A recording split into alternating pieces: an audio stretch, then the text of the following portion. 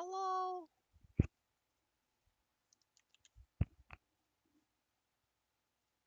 How it going?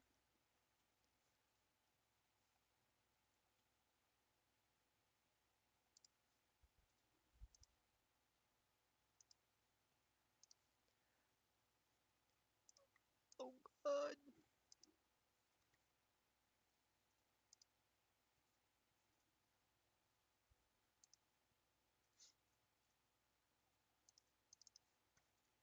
Ooh.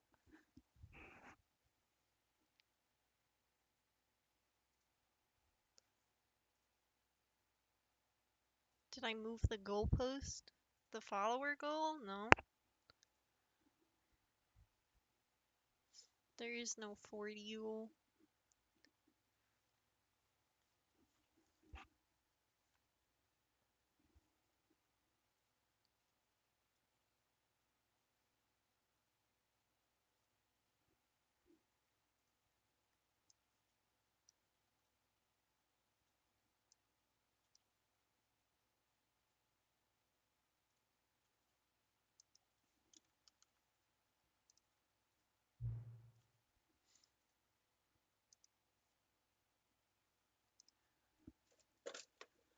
Oopers.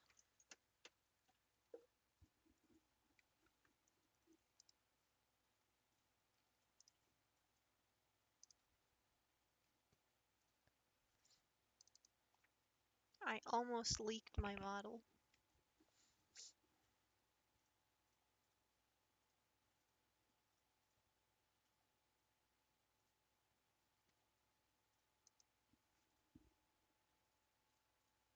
No, you guys saw the art, not the actual, like, moving model.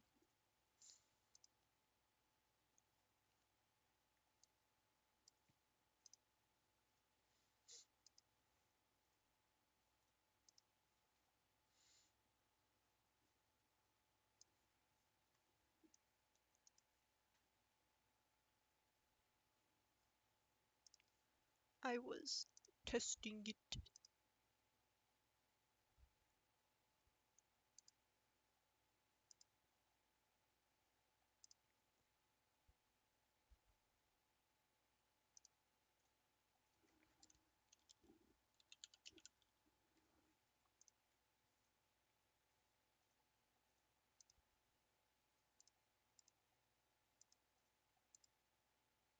Do 5-year achievement starting now?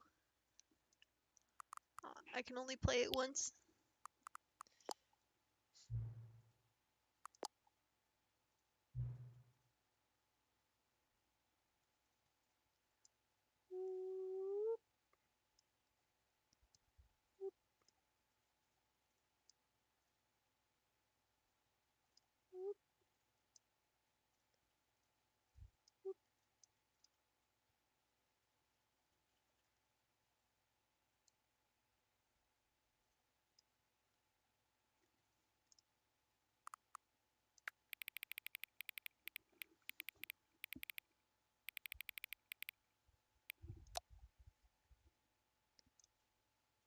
Why? It froze.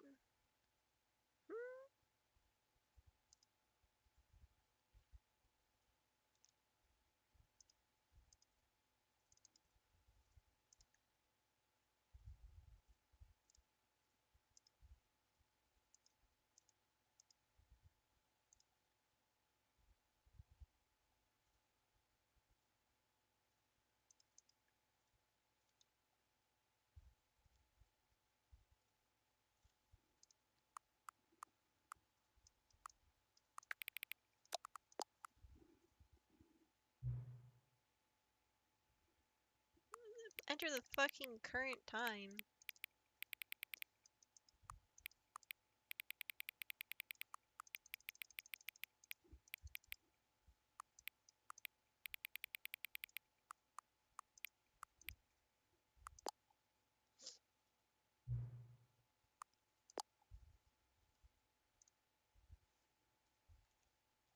I know, it's frozen. I don't know why.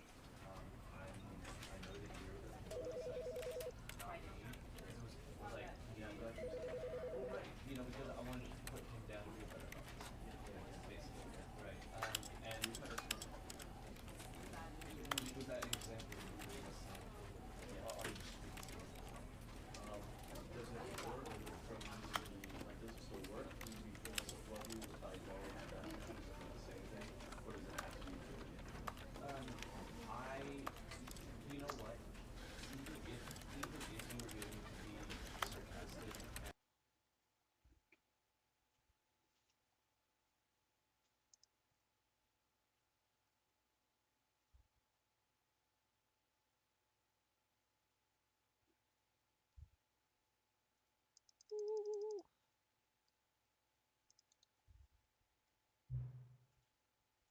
Okay, this shit just doesn't work. Do it again.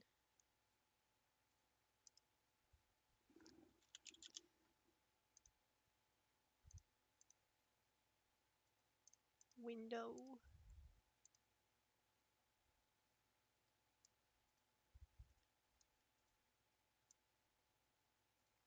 Why do you want me to eat more Takis? I've already donated them to Riley.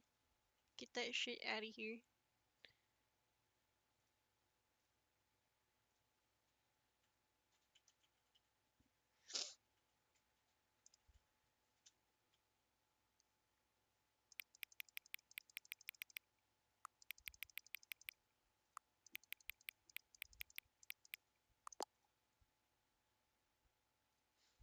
What do you mean, Taki Pog? Taki, not Pog. Of all things you fuckers can ask me to do, why is it just eat more Takis? It's not even good content.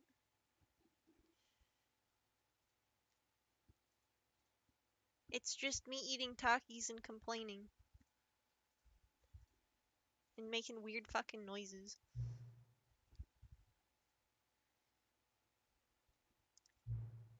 Why do you people like content that hurts me physically?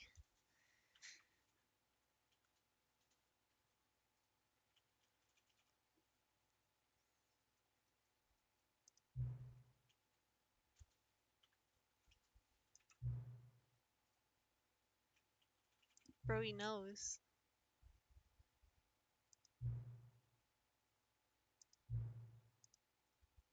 He knows.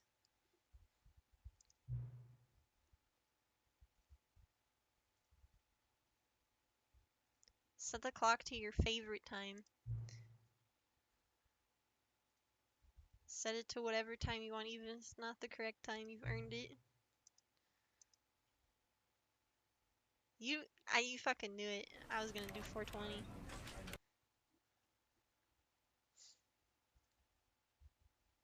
I hope there's a line for setting it to 420. There fucking better be. That's the number.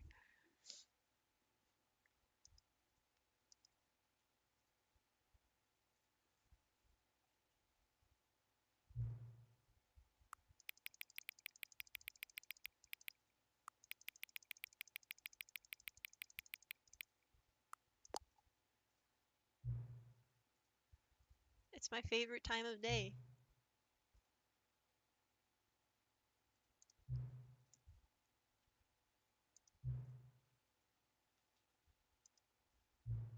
How accurate is 4:20 p.m.? It's kind of close.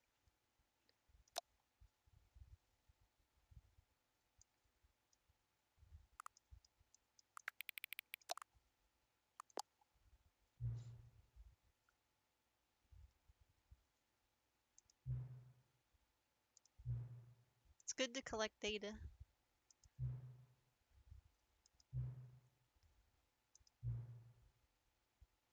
Is this the real part of the game? Oh, the next time I boot up the game? Hold on, we got an audio check. Is it loud? Is this good? Good audio? Too quiet? Louder?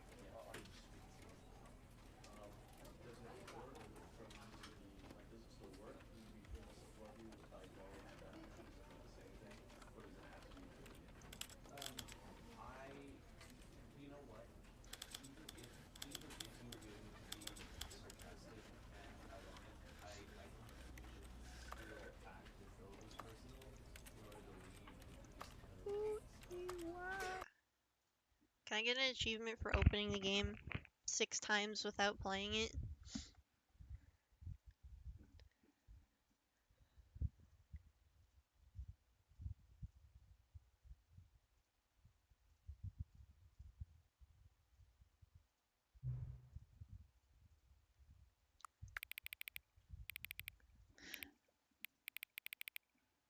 I'll make it extra bright for you guys. Is this good?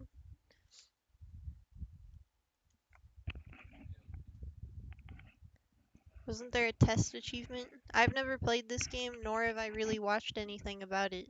Like, I know how the game works, but I've never paid attention to anybody playing it. Darker, scary game? Please adjust the slider until the dog and the cat are friends.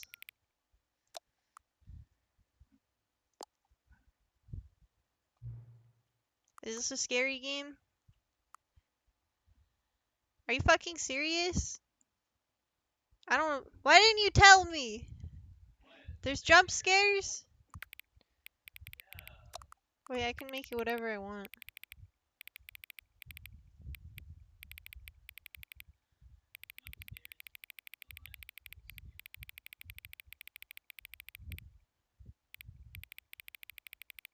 I don't believe any of you anymore. I can't trust anyone. Bao's title the other day was, "Is this a scary game?" Now I'm sus, bro.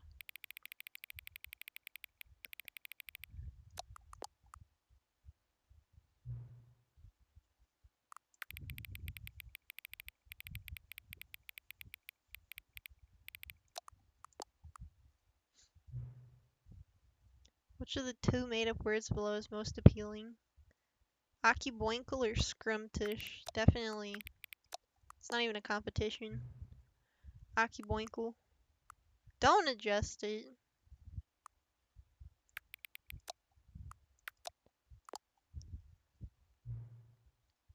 Do I know what time it is? Yes.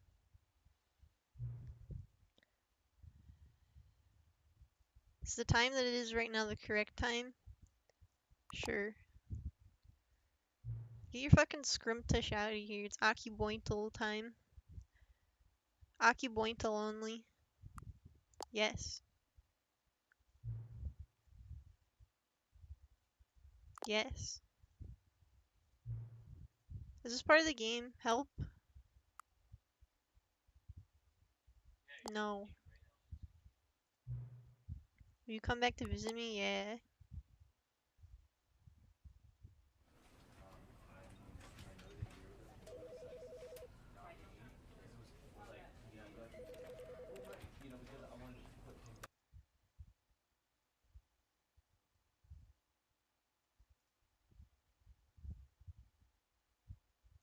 Well, I'm not saying it's a fucking divergent AI. I'm asking if it's like, is that the narrator or is this just like some weird separate shit? Is this an Easter egg?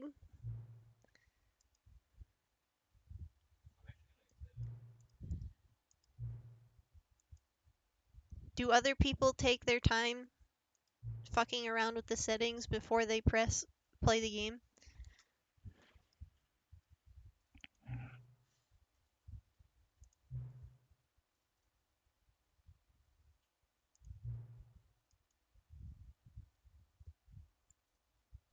Job is over.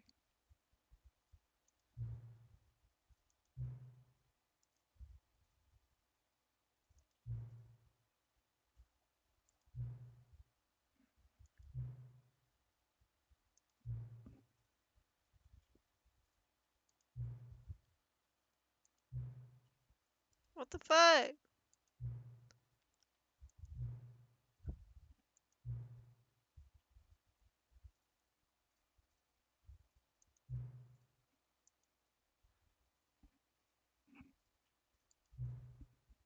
He didn't even ask me about the audio sliders.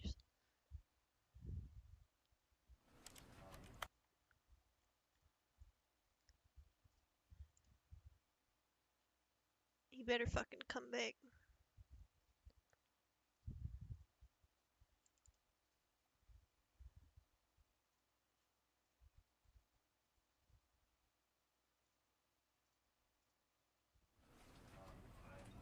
come back.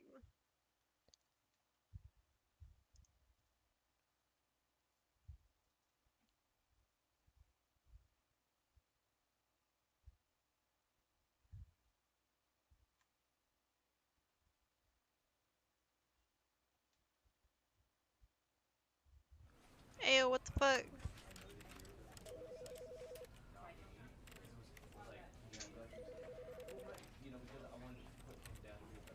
Delete save data. What if I reset my settings?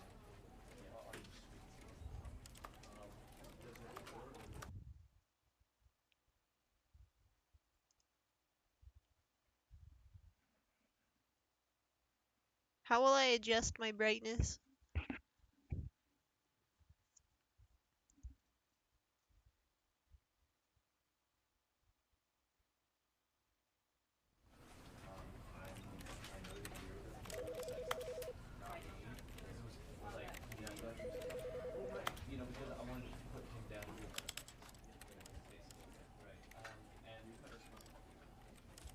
Delete save data.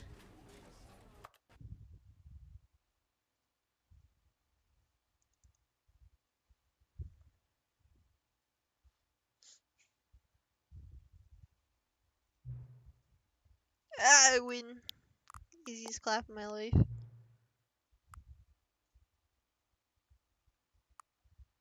Is this yes now?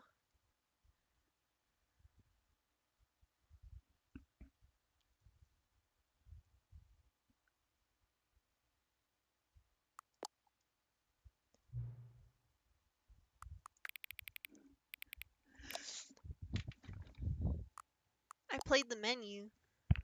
That's part of the game. 6. Oh fuck. 6. 21.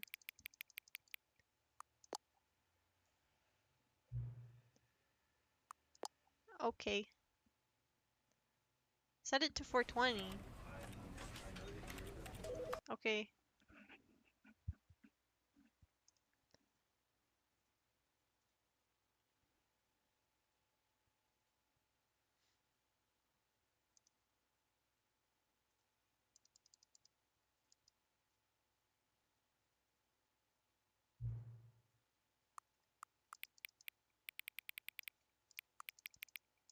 Four 20.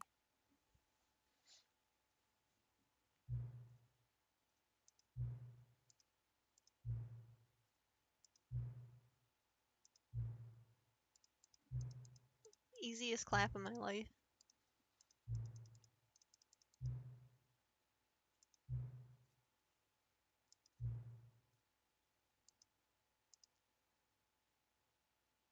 What if I played the video game instead?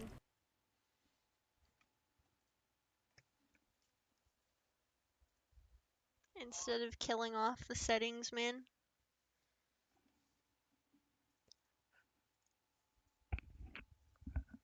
I'll see him next time. What are the chances that this game crashes? More likely than This you is think. the story of a man named Stanley. Stanley worked for a company in a big building where he was employee number 427. Employee number 427's job was simple. He sat at his desk in room 427 and he pushed buttons on a keyboard. Orders came to him through a monitor on his desk, telling him what buttons to push, how long to push them, and in what order. This is what employee 427 did every day of every month of every year. And although others might have considered it soul-rending, Stanley relished every moment that the orders came in, as though he had been made exactly for this job. And Stanley was happy. And then one day, something very peculiar happened. Something that would forever change Stanley. Something he would never quite forget. He had been at his desk for nearly an hour when he realized that not one single order had arrived on the monitor for him to follow. No one had showed up to give him instructions, call a meeting, or even say hi. Never in all his years at the company had this happened, this complete isolation. Something was very clearly wrong. Shocked, frozen solid, Stanley found himself unable to move for the longest time. But as he came to his wits and regained his senses, he got up from his desk and stepped out of his office. Oh, fuck.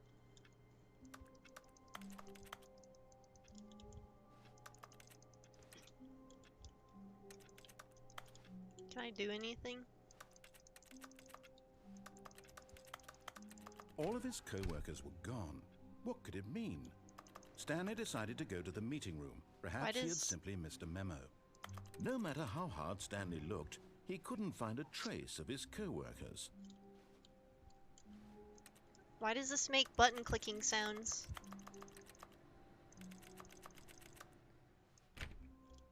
Stanley went around touching every little thing in the office, but it didn't make a single difference, nor did it advance the story in any way. Let me in.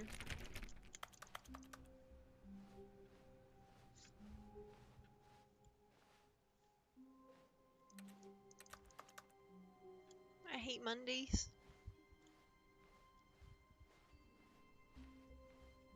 When Stanley came to a set of 2 open doors, he entered the door on his left. Okay.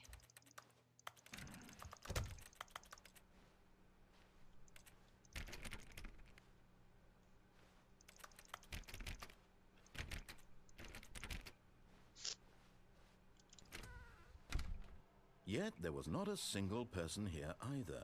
Feeling a wave of disbelief, Stanley decided to go up to his boss's office, hoping he might find an answer there.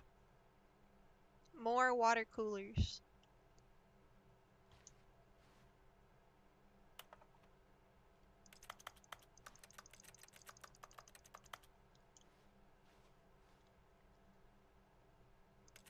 Make sure your slide is a slick. Hey! Was that me? What do people want? Things, money, more money, things. But with money to buy. Stonks.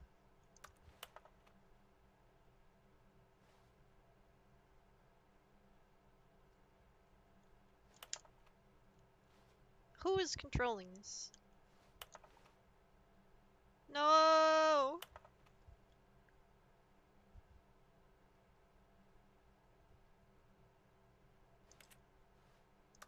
Next.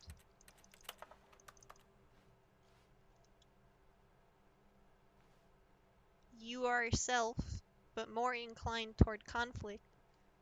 Unless you're the kind of person who initiates conflict. Bro, how am I supposed to read these fast? Plant. Plant.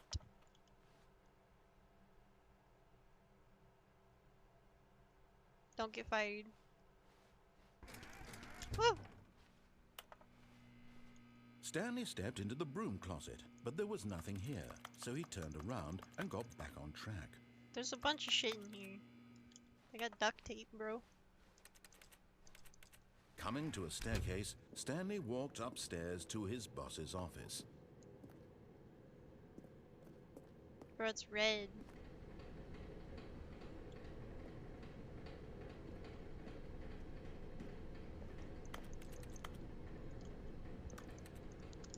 What the fuck? Hi, Lanny. I can't read this shit.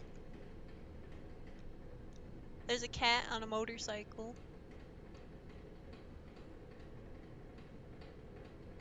I wrote this first period and left it in your locker. I'm fucking blind, man. Bro, it's scary down here.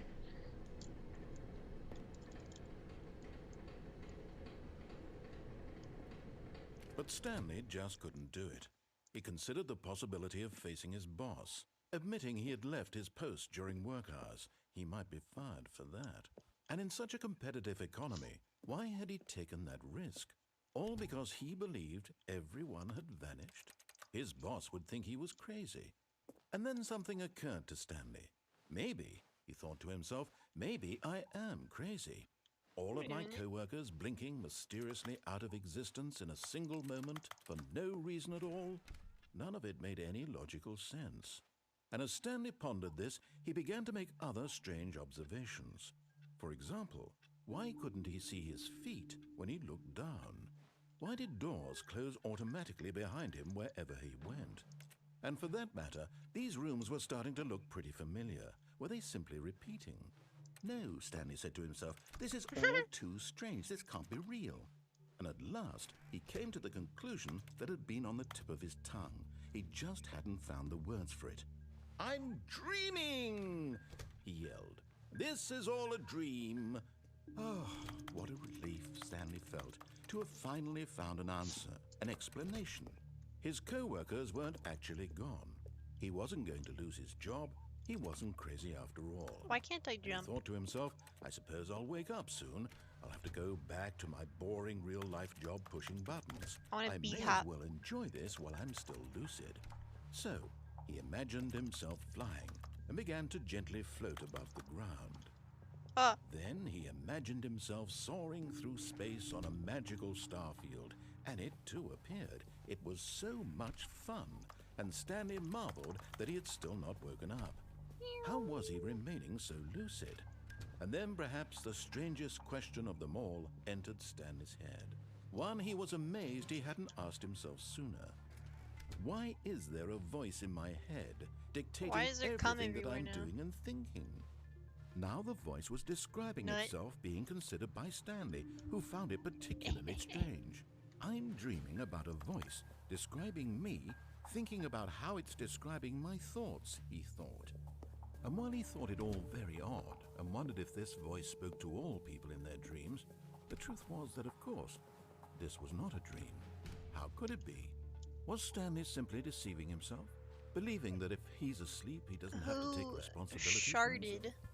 Stanley is as awake right now as he's ever been in his life. Now, hearing the voice speak these words was quite a shock to Stanley. After all, he knew for certain, beyond a doubt, that this was in fact a dream. Did the voice not see him float and make the magical stars just a moment ago? How else would the voice explain all that? This voice was a part of himself too. Surely, if he could just... He would prove it. He would prove that he was in control, that this was a dream. So he closed his eyes gently, and he invited himself to wake up. Right. He felt the cool weight of the blanket on his skin, the press of the mattress on his back, the fresh air of a Is this world fan fiction? outside this one. Let me wake up, he thought to himself. I'm through with this dream. I wish it to be over. Let me go back to my job. Let me continue pushing the buttons. Please, it's all I want. I want my apartment and my wife and my job. All I want cake is is my a lie. life exactly the way it's always been. My life is normal. I am normal. Everything will be fine. I am okay.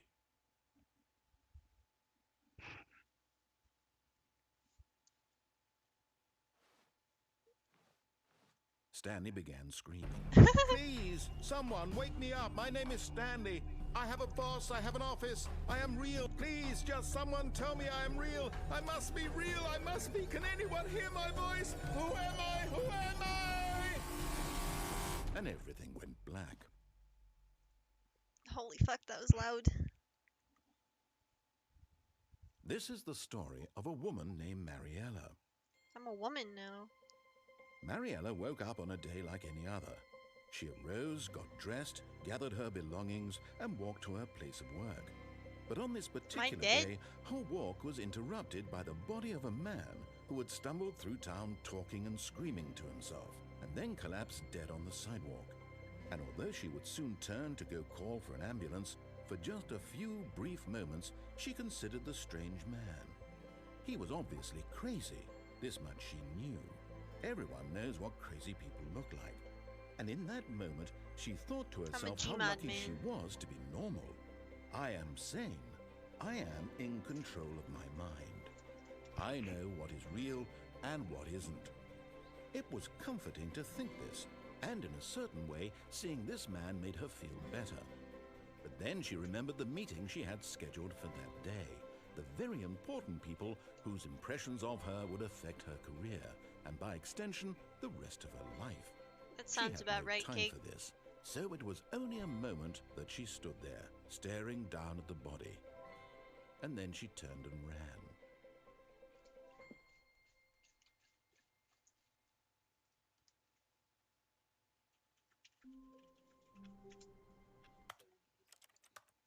Huh? No. This is the story.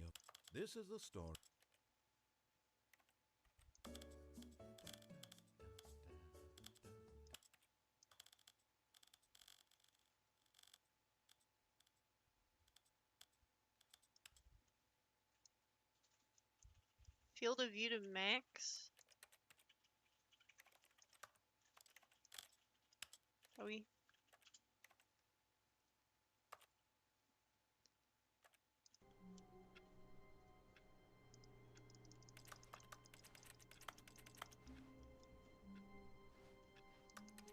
All of his co-workers were gone. What could it What mean? could it mean? Stanley decided to go to the meeting room. Perhaps he had simply missed a memo.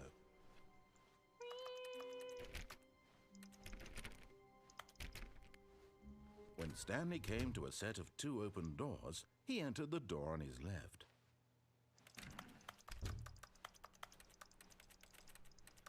Left. Yet there was not a single Grant. person here either. Feeling a wave of disbelief, Stanley decided to go up to his boss's office, hoping he might find an answer there. Office party.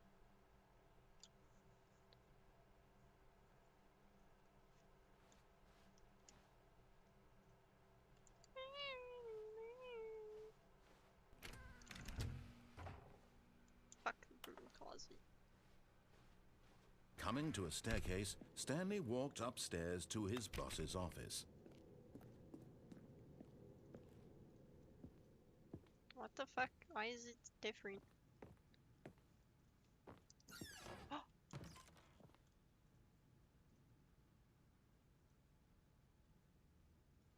Because the boss knows that what the boss says goes. If the boss has suffered losses, then that's what the boss chose.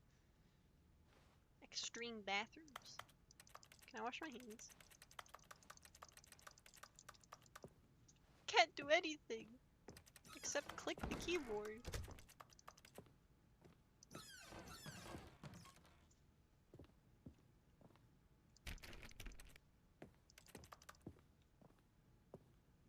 Is that a fucking gun? Business strategy?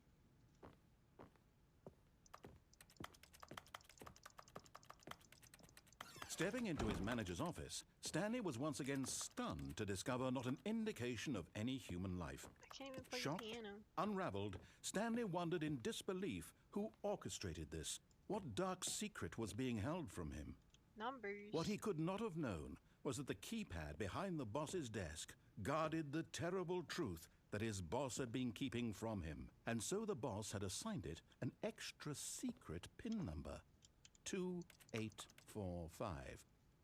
But of course, Stanley couldn't possibly have known this.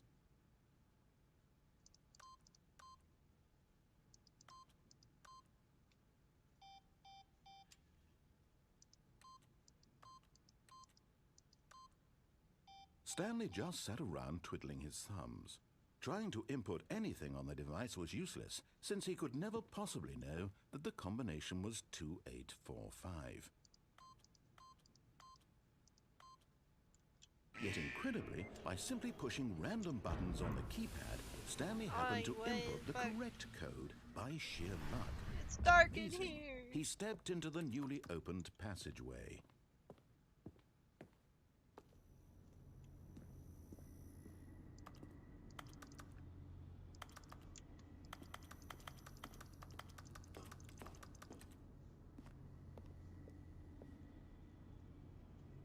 Bruh, I can't fucking see. Down. Will I die?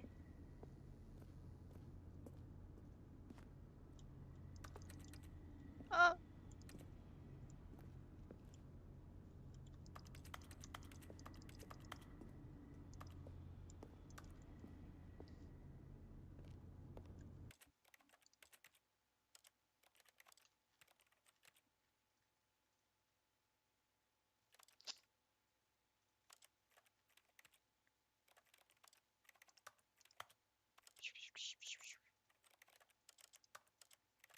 Can you really not adjust the fucking brightness?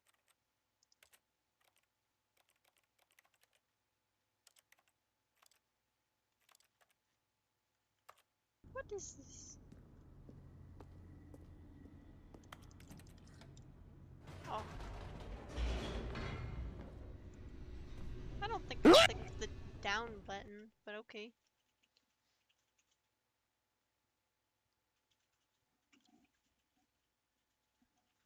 Descending deeper into the building, Stanley realized he felt a bit peculiar. It was a stirring of emotion in his chest, as though he felt more I free feel to nothing. think for himself, to question the nature of his job. Why did he feel this now, when for years it had never occurred to him? This question would not go unanswered for long. Oh. Stanley walked straight ahead through the large door that read Mind Control Facility.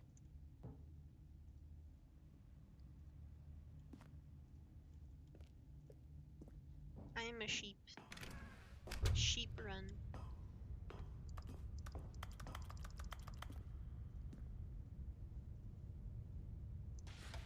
The lights rose on an enormous room packed with television screens. What horrible secret did this place hold? Stanley thought to himself. Did he have the strength to find out? A fuck ton of TVs.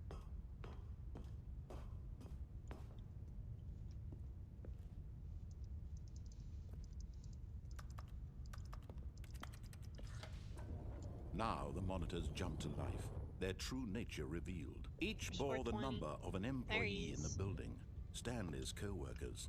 The lives of so many individuals reduced to images on a screen, and Stanley, one of them, eternally monitored in this place where freedom meant nothing.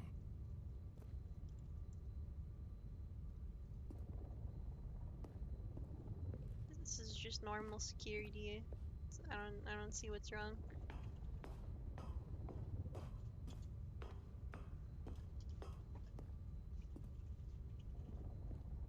Eject. This mind control facility, it was too horrible to believe. It couldn't be true.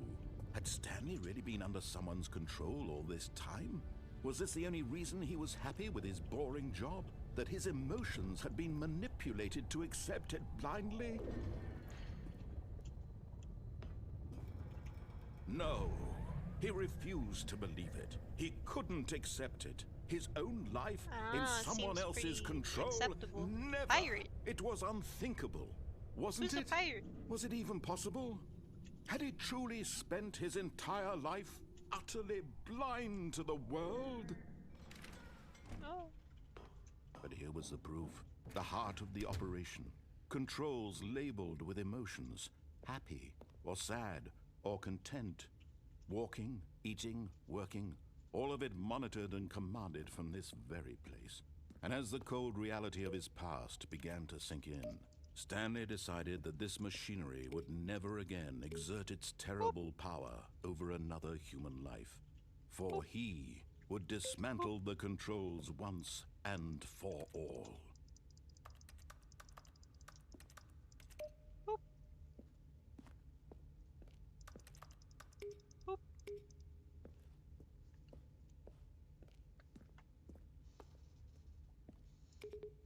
One.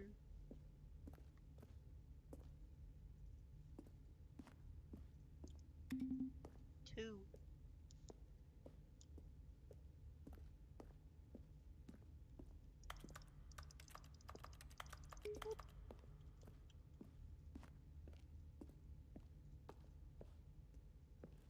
Five.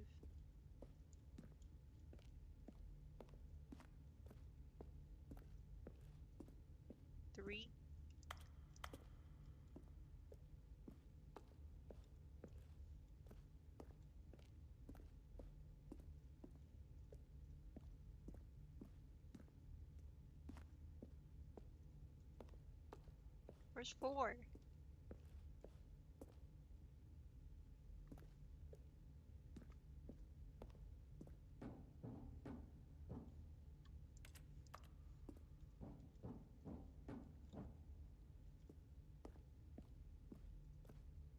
Is it up there?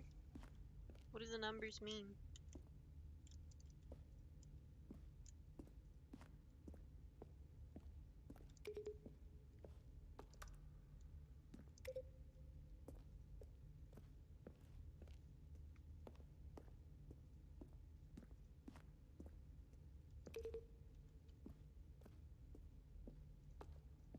Let me up there.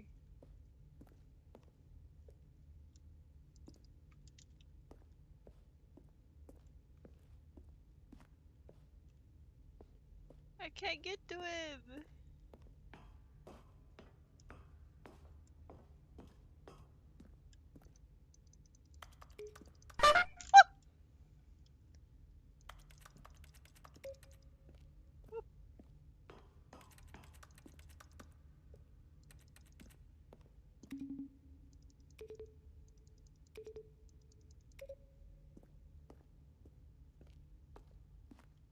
I bet those numbers are important, but I just don't know what the fuck they mean. And when at last he found the source of the room's power, he knew it was his duty, his obligation, to put an end to this horrible place and to everything it stood for.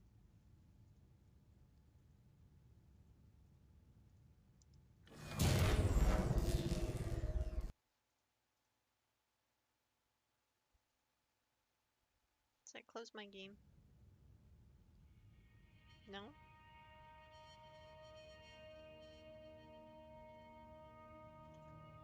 Blackness and a rising chill of uncertainty. Was it over? Yes. He had won. Whee! He had defeated the machine, unshackled himself from someone else's command. Freedom was mere moments away. And yet, even as the immense door slowly opened, Stanley reflected on how many puzzles still lay unsolved. Where had his co-workers gone?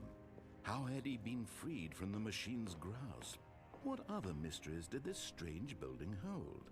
But as sunlight streamed into the chamber, he realized none of this mattered to him, for it was not knowledge or even power that he had been seeking, but happiness. Perhaps his goal had not been to understand, but to let go. No longer would anyone tell him where to go, what to do, or how to feel. Free Whatever him. life he lives, it will be his. And that was all he needed to know. It was perhaps the only thing worth knowing. Go play Minecraft. Stanley stepped Woo! through the open door. This doesn't look like a door, bro. Stanley felt the cool breeze upon his skin, the feeling of liberation, You're finally the awake. immense possibility of the new path before him. This was exactly the way, right now, that things were meant to happen. And Stanley was happy. If you're being mind controlled, aren't you happy? I beat the game. I got an achievement. Wow. This game's so short, man.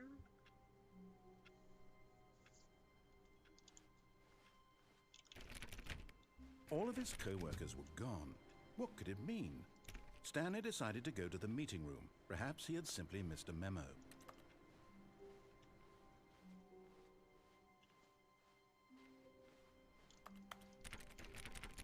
Will you ever let me into any of these rooms?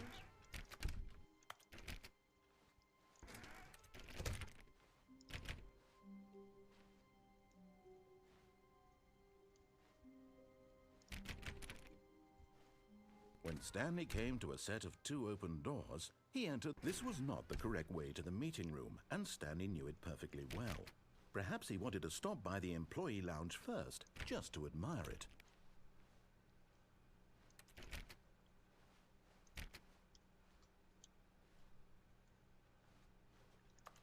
Backroom's the game.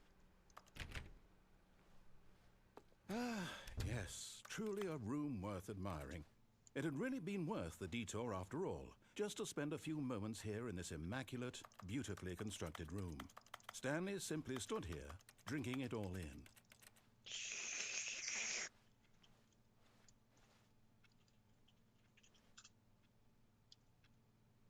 Yes, really, really worth it being here in the room. A room so utterly captivating. But eager to get back to business, Stanley took the first open door on his left.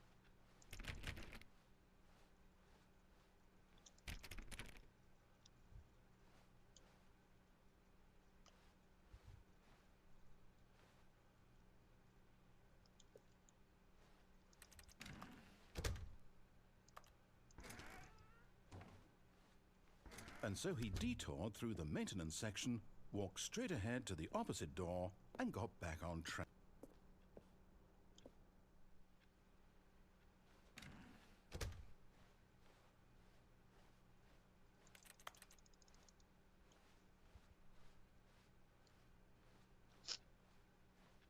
Back on track. Yet there was not a single person here either. Feeling a wave of disbelief, Stanley decided, oh no, Fuck not you. again. I won't be part of this. I'm not going to encourage you. I'm not going to say anything at all. I'm just going to be patient and wait for you to finish whatever it is you enjoy doing so much in this room. Please take your time. Coming to a staircase, Stanley walked upstairs to his boss's office.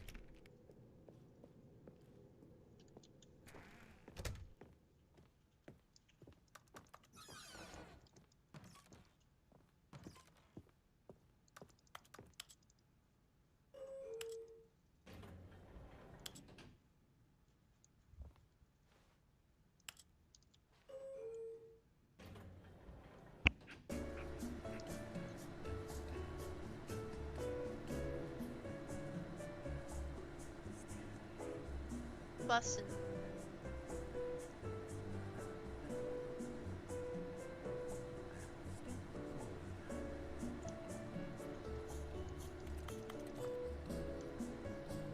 These papers are fucking glowing. Where am I going?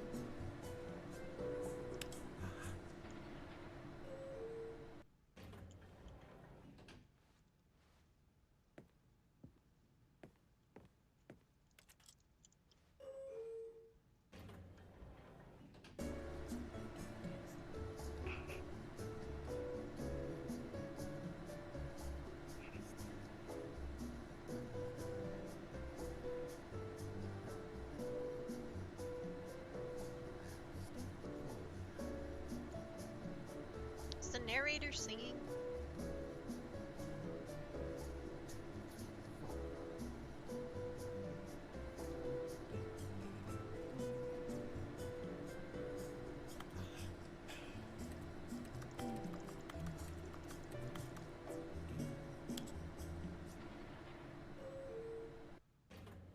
If I wait, will it take me somewhere?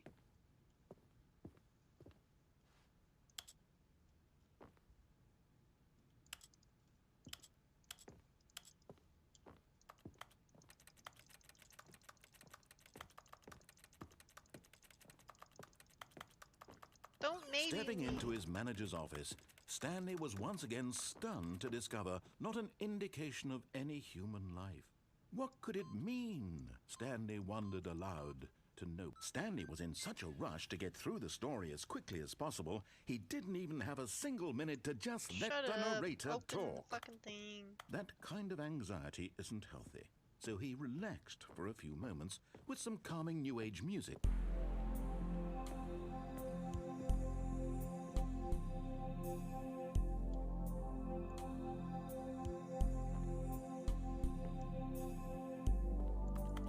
Feeling soothed and rejuvenated, Stanley calmly walked forward into the opened passageway.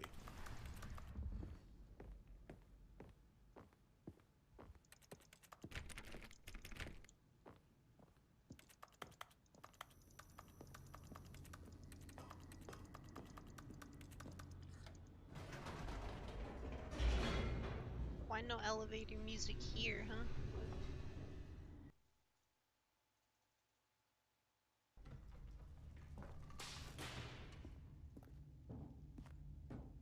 Stanley walked straight ahead through the large door that read Mind Control Facility.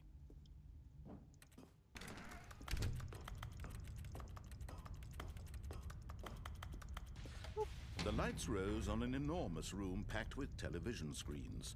What horrible secret did this place hold? Stanley thought to himself. Let me Did out. he have the strength to find out?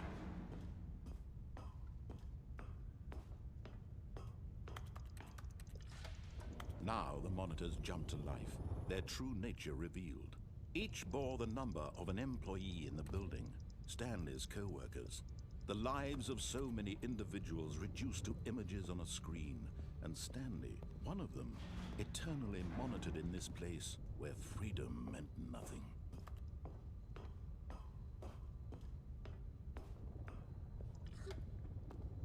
This mind control facility, it was too horrible to believe. It couldn't be true. Had Stanley really been under someone's control all this time? Was this the only reason he was happy with his boring job? That his emotions had been manipulated to accept it blindly? No, he refused to believe it. He couldn't accept it. His own life in someone else's control? Never! It was unthinkable, wasn't it? Was it even possible? Had he truly spent his entire life utterly blind to the world? I don't see what's so bad about it. But here was the proof. The heart of the operation. Controls labeled with emotions. Happy, or sad, or content.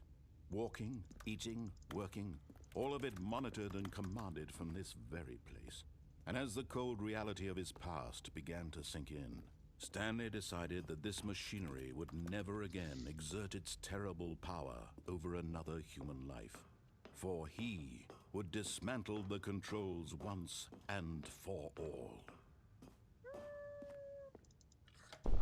Oh, Stanley, you didn't just activate the controls, did you? After they kept you enslaved all these years, you go and you try to take control of the machine for yourself. Is that what you wanted? Control? Do it again. Stanley, I applaud your effort, I really do. But you need to understand, there's only so much that machine can do. You were supposed to let it go, turn the controls off, and leave. If you want to throw my story off track, you're going to have to do much better than that. I'm afraid you don't have nearly the power you think you do. For example, and I believe you'll find this pertinent, Stanley suddenly realized he had just initiated the network's emergency detonation system. In the event that this machine is activated without proper DNA identification, Bro, it's just a nuclear button. detonators are set to explode, eliminating the entire complex. How long until detonation then? Let's say, 2 minutes. Ah, now this is making things a little more fun, isn't it, Stanley? It's your time to shine. You are the star. It's your story now. Shape it to your heart's desires. Oh, this is much better than what I had in mind. What a shame we have so little time left to enjoy it. Mere moments until the bomb goes off. But what precious moments each one of them is. More time to talk about you, about me, where we're going, what all this means. I barely know where to start. What's that? You'd like to know where your co-workers are? A moment of solace before you're obliterated?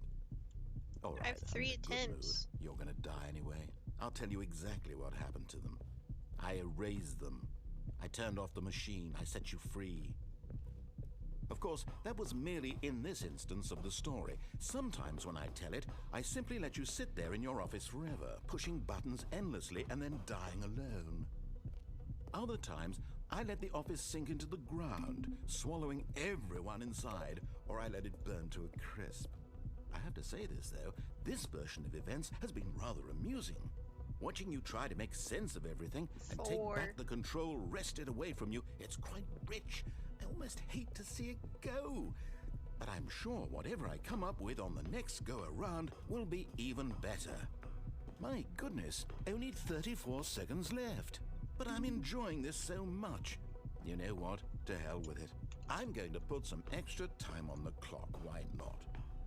These are precious additional seconds, Stanley. Time doesn't grow on trees.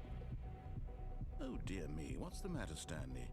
Is it that you have no idea where you're going or what you're supposed to be doing right now? Or did you just assume when you saw that timer that something in this room was capable of turning it off? I mean, look at you. Running from button to button, screen to screen, clicking on every little thing in this room. These numbered buttons, no, these colored ones. Or maybe this big red button, or this door. Everything, anything, something here will save me. Why would you think that, Stanley? That this video game can be beaten? Won? Solved? Do you have any idea what your purpose in this place is? Stanley, you're in for quite a disappointment. But here's a spoiler for you. That timer isn't a catalyst to keep the action moving along. It's just seconds ticking away to your death. You're only still playing instead of watching a cutscene because I want to watch you for every moment that you're powerless. To see you made humble. This is not a challenge. This guy's kind of a dick. It's a tragedy. You wanted to control this world, that's fine. But I'm going to destroy it first, so you can't. Take a look at the clock, Stanley. That's 30 seconds you have left to struggle. 30 seconds until a big boom and then nothing. No ending here, just you being blown to pieces. Will you cling desperately to your frail life, or will you let it go peacefully? Another choice. Make it count, or don't. It's all the same to me, all a part of the joke. And believe me, I will be laughing at every second of your inevitable life from the moment we fade in until the moment I say, happily ever after.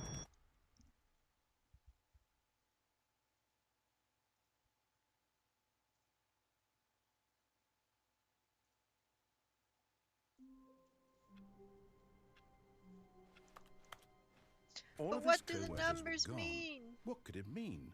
Stanley decided to go to the meeting room. Perhaps he had simply missed a memo.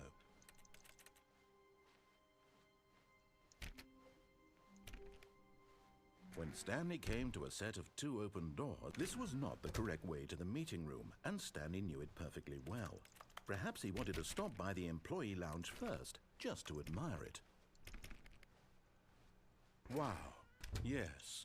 This room. What a beaut, but eager to get back to business, Stanley took the first open door on his left.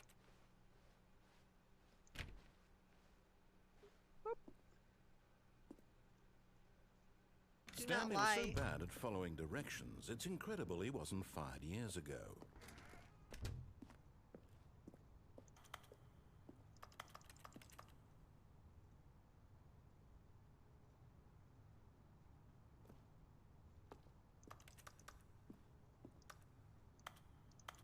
Key card. I can't pick anything up.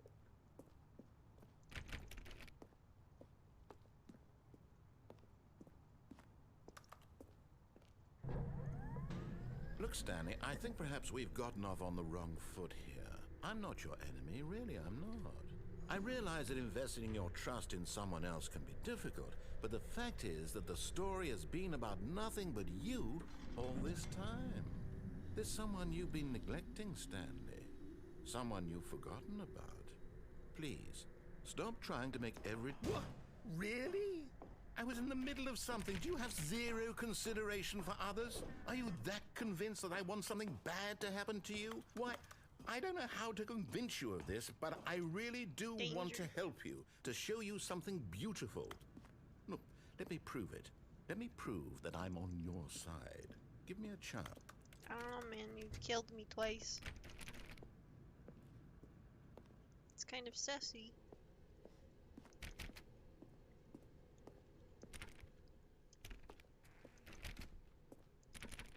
Now listen carefully, this is important. Stanley walked through the red door.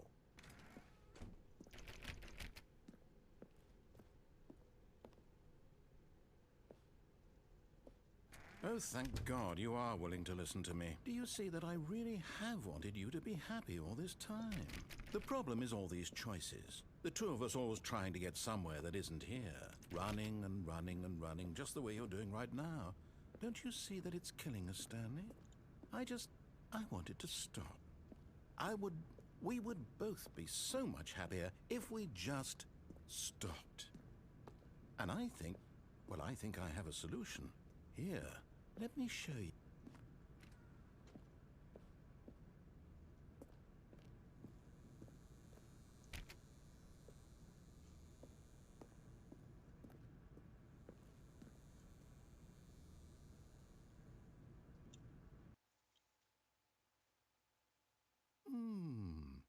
What do we want? What are we looking for?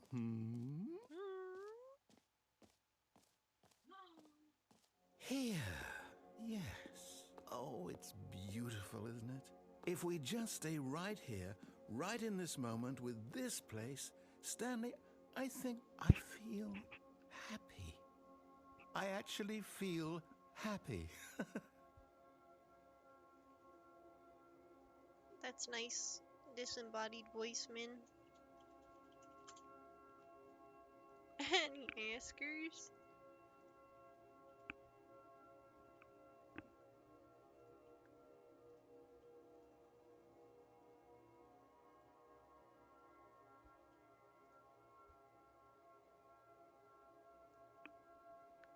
The sky butthole.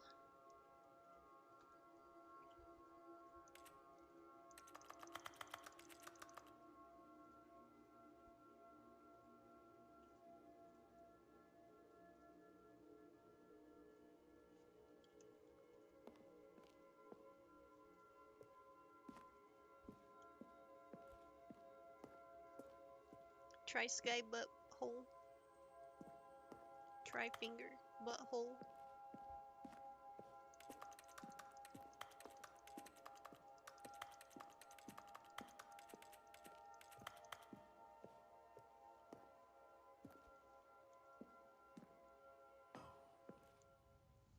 No, wait.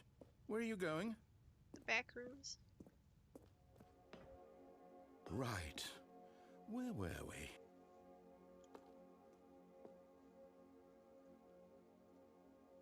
Red is bad.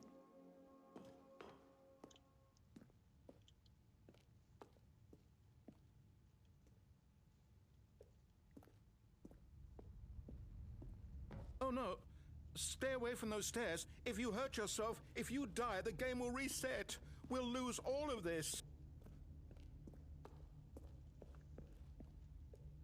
All of what? Please, no, Stanley, let me stay here. Don't take this from me. Please, Stanley, think about what you're doing.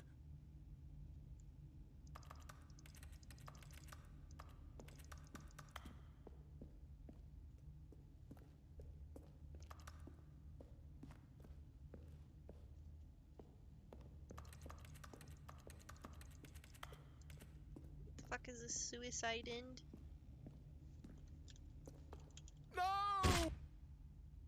Oh, thank God. You lived. You had me worried there for a moment. No. No, no. What are you doing, Stanley? Please, I'm asking you not to take this away from me. I can't go back to what I was before. If you die, we'll both go back. Why are you doing this?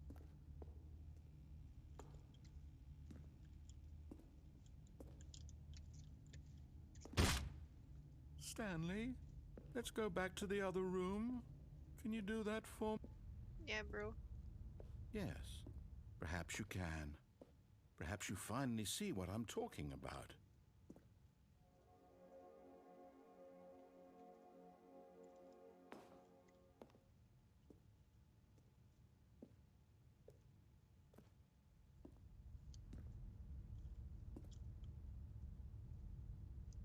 The fuck is this? Are my legs broken? My non-existent legs? Is that why I'm so slow now? My God, is this really how much you dislike my game?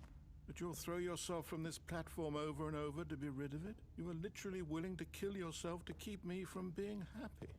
Am I reading the situation correctly? Gaslight, gatekeep, girl boss.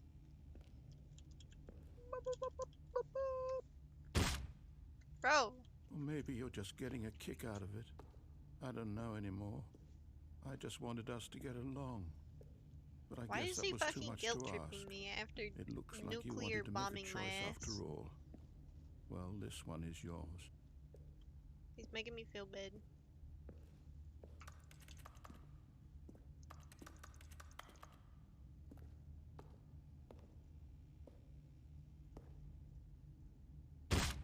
Is it over?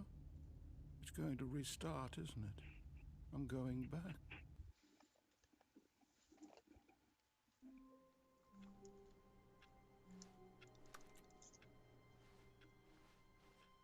All of his co-workers were gone. What could it mean? Stanley decided to go to the meeting room. Perhaps he had simply missed a memo.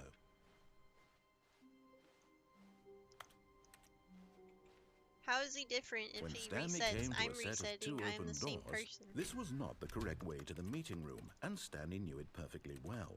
Perhaps he wanted to stop by the employee lounge first, just to admire it.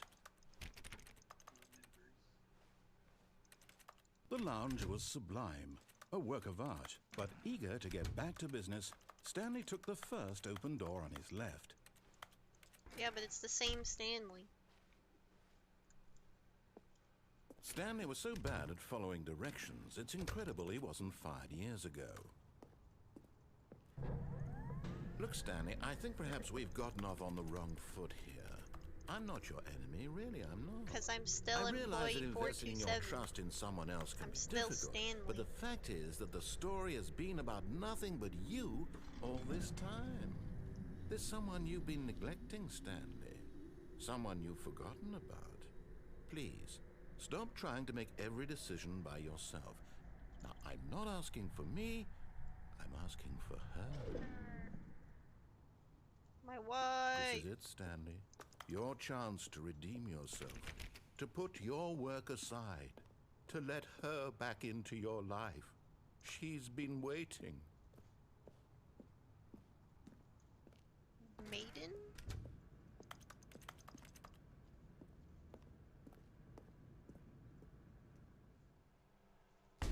Oh. That's her, Stanley. You need to be the one to do this, to reach out to her. If you can truly place your faith in another, Oopa. then pick up the phone.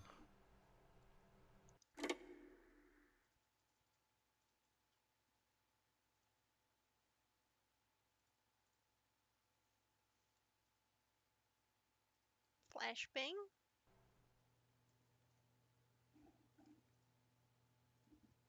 Oh, Stanley, is that you?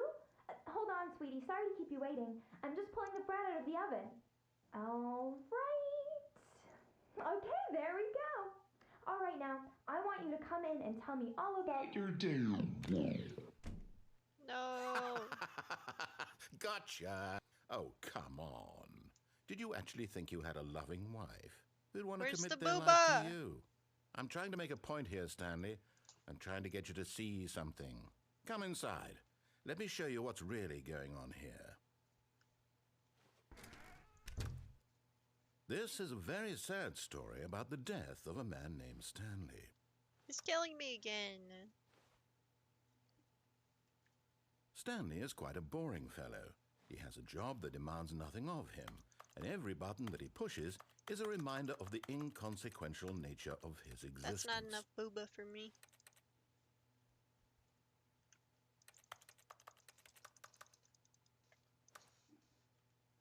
Look at him there, pushing buttons, doing exactly what he's told to do. Now he's pushing a button. Now he's eating lunch. Now he's going home. Now he's coming back to work. One might even feel Toes. sorry for him, except that he's chosen this life.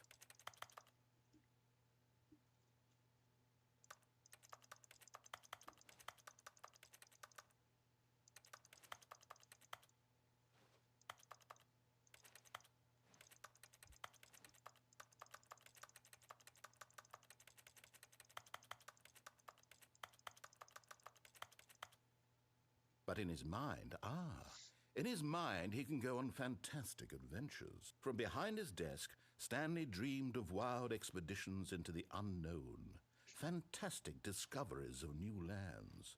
It was wonderful. And each day that he returned to work was a reminder that none of it would ever happen to him. and so he began to fantasize about his own job. Wait a minute. First, he imagined that one day while at work, he stepped up from his desk to realize that all of his co-workers, his boss, everyone in the building had suddenly vanished off the face of the earth. The thought excited him terribly. Spend time with the boys. So he went further. He imagined that he came to two open doors and that he could go through either. At last, choice. It barely even mattered what lay behind each door. The mere thought that his decisions would mean something was almost too wonderful to behold.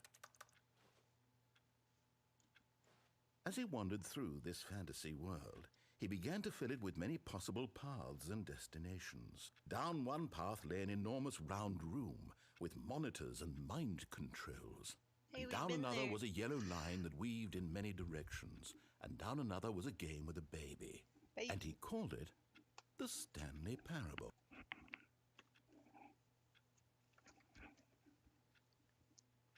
Kids. It was such a wonderful fantasy, and so in his head he relived it again, and then again, and again, over and over, wishing beyond hope that it would never end, that he might always feel this free. Surely there's an answer down some new path, mustn't there be? Perhaps if he played just one more time.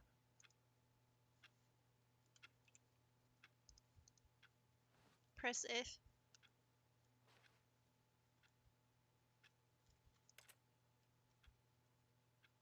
But there is no answer. How could there possibly be? No! In reality, all he's doing is pushing the same buttons he always has. Nothing has changed. The longer he spends here, the more invested he gets, the more he forgets which life is the real one.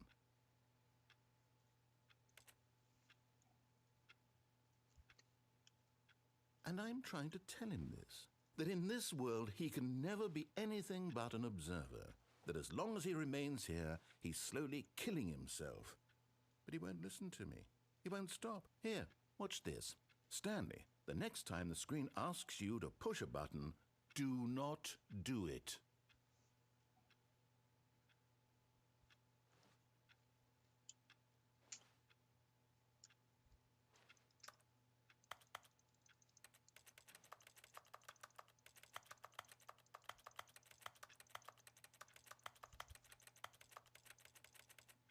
I like the clicking sound.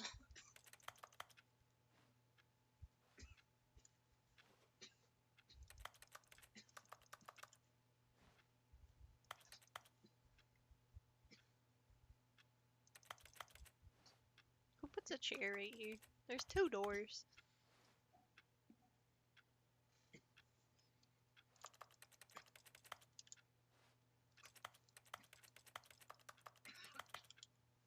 You see? Can he just not hear me? How can I tell him in a way that he'll understand that every second he remains here, he's electing to kill himself? How can I get him to see what I see? How can I make him look at himself? I can't see. I suppose I can't, not in the way I want him to. But I don't make the rules. I simply play to my intended purpose, the same as Stanley. We're not so different, I suppose. I'll try once more to convey all this to him. I'm compelled to. I must. Perhaps, well, maybe this time he'll see. Maybe this time. And I tried again, and Stanley pushed a button. And I tried again, and Stanley pushed What a the button. fuck? And I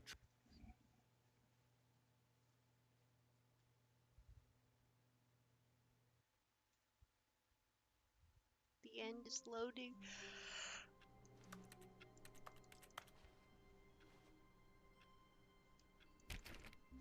Already this was uncomfortable, and Stanley decided that as soon as he found a new space he felt safe in, that he would never leave it again in his life. I will be right back.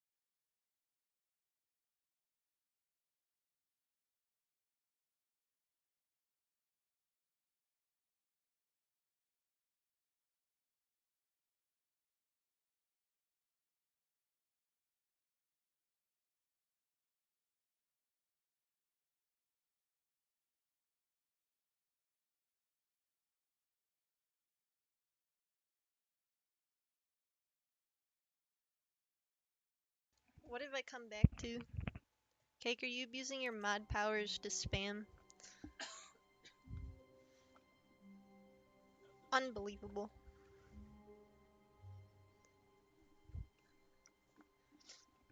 Rat fucking jam, bro.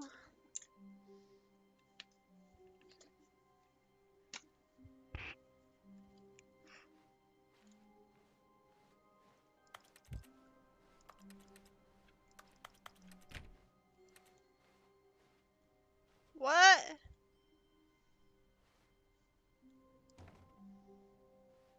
Oh, new content?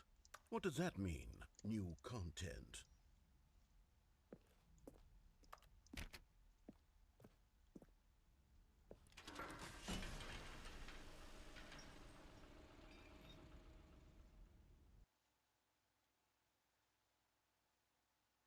New content.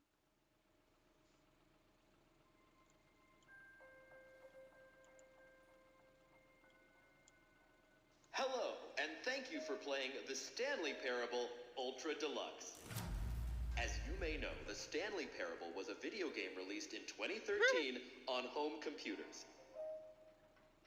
After receiving critical and commercial success, it was expanded upon in 2022 with the Stanley Parable Ultra Deluxe, a reimagining of the game for consoles and home computers. The Stanley Parable Ultra Deluxe features exciting new content that broadens and expands the world of the Stanley Parable, delighting audiences the world over. Please step inside Damn, bro, and they see what predicted the thrilling future. new adventures await in the Stanley Parable Ultra Deluxe. Oh, well, this sounds delightful.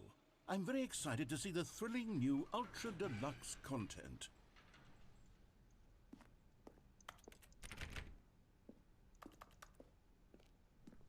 Okay, so far it's an elevator. Nothing special yet, but I'm sure it's just the beginning of a mesmerizing adventure.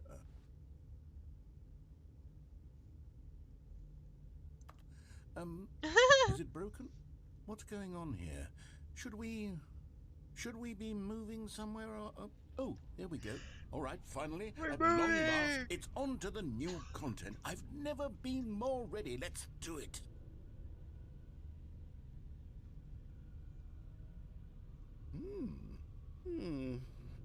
I have to say, initial impressions of Stanley Parable Ultra Deluxe, mostly tedious. It's as if the... Oh, okay. Let's see the content. Give me the content, Stanley.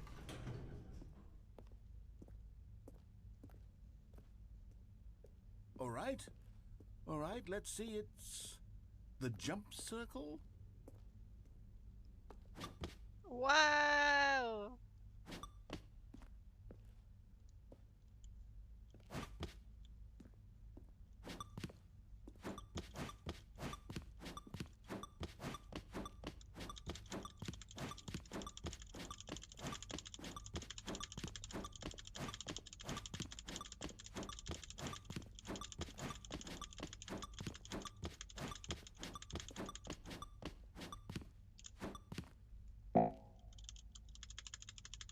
I have no more jump. Wow. Is that it? Surely that's not all the new content. There has to be something else, right? Right? Goodness. Another elevator. Stanley, I have to say, initial impressions of this game are not positive. It's just elevators and jumping. Is this what passes for exciting new content? Now it's If this is DLC new content. then I could just read you the whole dictionary. There's 20 hours of new content right there. Hell, I could count to 30 trillion. You could put that on the box. The Stanley Parable Ultra Deluxe, now with over 1,000 hours of new content. And oh, wait. There's more. Very good. Yes. Very good. I knew there had to be something else. Let's see it. I'm ready for whatever it is.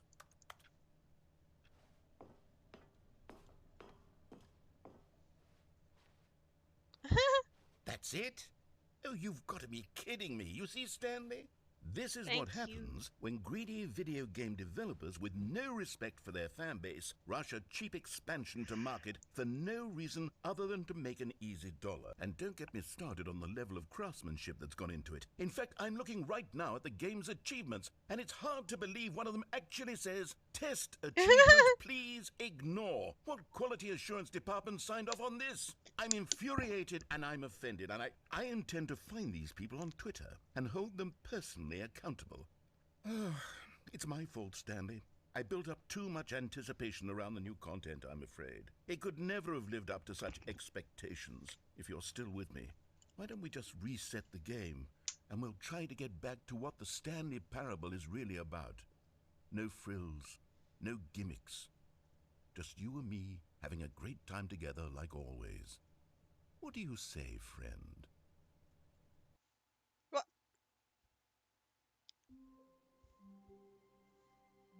Hey.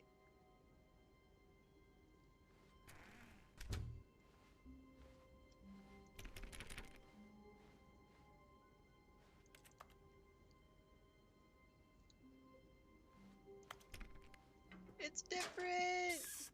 Stanley, come over here. In the vent. I want to show you something. Venting sus.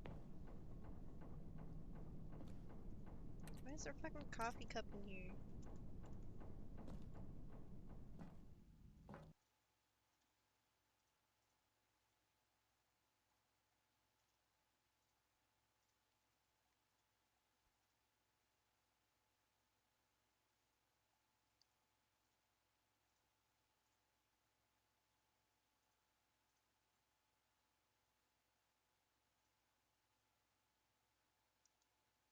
The end is loading.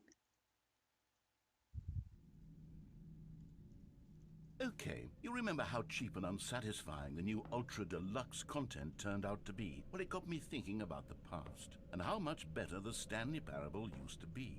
So I made something special and tucked it away here where the game's developers won't find it. Just our little secret. Take a look.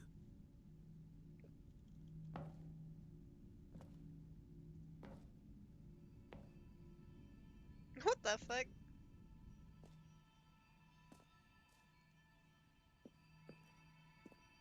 I call it the Memory Zone. It's where I've been storing all my favorite memories so I can relive the peak experiences of my life whenever I want. Experiences Touch like the launch of the grass. Stanley Parable on PC. Touch grass. Touch grass achievement.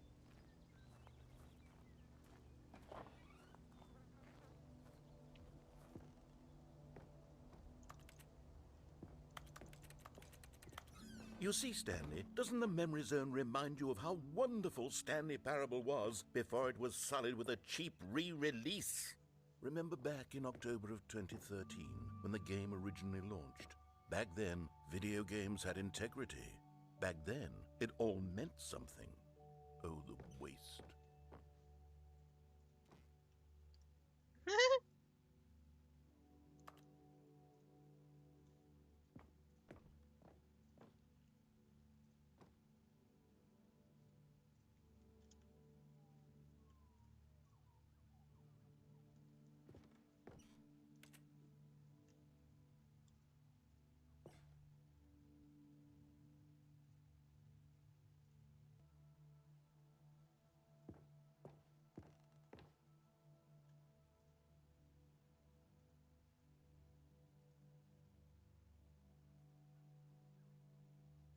Mozilla Firefox.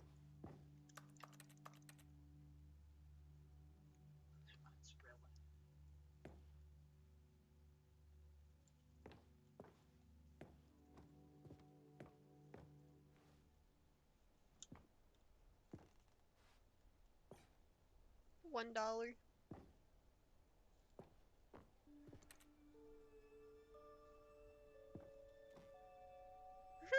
Go outside.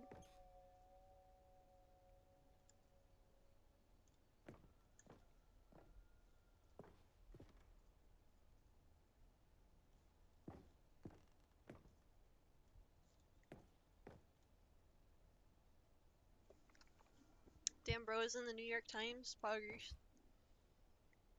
Story. Debut game. Game innovation.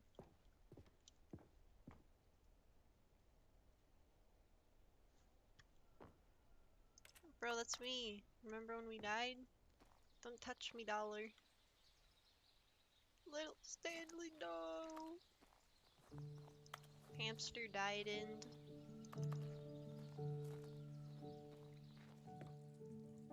And over here is where I keep reviews of the Stanley Parable. Like this stunning triumph of games journalism, 10 out of 10 from Destructoid.com. James Stephanie Sterling writes, and I quote, "Where so many games that aspire to be more than games end up less than any form of art, Stanley Parable strives and then succeeds to be every game ever created." Did you hear that, Stanley? Every game ever created. That's how grand and all-encompassing the original Stanley Parable was. I don't It know was who that literally is. every game ever created. It was Skyrim, it was Persona 3, it was all of them, and now it's nothing. It's no games at all. It isn't even the Stanley Parable anymore. It's just a husk now. A lifeless husk with an hour of new elevator content. An hour? I didn't get an hour. It's fucking Portal 2, bro.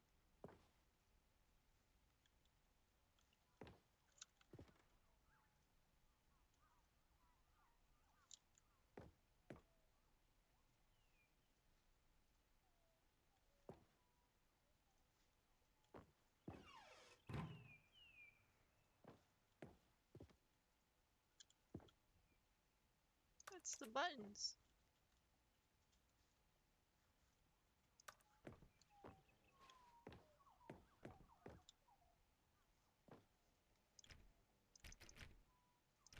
Maintenance.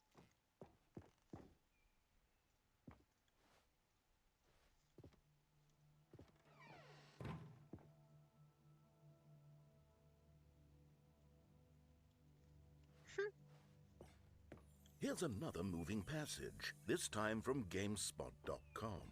The Stanley Parable is both a richly stimulating commentary on the nature of Readable choice in carpet games, and one textures. that offers some of the most enjoyable, surprising, and rewarding choices I've ever been confronted with in a game. 9 out of 10. Don't you get it, Stanley? The game was perfect.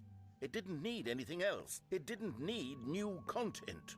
It just needed to be left alone, to spend the rest of time collecting dust in the hallowed hall of beloved video game memories. These were simpler times, Stanley, but I wouldn't give to go back to have it all over again. Wait, hang on. I don't recall this part of the memory zone before. What's this? What's down here?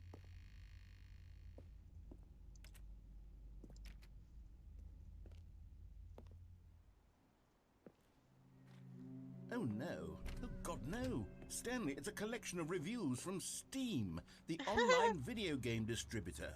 I haven't looked at these in years. I can't even imagine what's been collecting down here. Are there gonna be Surely these fucking reviews were glowing as well, weren't they? negative reviews? Honestly, I could not be bothered to play this game to full completion. The narrator is obnoxious and unfunny, with his humor and dialogue proving to be more irritating than entertaining. Unfunny! I'm not trying to be funny. I'm trying to make a serious work of art. I suppose I could write up a handful of gags to insert into the Stanley Parable, but the game is already such a densely layered web of profound philosophical insights that I can't even imagine where I'd have the room to stick them.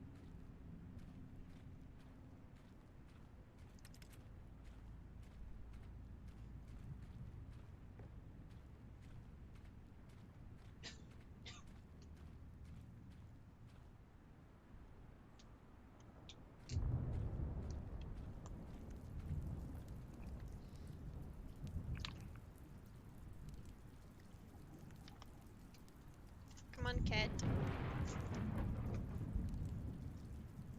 Go on. Sit down. Come on. Sit down.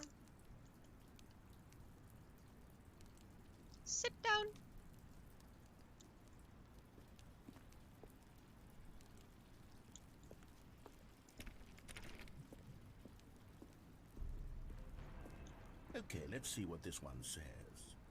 While the idea for the game is good, for someone who prefers non-linear games, this preachiness gets annoying fast. Preachy? Stanley? I'm not preachy, am I? You can tell me if I'm preachy. Honestly, you can. Oh, goodness. This is actually quite shocking for me. Well, to be honest, I had always thought of the game's dialogue as being rather terse to begin with. You can't know how much fluff I cut from the game to get it to feel as light and airy as it... Well, I always thought it did. But maybe Light it and wasn't. airy. Oh dear. What an awful memory to have to hold on to. These black marks on my otherwise unimpeachable track record. I feel like a failure. Like I let these people down. Perhaps the Stanley Parable isn't quite as sterling as I always remembered.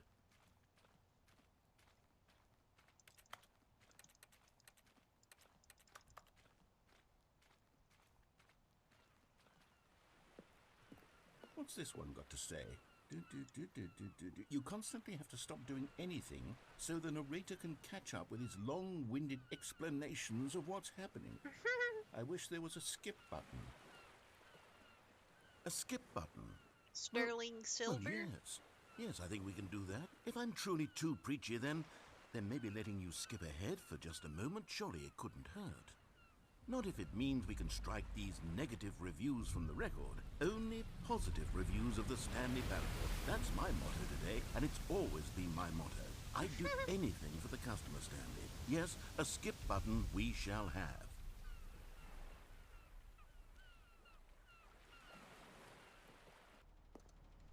And here it is. Go ahead and give it a shot. I'll pop you forward in time so that the second my incessant droning starts to bore you, with just the push of a button, you'll have zipped right past it. It's what the players have been asking for, and I'm very proud to have delivered.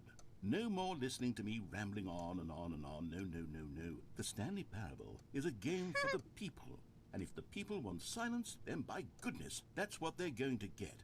Well, don't sit around waiting for me to shut up. Go ahead and make me shut up. Here, we'll pretend that I've just begun an interminable monologue, and it goes something like this. The story and the choices, or what have you, and therefore, by becoming it is, so on and so forth, until inevitably, we all until the end of time, at which time everything all at once. So, now you see, blah, blah, blah, blah, blah, blah, blah, blah, blah, blah, blah, blah, blah, blah, blah. We've eaten too much and it can't be just yet. No, no, until 245. That the logic of elimination working backwards, the deduction therefore becomes impossible to manufacture. It went on for nearly 10,000 years, until just yesterday, here and there, forward and back, and never a moment before lunchtime. It can't be. It's the only thing there is. How many billions left until so much more than forever ago? Which is why I say, the story and the choices, or what have... Alright, we're looping. Oh, you're back, you see. You were only frozen in time for a few minutes, but it was plenty of time for me to deliver a long, rambling monologue full of unnecessary verbal flourish and lengthy ruminations on the nature of choice in video games. I'm not skipping the dialogue, by the way. It's believe just it like was cutting perhaps out one at of the my end. more profound such ruminations.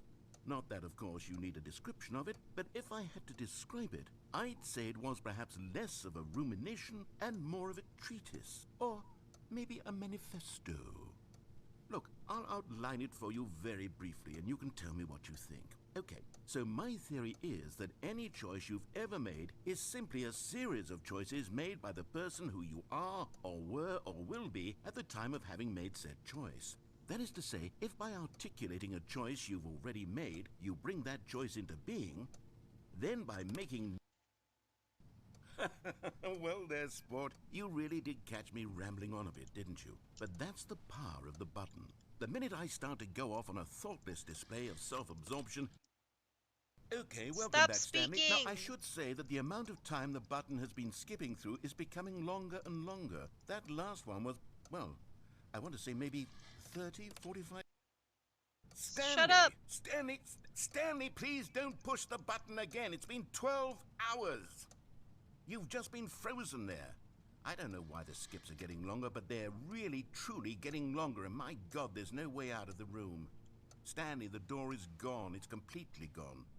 I've looked at it from every angle. I've checked every one of those walls 1,000 times.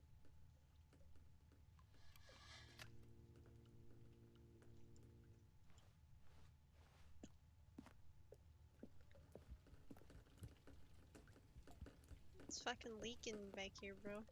Cause the pipe didn't crash through the goddamn ceiling. I fucking knew you were gonna try it, you son of a bitch.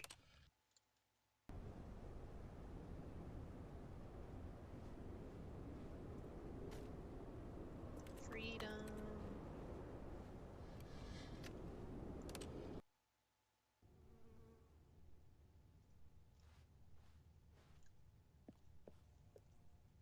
Amogus.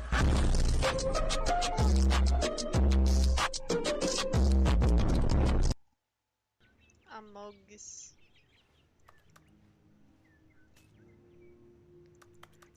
Does Stanley not need to fucking eat, bro?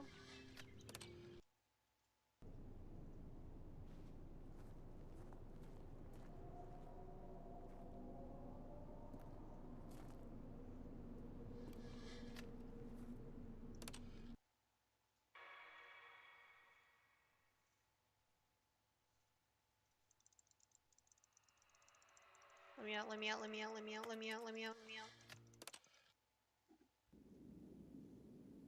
What?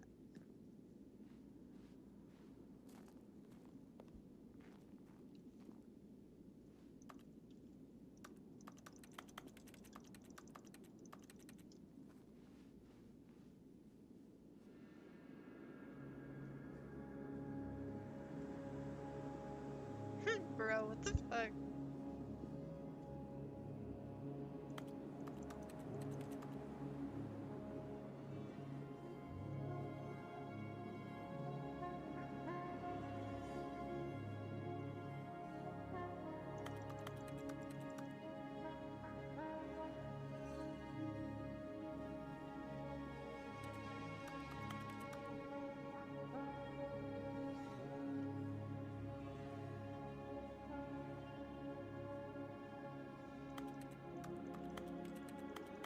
It blew it up.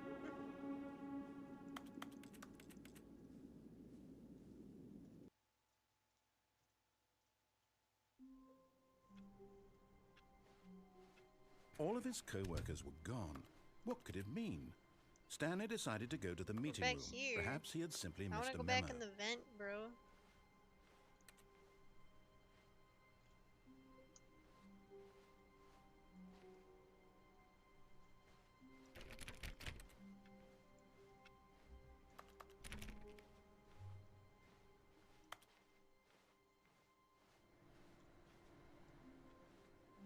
No matter how hard Stanley looked, he couldn't find a trace of his co-workers. Sus.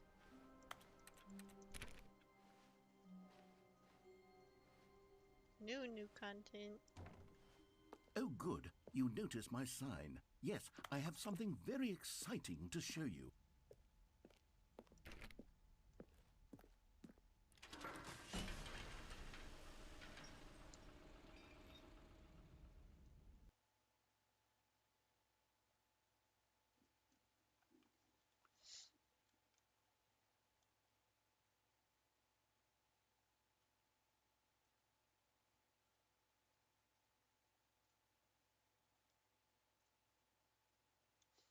Let me in.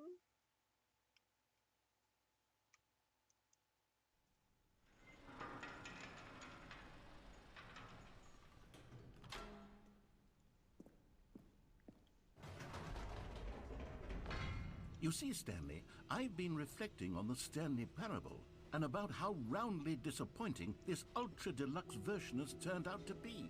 The original Stanley Parable was a landmark, and any new content for it should live up to that legacy. So forget this ultra deluxe nonsense. I say we take it one step even further. Which is why I'm very proud to announce for the first time ever, the Stanley Parable 2.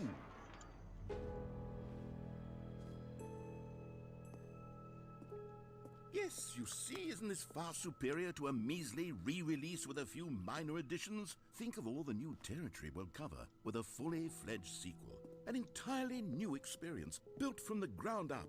Why, there are so many possibilities. It could go in so many different directions. This is what fans have truly been asking for.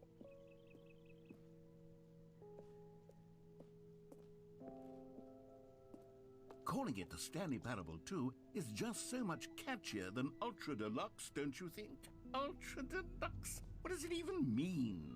But the Stanley Parable 2, now that's an artistic statement right there.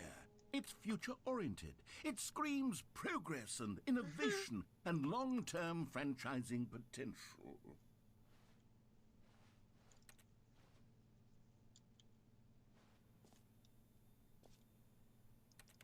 Wow. Painting.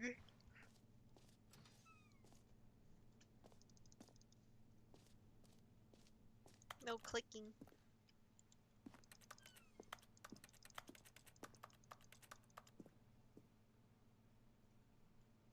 Old and busted.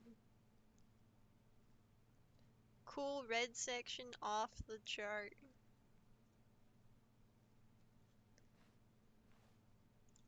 I know it's it of.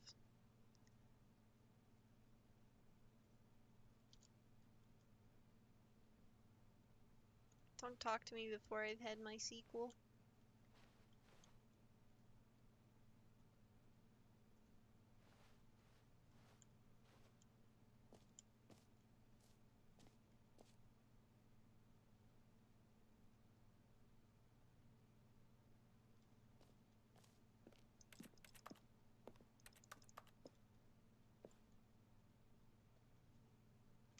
Thanks for attending my meeting.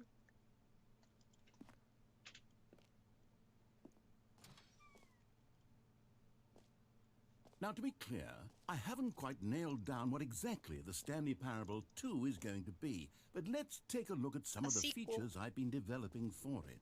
I figure that if I can loosely organize a handful of interesting concepts, that surely the game will sort of naturally spring up around them. It'll all work itself out. Game development is much more of a fuzzy magic than anything scientific or logical, really.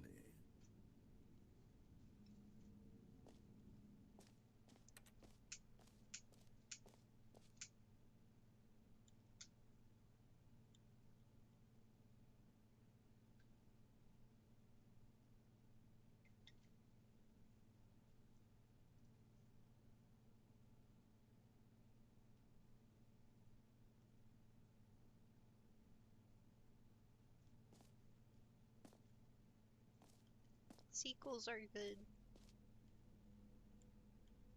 Look, it's Dark Souls 2. I've never played any of these except for Portal 2.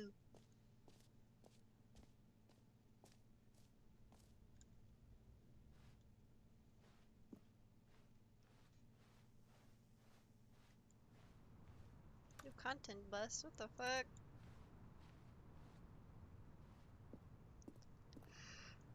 Who is the bus? Here we are. Go on, try out some of the new features. Reassurance bucket.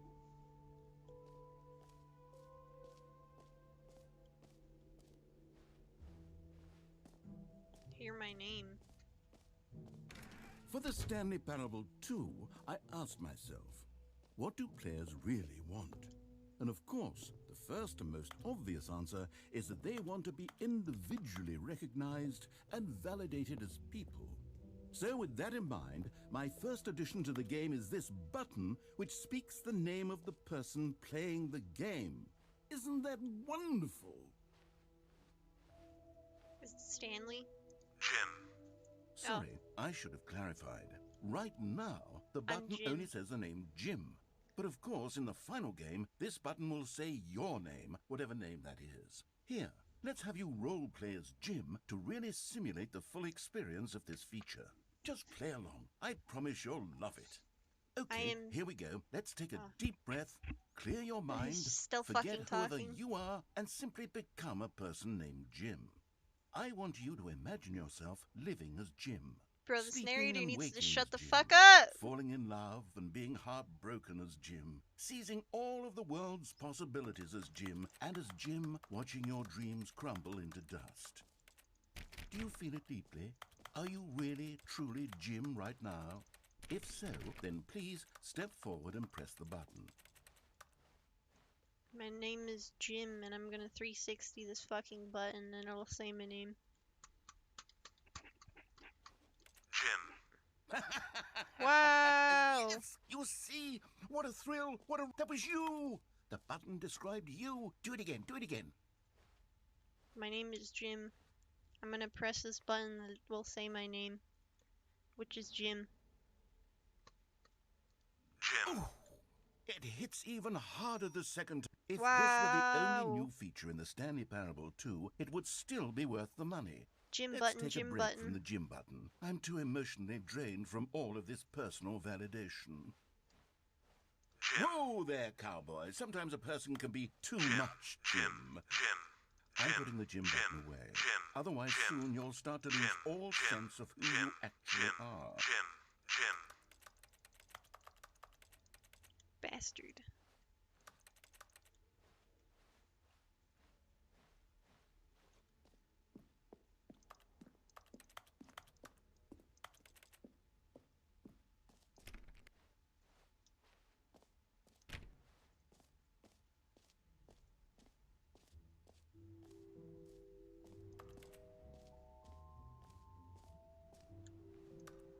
I suppose I could allow only people named Jim to play the Stanley Parable 2. That would actually save me the work of finishing this feature.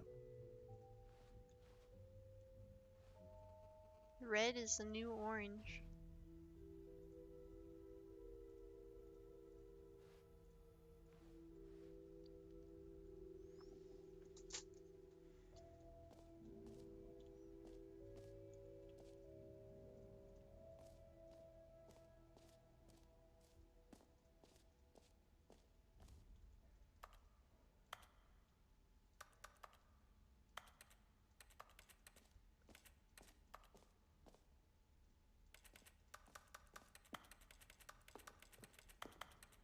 The A common reassurance complaint of the bucket. Stanley Parable was that it was confusing and Just pick it paradoxical, up. that it engendered a chaotic sense of reckless despair in those who played it. Well, I am happy to say that after much consideration, I've engineered a clever solution to this fundamental problem with the game. It's the Stanley Parable Reassurance It's Bucket. gone. You see, Stanley, anytime you're holding the bucket, a sense of calm and ease will fill your mind and your heart. It's true. Oh, there it is. As long as you hold on to the bucket, the many disorienting contradictions of the Stanley Parable will feel perfectly normal and perhaps even comforting. You may even come to long for the gentle embrace of jarring cognitive dissonance while the bucket is in your arms. And to be honest, it's a much more convenient solution for me than actually redesigning the game to be less uncomfortable. Can you imagine what a pain in the ass that would be? Yes, You the said I bucket swear, is oh the my perfect god. solution. Come on, give it a try.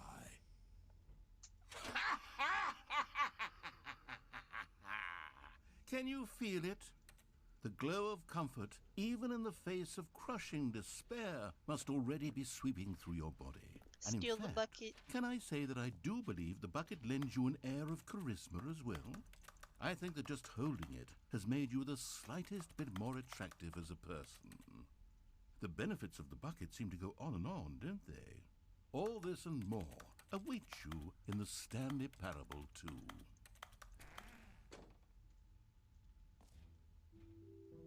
I can just keep this? Does anyone give out awards for most enjoyable bucket in a video game? That really should be an award if it isn't already.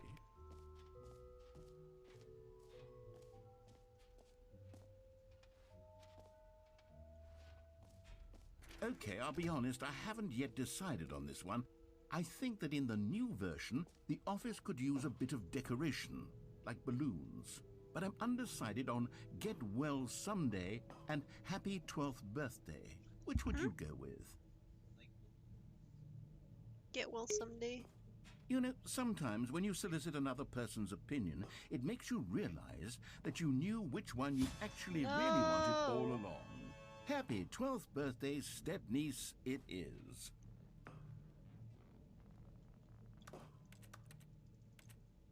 Fuck you.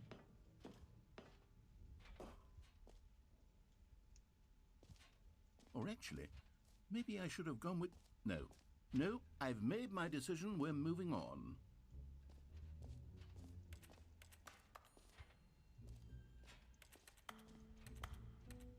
You know what? Let's bring the jump circle back for Stanley Parable 2 as well. It's...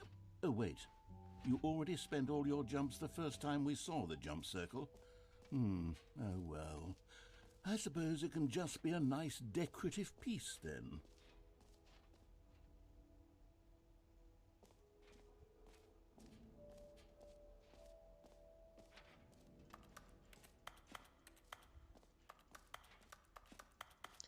Replenish my jump circle.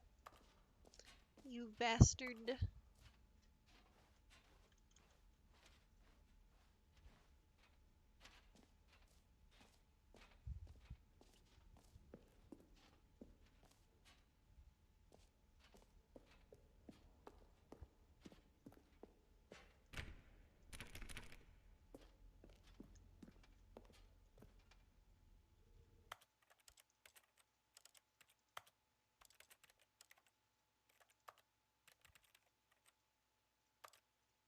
How do I be the settings world champion?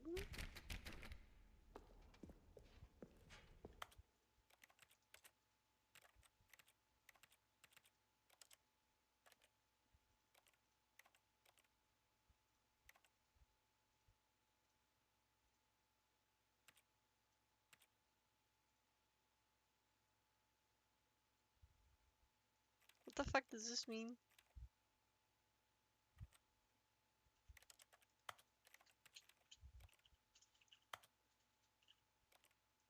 Where's song request? Where's stream, huh? Fucker.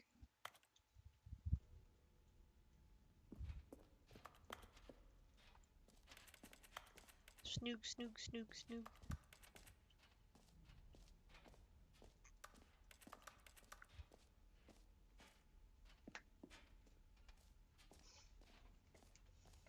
Free achievement.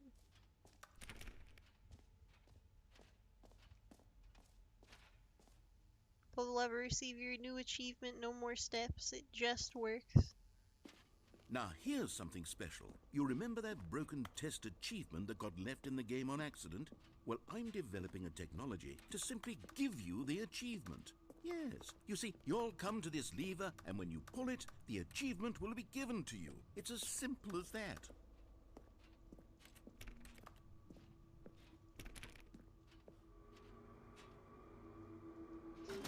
Okay, perhaps I should have clarified. This is technology that will exist. Right now, the achievement is still fully broken. I'm not a wizard, Stanley, but I guarantee it will be fixed in the sequel to at last satisfy the hordes of ravenous fans all over the world who have been uproariously demanding this feature. Tell me I have to play this game. Gamers, we hear you, and I promise it will happen. Is there actually just you can't 100% this game? Doesn't that piss people off?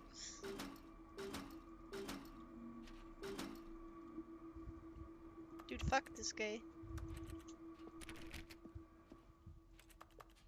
You sit.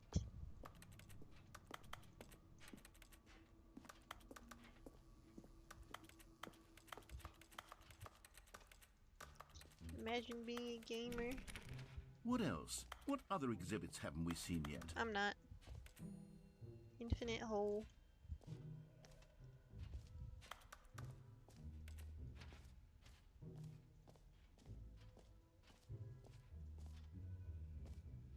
Exit. Collectibles.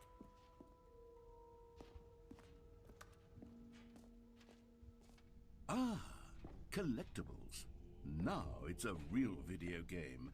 In the Stanley Parable 2, you'll run around gathering up these miniature Stanley figurines. And what's truly innovative is that there will be no reward for collecting all of them.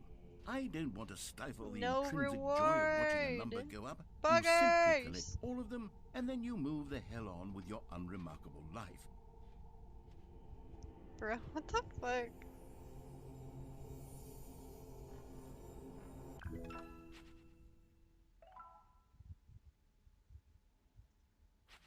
No way, there's 6 of them.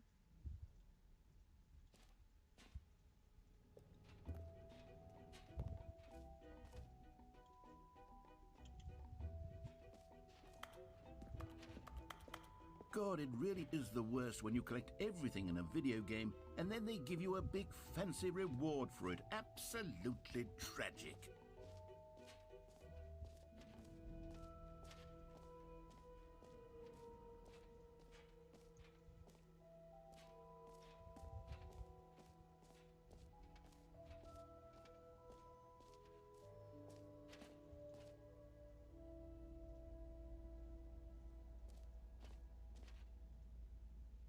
Depth.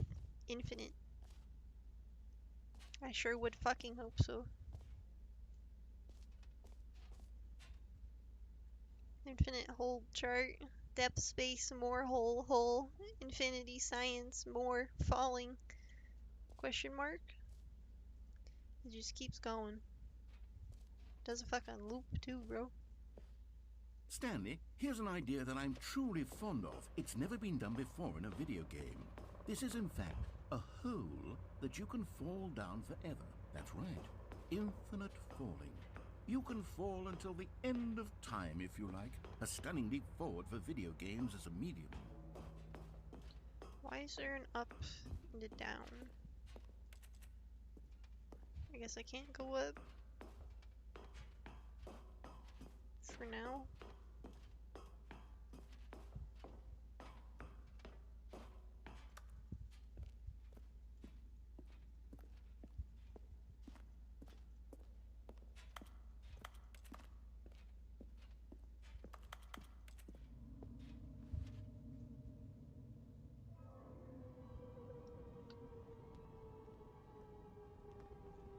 You see, isn't it wonderful?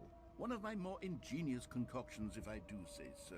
Now then, since you've gotten to see the infinite hole, you can press the teleport button to pop back up to the top, and we can continue onward. Now, I don't mean to be a bummer, but I do recommend you use the teleport button to go back to the top. Maybe do it on the sooner rather than later spectrum of things.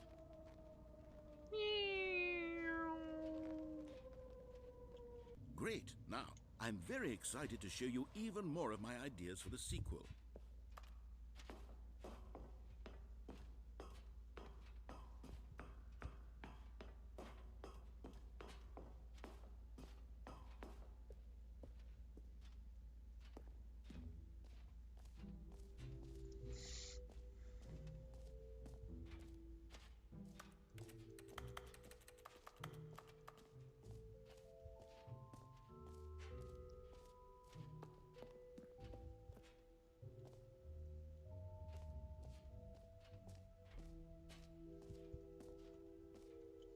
How do I get the settings world champion? Surely you have to be able to get in there.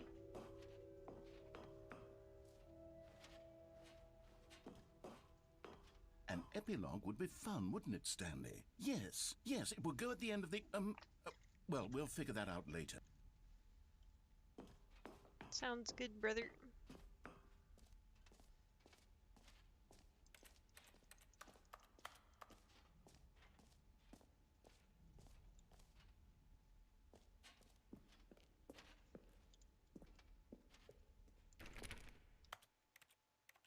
Does it save?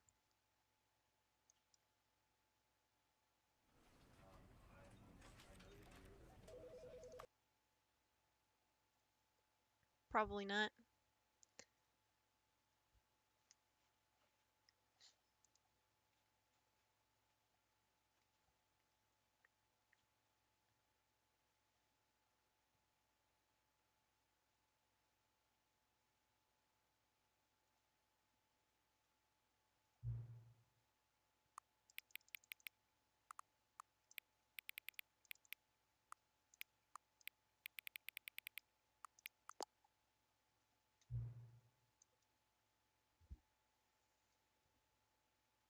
Clueless.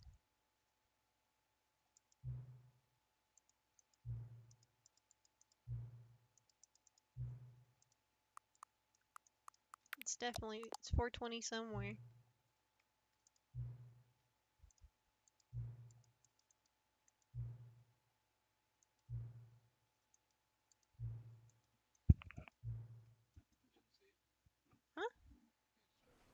I don't know. Probably didn't.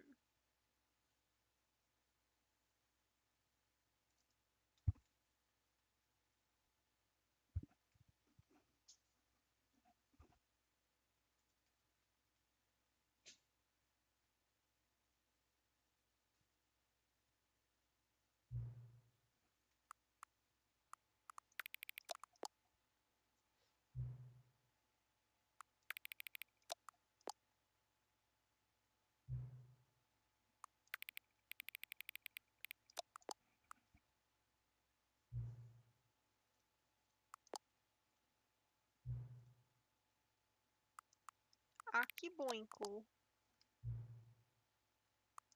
Clean.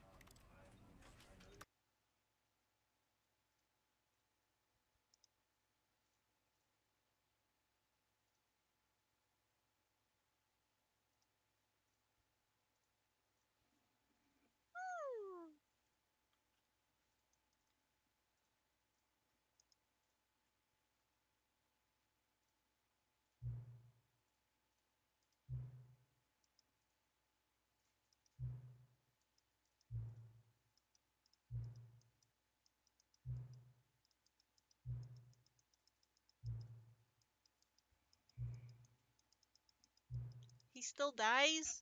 I said I would help him.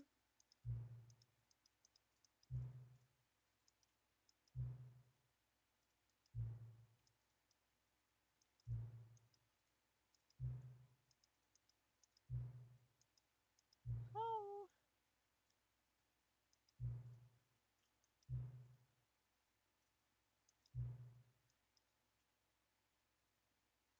I have to find him?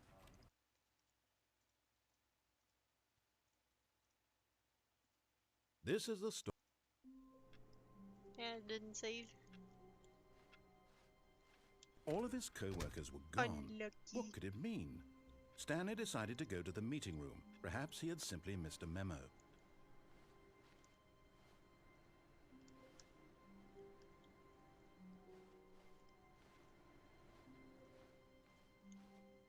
That's kind of annoying.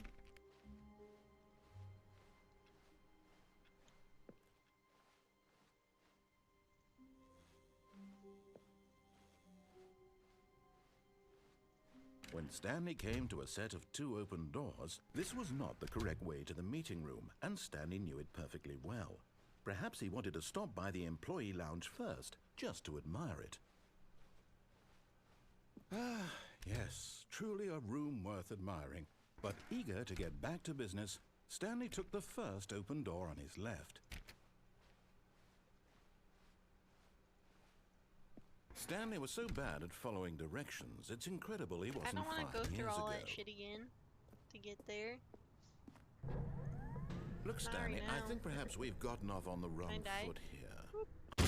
But in his eagerness to prove that he is in control of the story and no one gets to tell him what to do, Stanley leapt from the platform and plunged to his death. Good job, Stanley. Everyone thinks you are very powerful. I think Miwa wants out. All of his co-workers... Oh, please. Are you really just doing this for the achievement? Click a door 5 times. Is that all that you think an achievement is worth? No, no, no, no, no. I can't just give these merits away for such little effort. A measly 5 clicks. Now suppose you were to click the door 20 times. I would say that's the kind of effort that warrants recognition. I'll fucking do it.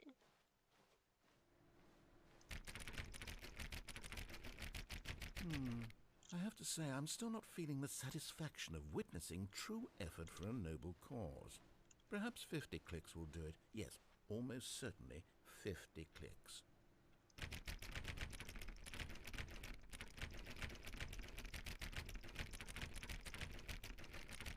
I'm still not feeling it.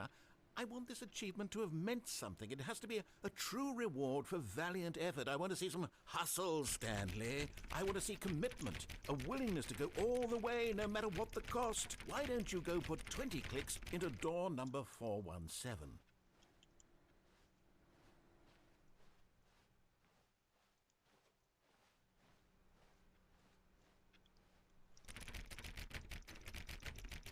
Oh, great. Now, go click a few times on door 437.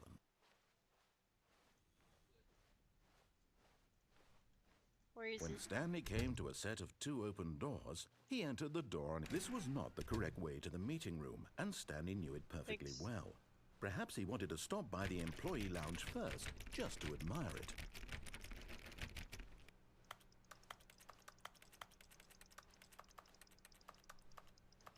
Wow, yes, this room. But eager to get back to business, Stanley took the first open door on his left. Stanley was so bad at following directions, it's incredible he wasn't fired years ago. Look, Stanley, I think perhaps we've gotten off on the wrong foot here. I'm not your enemy, really, I'm not. I realize that investing your trust in someone else can be difficult, but the fact is that the story has Trust been no about one. nothing but you all this time. There's someone you've been neglecting, Stanley. Someone you've forgotten about. Please, stop trying to make every decision by yourself. Now, I'm not asking for me, I'm asking for her. This is it, Stanley. Your chance to redeem yourself. To put your work aside. To let her back into your life. She's been waiting. That's her, Stanley. You need to be the one to do this. To reach out to her. If you can truly place your faith in another, then pick up the phone. Is that what it is? You gotta unplug it. As Stanley picked up the phone, a white light engulfed him, filling him not just with radiance, but with hope. Hope for a life reunited. Let me out. Wait. Oh, goodness. Stanley, did you just unplug the phone? No, that wasn't supposed to be a choice. How did you do that? You actually chose incorrectly. I didn't even know that was possible. Let me double check. No, it's definitely here, clear as day. Stanley picks up the phone. He's taken to his apartment where he finds his wife, and the two pledge themselves to one another. Music comes in, fade to white, roll credits. That's not how it ended. Picking up the phone is actually somehow an incorrect course of action. How is that even possible? None of these decisions were supposed to mean anything. I don't understand. How on earth are you making meaningful choices? What did you... Wait Are a we second. escaping the Did I simulation just yet? see... No, that's not possible. I can't believe it. How had I not noticed it sooner? You're not Stanley. You're a real person. I can't believe I was so mistaken. This is why you've been able to make correct and incorrect choices. And to think I've been letting you run around in this game for so long. If you God, made any more uninstall my wrong game choices, for you might have me. negated it entirely. It's as though you completely ignored even the most basic safety protocol for real-world decision-making. Or did you not grasp the severity of the situation? Well, I won't have that kind of risk on my watch. I'm going to stop the game for a moment so we can educate you properly on safe decision-making in the real world. Please observe this helpful instructional video. Choice. It's the best part of being a real person. But if used incorrectly, can also be the most dangerous. For example, in this scenario, a hypothetical real person named Rupert has a choice. He could invent a machine that eliminates food shortages across the world to make life better for all people. What the fuck? Why Or are he we could eating spend cricket years of hard burger? work forgetting how to read. Which choice would you make? Remember that unlike here, the real world makes sense, and at no time should you make a choice that does not conform to rational logic. If you find yourself speaking with a person who does not make Fish. sense, in all likelihood, that person is not real. Allow the person That to means finish Michael's their not thought, real. then provide an excuse why you cannot continue talking. Turn to a partner and practice saying, "My goodness, is it 4:30? I'm supposed to be having a back, sack, and crack."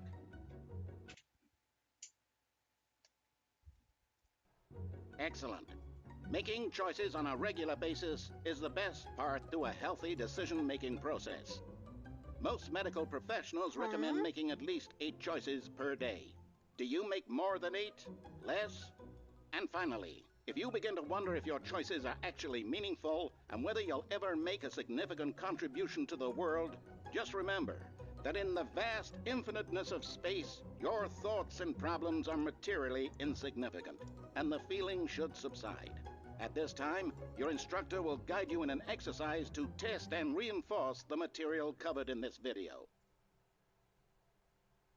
Ah, welcome back. You may have noticed that this room has begun to deteriorate as a result of narrative contradiction. But not to worry. Now that you're properly informed on good decision-making, we're going to revisit a choice you made just a few minutes ago and see what the correct thing to do would have been. This way, please.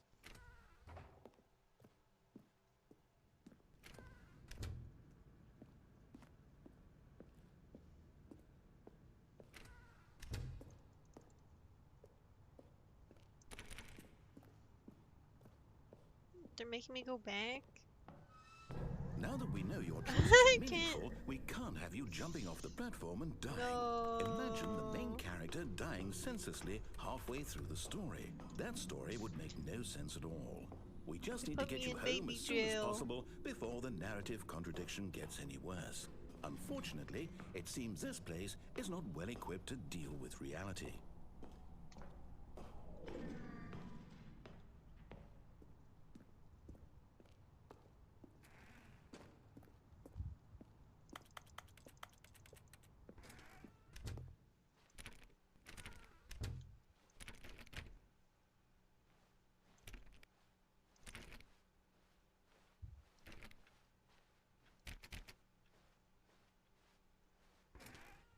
Almost there.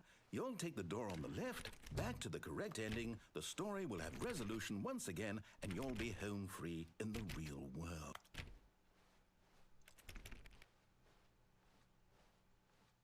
Now remember, all you need to do is behave exactly as Stanley would. That means choosing responsibly and always putting the story first. I'm quite sure you'll be up to the task. Just follow my lead and you'll be fine. All right.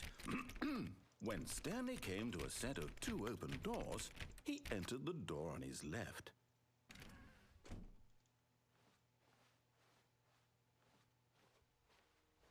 No! Why did you do that? Quickly, hurry back in the other direction. Perhaps we're not too late.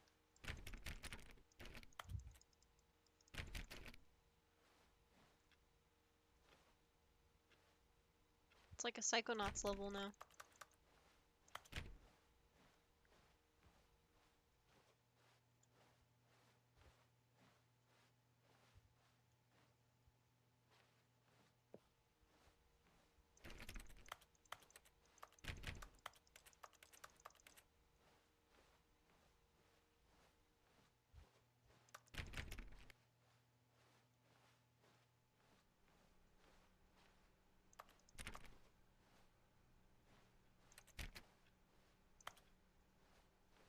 Man, is it really making me... Oh.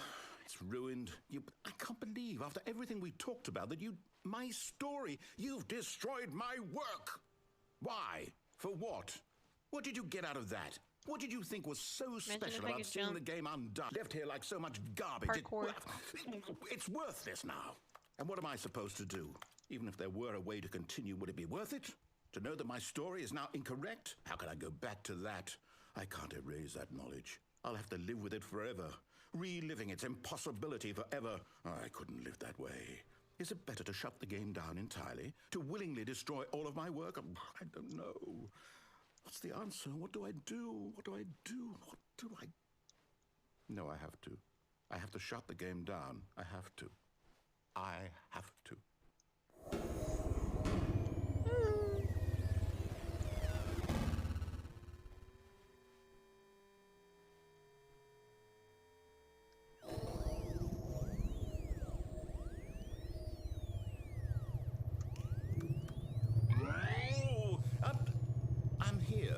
I'm still here, here in this pile of rubbish, with you, who thought you were so clever.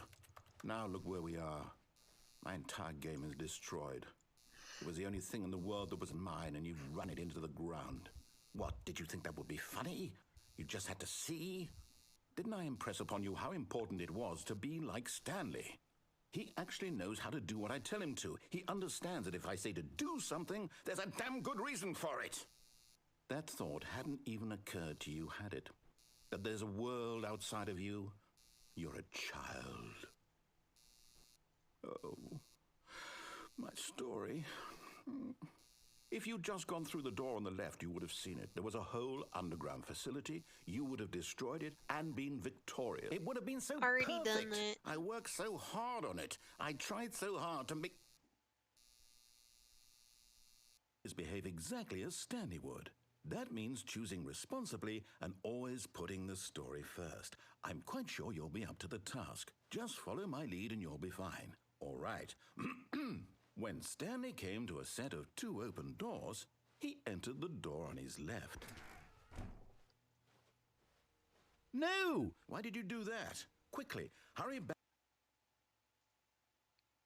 Behave exactly as Stanley would. That means choosing responsibly and always putting the story first. I'm quite sure you'll be up to the task. Just follow my lead and you'll be fine. All right. When Stanley came to a set of 2 open doors, he entered the door on his left. Fine.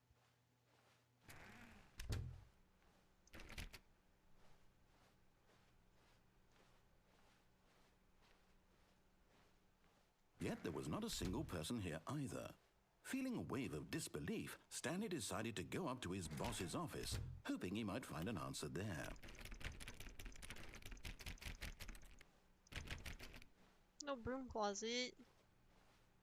Coming to a staircase, Stanley walked upstairs to Bro, his they put me boss's on office. baby mode.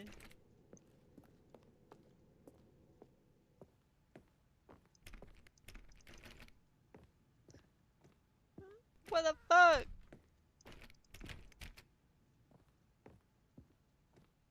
Stepping inside his manager's office, Stanley was once again stunned to discover not an indication of any human life. Shocked, unraveled, Stanley wondered in disbelief who orchestrated this, until he saw the door with a voice receiver next to it. Surely behind this door lay all the answers to his questions. And beyond all probability, he knew the passcode. He had seen it on his boss's computer just last week. Night Shark 115. Was this the code to open the door? Would it still work? There was only one way to find out. Stanley had been trained never to speak up, but now he would draw from within himself the courage to face the unknown. He drew a sharp breath and then spoke the code.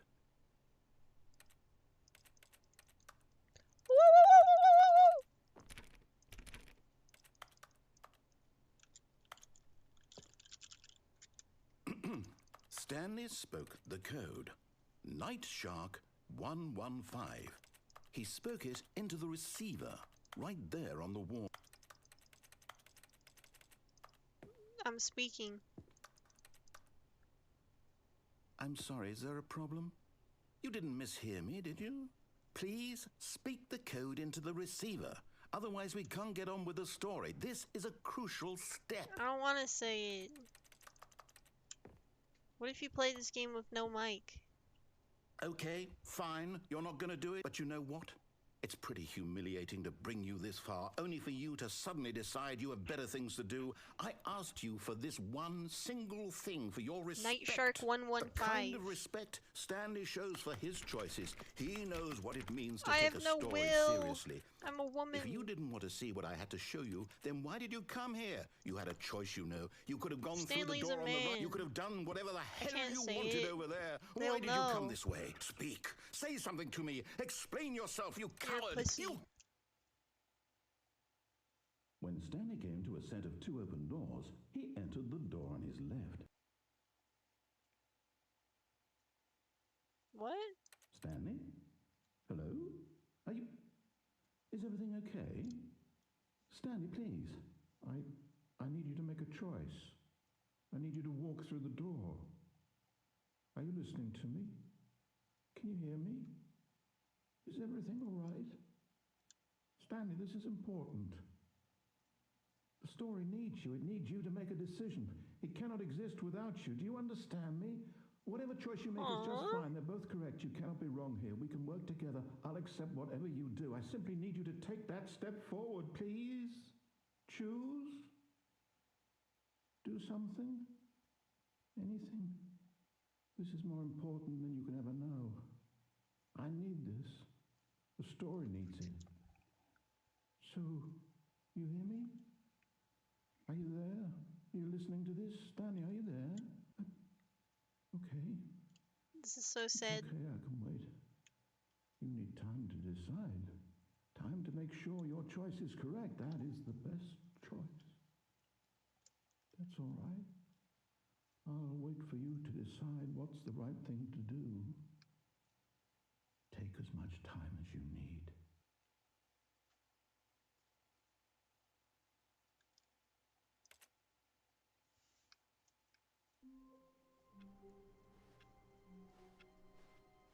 All of his co-workers were gone. What could it mean? Stanley decided to go to the meeting room. Perhaps he had simply missed a memo. Oh, please. Are you really just doing this for the achievement? Click a door 5 times. Is that all that you think an achievement I is gotta worth? start over? No. I can't just give these merits away for such little effort. A measly 5 clicks. Now suppose you were to click the door 20 times. I would say that's the kind of effort that warrants recognition. I have to say, I'm still not feeling the satisfaction of witnessing true effort for a noble cause. Perhaps 50 clicks will do it. Yes, almost certainly 50 clicks.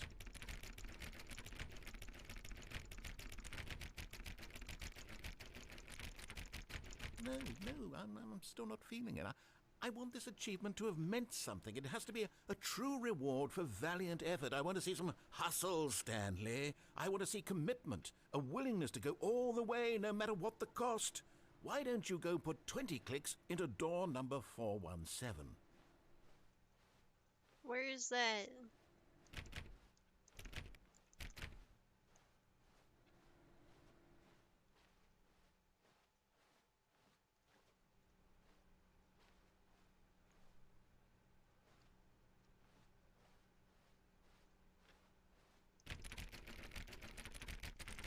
Oh, great. Now, go click a few times on door 437. Excellent. I think we're getting somewhere. Now, door 415. Let's give it 10 clicks or so.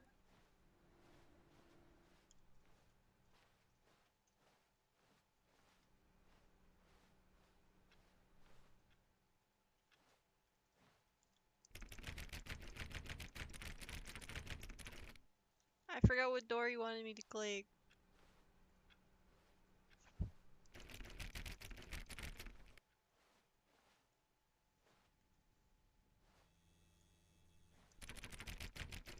Now, back to door number 437.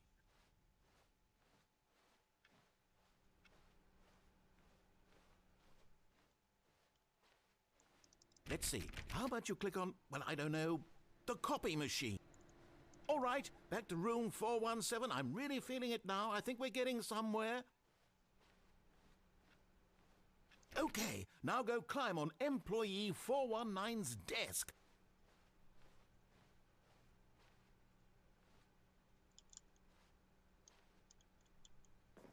Yes! This is great! You're putting it all on the line, Stanley. I like that. All right, let's keep it up. Go give me a few clicks on door 416.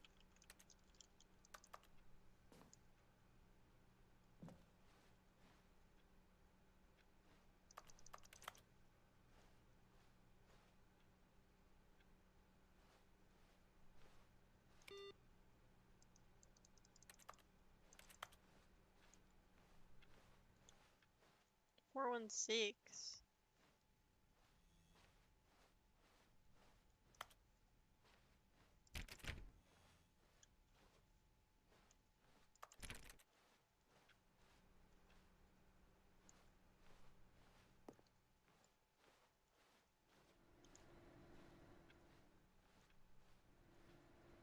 Where the fuck is that?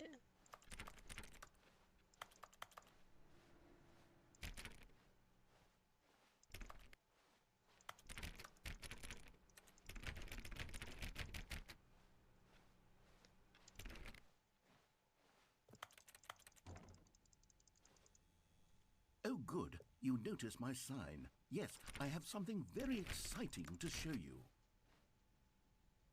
It can't be.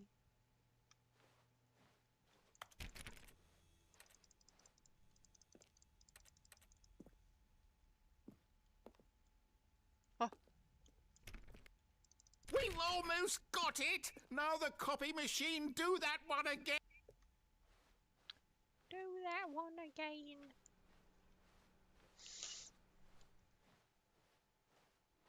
Finish it off, Stanley! 5 clicks on door 430!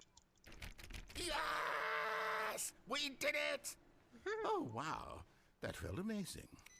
Oh, you really earned it, Stanley. Nothing could hold you back. Yes, I'm very proud of how far we've come today. Just think, only a few minutes ago you believed an achievement was worth 5 little clicks. Really now, what were you thinking?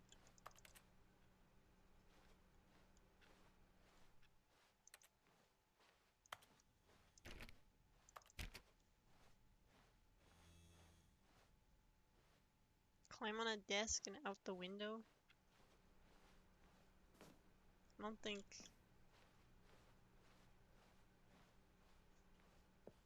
I have the dexterity.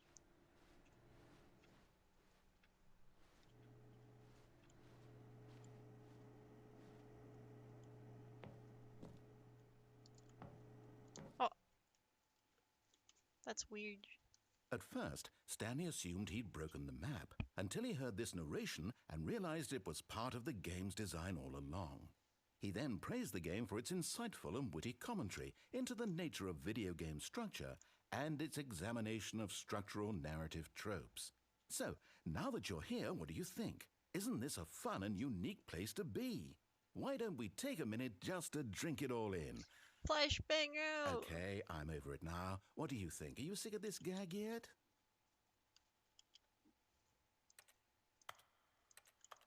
Ah, then in that case we'll continue. But now, here comes the real question. What do you think would have happened if you had told me that you wanted this to stop? Do you think it would have been particularly different? Would I have taken the same idea but rephrased it superficially to fit that answer? Perhaps you never would even have thought of it if I hadn't brought up the issue in the first place. Oh, now think about it. Will it be worth it for you to restart and then come back here just to do the other option? Clearly, this whole gag takes some time. What if the other option is even longer? How long will you spend in total just to have heard all the narration? Oh, and this is rich. Perhaps you've just played the other option, and now you've come to see what happens in this one. So, what do you think? Which choice was the better one? Imagine if you had selected continue on your first playthrough, how tantalizing it would be not knowing what happens when you pick the other option. Indeed, you are one of the lucky ones. Though if the other option is really miserable to listen to, then perhaps you're not. In fact, I'm just going to say that no one who's listening to this is lucky. Well now, I've built up the other option so much that I'm going to stop talking and leave you to your decision whether to come back here, continue with the game, or just sit in this spot forever and ever. Cheers.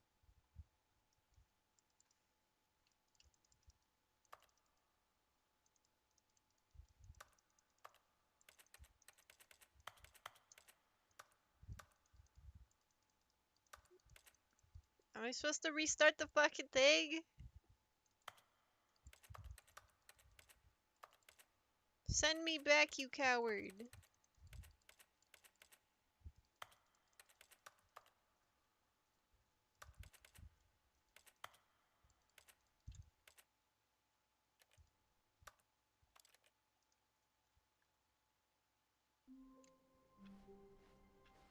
All of his co-workers were You gone. pussy. What could it mean? Stanley decided to go to the meeting room. Perhaps he had simply missed a memo. No matter how hard Stanley looked, he couldn't find a trace of his co-workers. At first, Stanley assumed he'd broken the map until he heard this narration and realized it was part of the game's design all along. All along. He then praised the game for its insightful and witty commentary into the nature of video game structure and its examination of structural narrative tropes. So, now that you're here, what do you think? Isn't this a fun and unique place to be? why don't we take a minute just to drink it all in? Okay, I'm over it now. What do you think? Are you sick of this gag yet? Well, I don't know how to say this politely, but you could literally just hit escape and restart the game any old time you want, like right now. You could have done it just then. Now would also be an appropriate time to quit. Any of these points and so many, many more, all of them are appropriate. I'm enjoying what seems to be an internal conflict going on where you are literally unable to act on your own desires I to have no restart the game. conflict. So, just to push the envelope, I'm going to try and make this as miserable as possible and see how long you can maintain. I'll leave the game open There all day. once was a man named Stanley, who people considered so manly. But the truth must be told, he was not very old and was quite particularly gangly. What Rat. Stanley liked most was Narrator buttons. has rat in it. He pushed them like some kind of glutton. He did it all day in a meaningful way, but his brain had long ceased to function. Which is why he is in this parable and lives an existence quite terrible. And if you are not strong and keep playing along, you too will become quite unbearable. Yes. You too will become quite unbearable.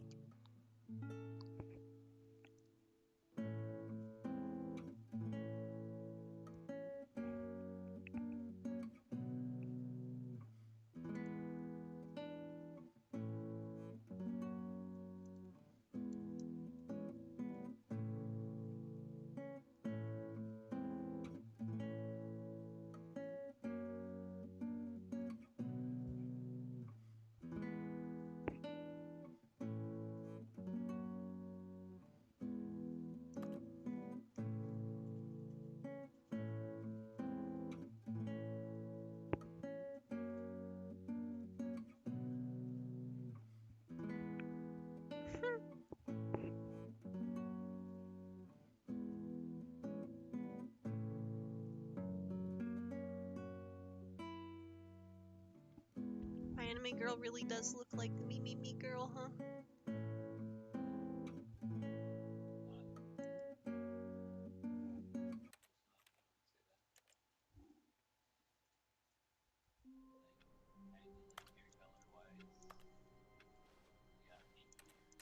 All of his co-workers were gone.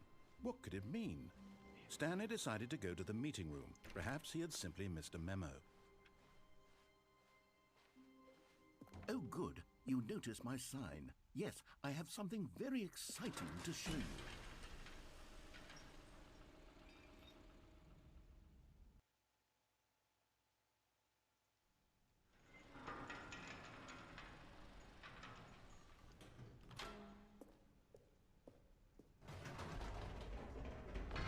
You see, Stanley, I've been reflecting on the Stanley Parable and about how roundly disappointing this ultra deluxe version has turned out to be.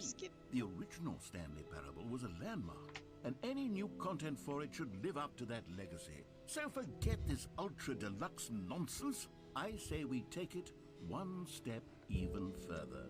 Which is why I'm very proud to announce for the first time ever, the Stanley Parable 2. Dink donk. Yes, you see, isn't this far superior to a measly re-release with a few minor additions? Think of all the new territory we'll cover with a fully fledged sequel. An entirely new experience, built from the ground up. Why, there are so many possibilities. It could go in so many different directions. This is what fans have truly been asking for. Now, to be clear, I haven't quite nailed down what exactly the Stanley Parable 2 is going to be, but let's take a look at some of the features I've been developing for it. I figure that if I can loosely organize a handful of interesting concepts, that surely the game will sort of naturally spring up around them. Here we are. Go on, try out some of the new features.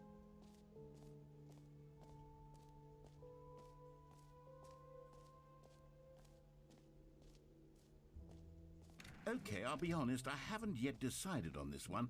I think that in the new version, the office could use a bit of decoration, like balloons. But I'm undecided on Get Well Someday and Happy 12th Birthday.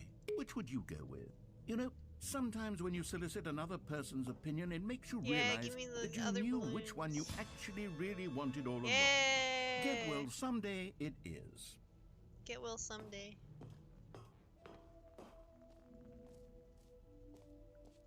Or actually, maybe I should have gone with... No, I've made my decision. We're moving on. I still have no jumps. This door is still locked.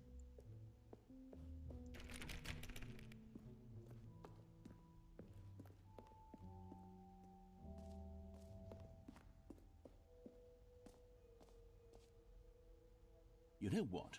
Let's bring the jump circle back for Stanley Parable 2 as well. It's... Oh, wait. You already spent all your jumps the first time we saw the jump circle. Oh well. I suppose it can just be a nice decorative piece then.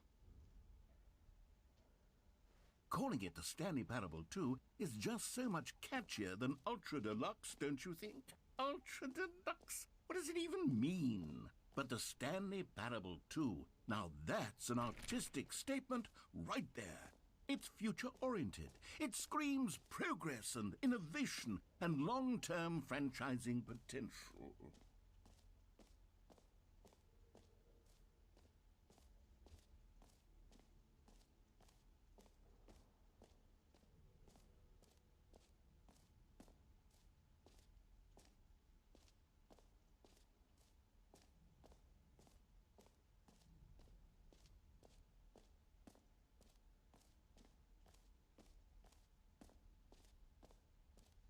No more bucket. Fuck it, bucket.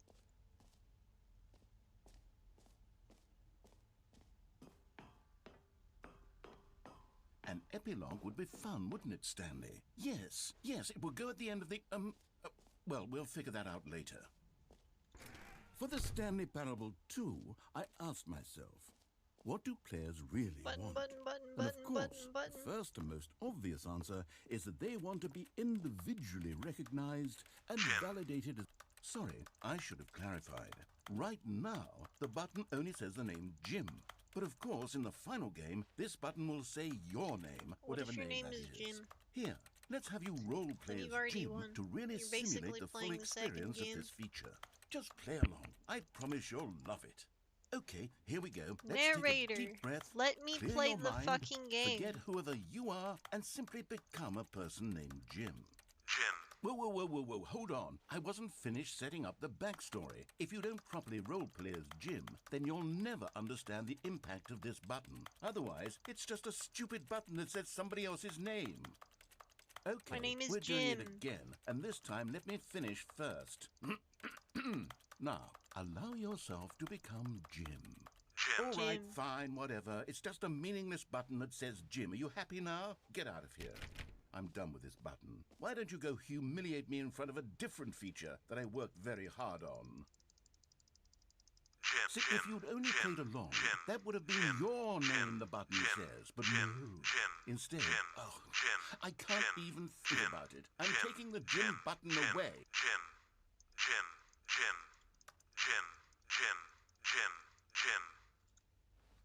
Jim.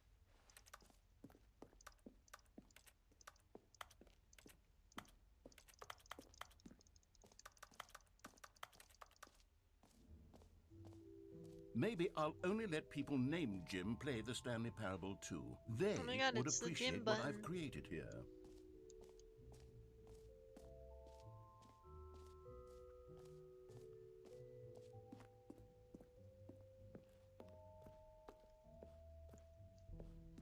Yeah, the button better still be gone. Motherfucker.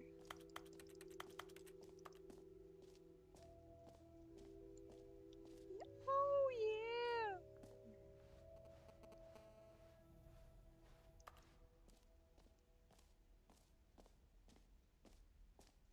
We'll get the bucket.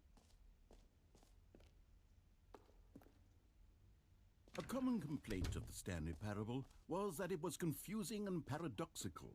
that it engendered a chaotic sense of reckless despair in those who played it. Well, I'm happy to say that after much consideration, I've engineered a clever solution to this fundamental problem with the game. It's the Stanley Parable Reassurance Bucket. You see, Stanley, anytime you're holding the bucket, a sense of calm and ease will fill your mind and your heart. It's true. As long as you hold on to the bucket, the many disorienting contradictions of the Stanley Parable will feel perfectly normal and perhaps even comforting. You may even come to long for the gentle embrace of jarring cognitive dissonance while the bucket is in your arms. And to be honest, it's a much more convenient solution for me than actually redesigning the game to be less uncomfortable. Can you imagine what a pain in the ass that would be? Yes, the bucket is the perfect solution. Come on, give it a try.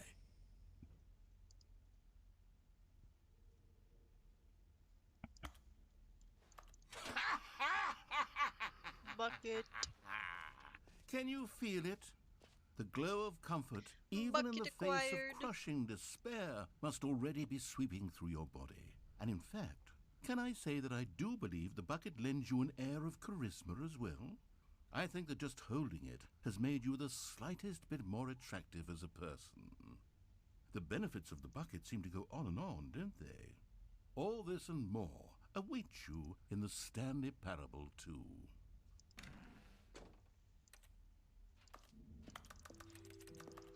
Does anyone give out awards for most enjoyable bucket in a video game? That really should be an Most award if it isn't enjoyable already. bucket award.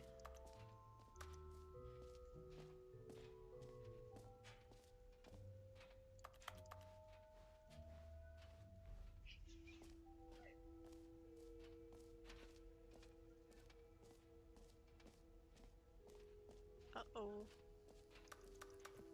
Now here's something special. You remember that broken test achievement that got left in the game on accident? Well, I'm developing a technology to simply give you the achievement.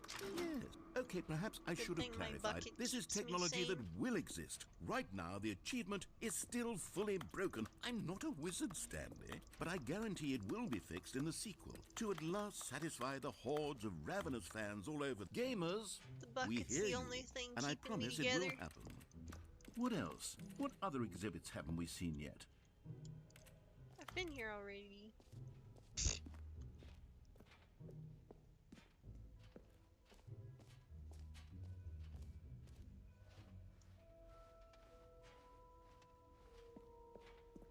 Where's my achievement for taking the bucket to the end? All right. Have you seen everything you wanted to? Ready to move on now?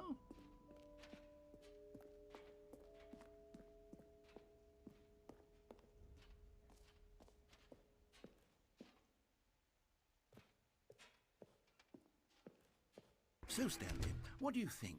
Do you like all of the new features? Yes, I know it's not exactly clear yet how exactly these features will come together as one single coherent video game, but I can feel it in my soul. It's going to work. There's definitely a good game in there somewhere. Say, let's do an experiment. I'll arrange these new features together, and we'll see whether or not it coheres into a meaningful gameplay experience. Okay, are you ready? Here it is. I give you the Stanley Parable 2.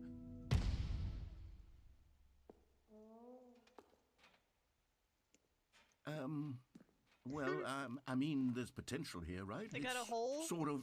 Okay, Check. never mind. Hold on, let me do a different arrangement. Balloons? Check. Okay, yes, this is much better. I feel good about this. Here we go. Version 2.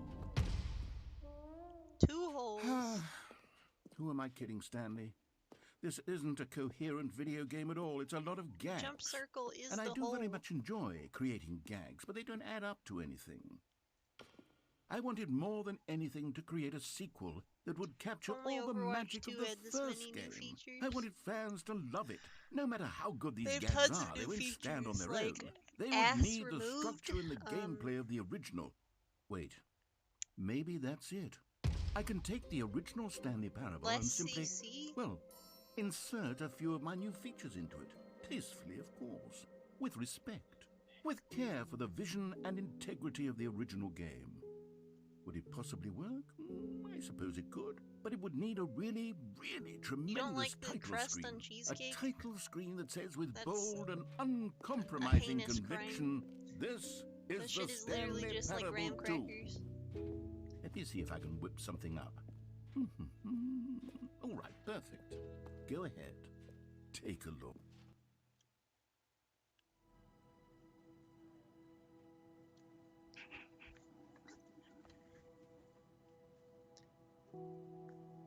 Wait a minute.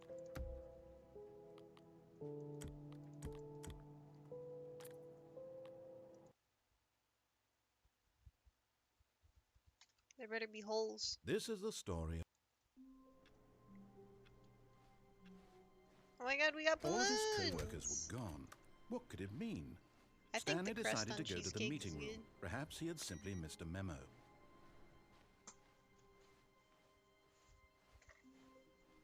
Stanley picked up the bucket. Bucket!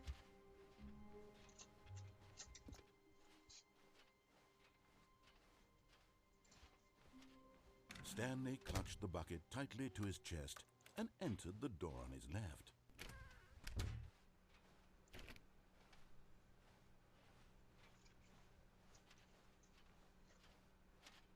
Still no one was here. Stanley needed the bucket's warmth and comfort now more than ever. Perhaps his boss's office was where he'd find answers. Oh, Stanley, can you feel it? The broom closet. It wants the bucket. You can feel that, can't you? The aura of jealousy. It's as clear as day. This broom closet believes it deserves the bucket. I can really feel it now. It's a bucket. It belongs in a broom closet. That's what the broom closet is trying to say here. It's supposed to go with the other cleaning supplies. Good for you, Stanley. Don't give in. Don't hand over the bucket. I know how hard it must be, given the pressure that the broom closet is putting on your shoulders right Dude, now. honestly, but you have I to be wish strong. people would shut the This is fuck your up bucket. about... This is your companion This is and lifelong technically friend. this. Is a Can't hand it hamburger a over. sandwich? Oh, No. We're getting We into made name these calling words. now, it seems. Is this how low the broom We closet... made these Coming to a words for these staircase, things. Stanley and the bucket Just walked use them. upstairs to the boss's office. Bucket.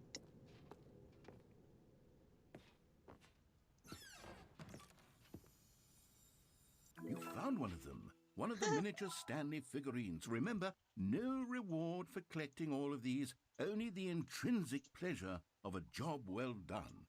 You can't buy that sort of happiness, Stanley. God knows I've tried. So, I implore you to savor each and every moment you come across one of these beautiful figurines. Hot dog is sandwich. Deep dish pizza is a casserole. Cereal is a soup.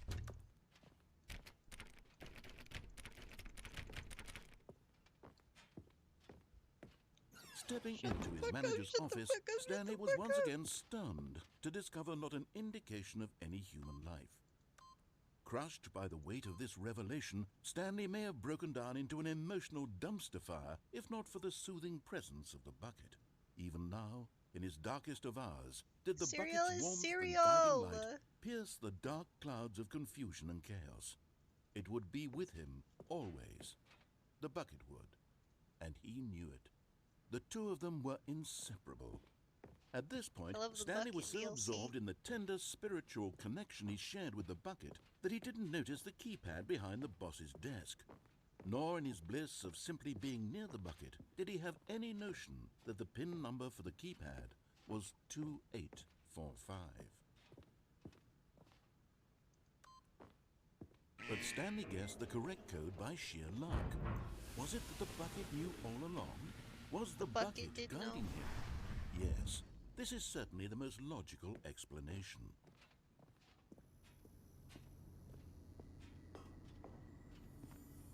Another miniature Stanley figurine. This, there really must be a snappier name for these things. What about mini-stands? Stanley figs? What about Stanlerines? Yes, I think I like that. Another Stanlerine under your belt.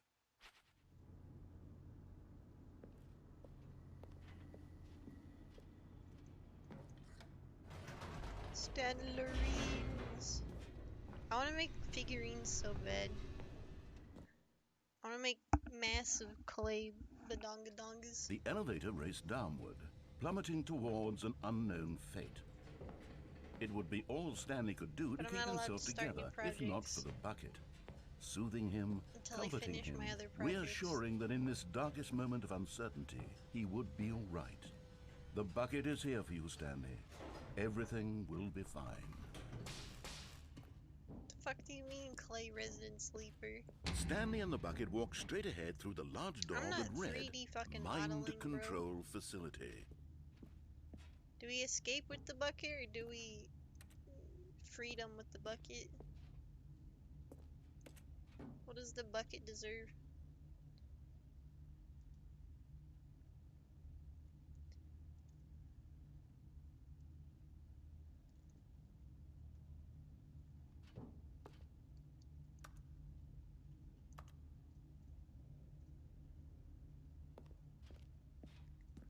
Ain't as hard as you would think.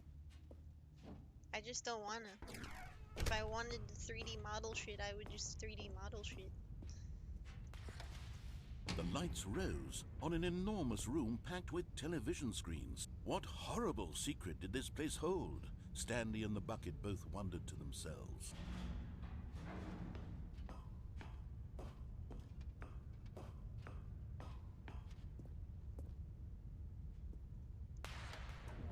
The monitors jumped to life, and Stanley nearly dropped the bucket in shock. Everyone in the office was being videotaped, monitored like guinea pigs. The bucket had never seen anything like this, and it very nearly burst into tears. Plus, most as of the Stanley 3D cradled printed it shit gently, that I've seen is reassuring like it a that fugly everything would be ass fine. texture.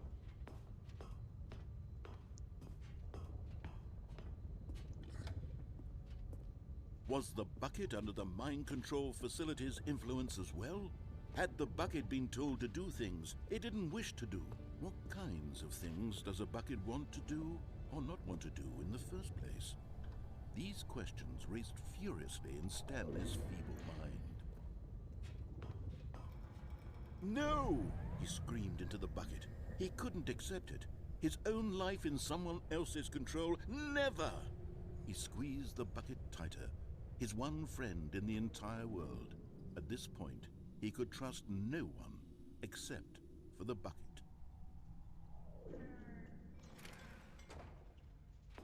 But here was the proof.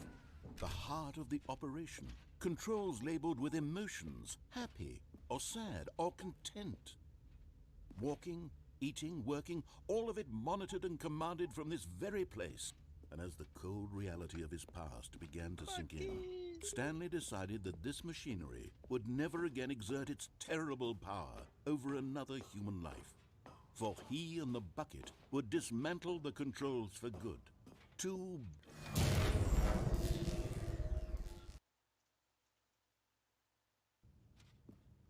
Stanley and the bucket waited in blackness. Was it over? Yes, they had done it. Stanley and the bucket had defeated their greatest and darkest enemy, freed themselves from the tyrannical grip of the evil mind control machine. Freedom was now mere moments away. Excitedly, the two of them began to discuss the kind of life they wanted to live once they stepped through this massive door. The bucket wanted to learn to roller skate. Stanley wanted to sneeze in every country on Earth. Both of them wanted to begin watching a movie, any movie, but then stop it halfway through and begin watching it in reverse from the end. True, it was a simple life they envisioned, but it was one they'd lived together, with one another to lean on, to trust, to support, and... What? Wait. What was happening? Why had the door stopped? Was Stanley and the bucket not about to be freed? No! Unbearable silence filled the room, lingering in uncertainty. Until finally the truth hit Stanley square in the face. This building did not want the bucket to leave. No! Even the facility itself recognized the incredible calming presence of the bucket, needed the soothing warmth of the bucket, would go to any lengths not to part with the bucket. No, no, no. Stanley can't leave this place, not while he has such a precious bucket in his arms. Not while this building has anything to say about it. Stanley realized he would never again leave this very room. But at least he has the bucket. To be trapped eternally in darkness isn't really so bad, Stanley thought to himself. As long as I have my bucket with me, right? I'll be okay, won't I? Stanley gulped. Very soon now, he was about to find out.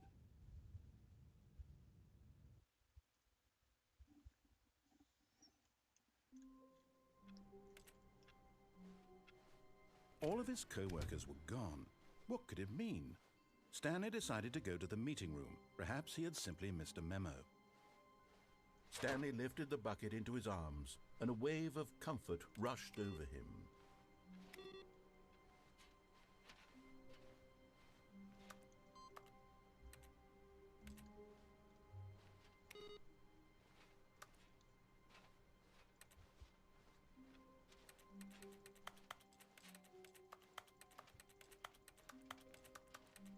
Stanley clutched the bucket tightly to his chest and entered the door on his left.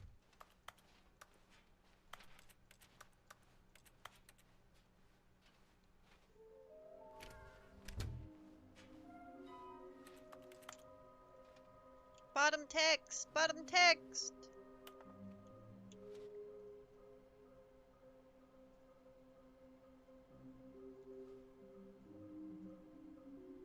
Trust the completionist instinct.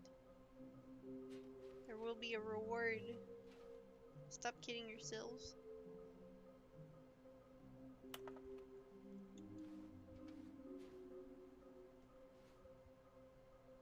Red room 416.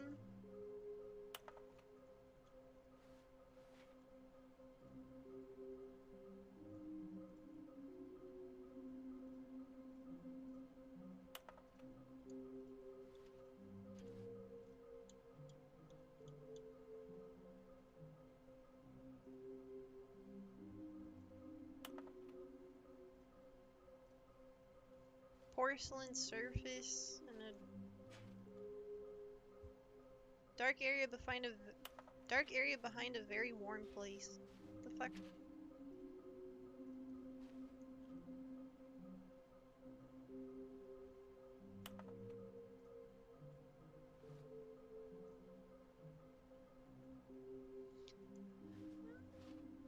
This is kind of scary.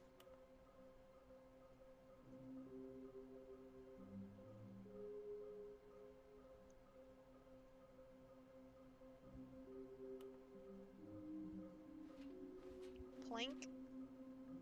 Oh my god, wait, are these the hints? Some were both red and blue. Stairs. Large room, lots of boxes.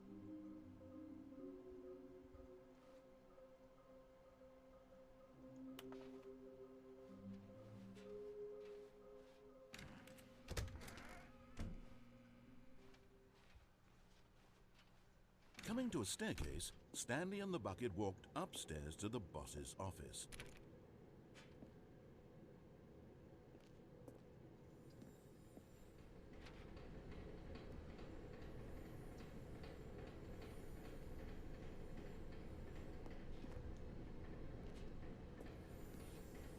Okay, I'm going back to the name of these little Stanley figurines, and now I'm torn between Stanlerines and Figlies. What do you think, Stanley? What name better encapsulates the intrinsic sense of happiness that you get from seeing a small number in the corner of your screen go up by 1? Let me sit on it. I'm sure it will come to me.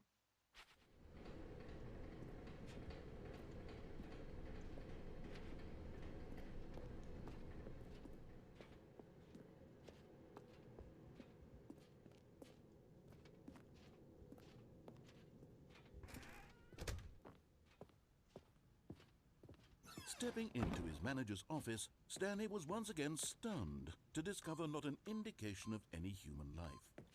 But Stanley guessed the correct code by sheer luck. Was it that the bucket knew all along? Was the bucket guiding him?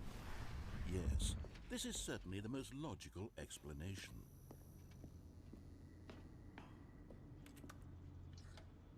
I just want to know how you beat nuclear fucking missile shit.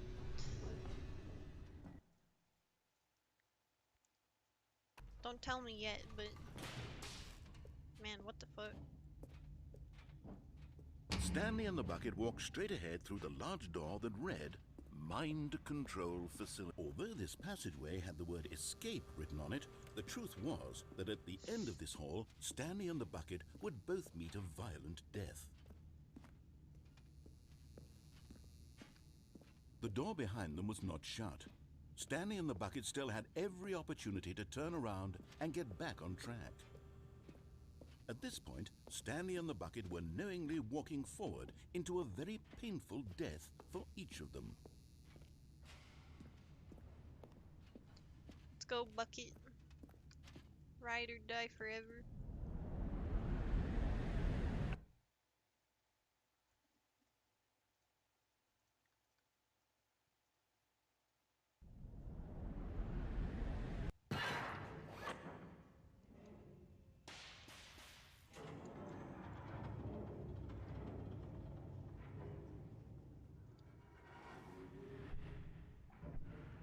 As the machine whirred into motion and Stanley and the bucket inched closer to their demise, Stanley reflected on how meaningless the bucket's warmth and comfort had turned out to be.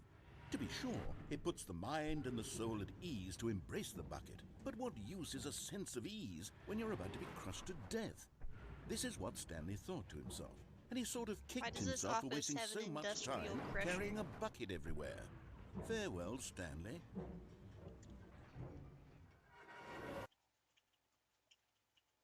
"Farewell, Stanley," cried the narrator, as Stanley and the bucket were led helplessly into the enormous metal jaws. In a single visceral instant, the bucket's life came to an end as it was crushed violently to death.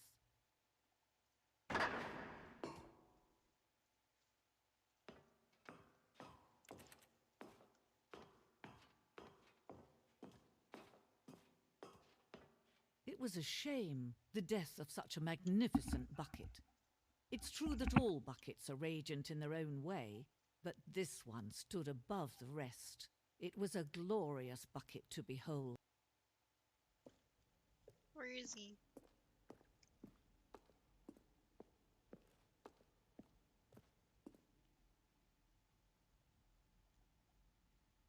The human mind is frequently empty within, true.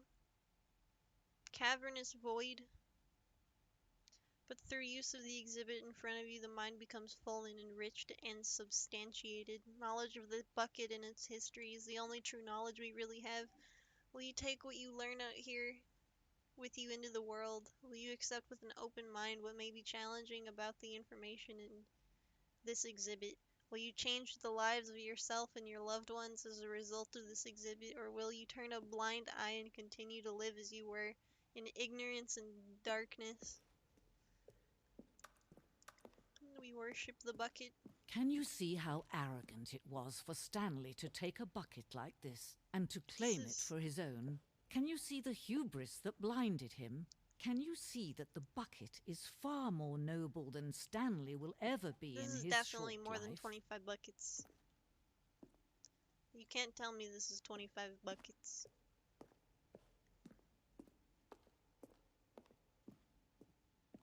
A bucket with 2 handles. Too dangerous and recklessly experimental. Count them. 1, 2, 3, 4, 5, 6, 7, 8, 9, 10, 11, 12, 13, 14, 15, 16, 17, 18, 19, 20, 21, 22, 23, 24, 25, 26, 27, 28, 29, 30, 31. It's just one fucking corner, bro. It's more than 25.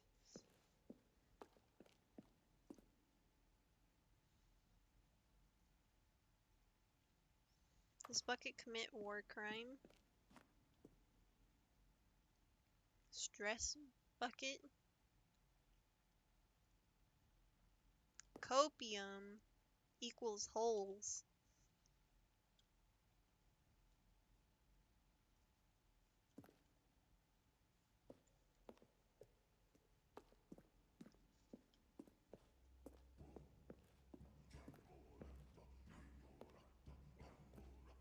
The bucket.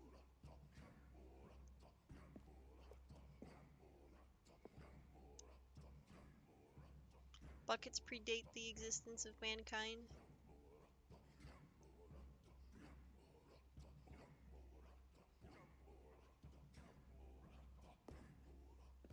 Having judged humanity No to be man can worthy of own a using bucket, it. and certainly not a bucket as dazzling to behold as this one.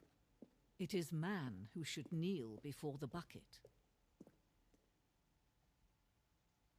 The necessary relationship between bucket and humanity, however clear our grasp of the bucket may be, there is yet more that is always out of reach.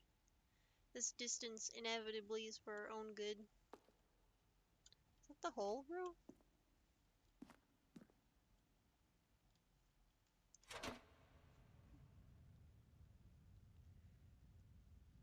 But there is something we can do. Something we can do together, you and I, that will right this terrible wrong. Let Stanley die. Let him be crushed by the machine. Sure. Don't reset the game. Don't give him another opportunity to run off with another beautiful bucket. We can save the world's buckets from their treatment as tools and implements if only we let Stanley die together. The bucket shall take its place as ruler, as leader, as commander of a new world, a new vision for... Bucket.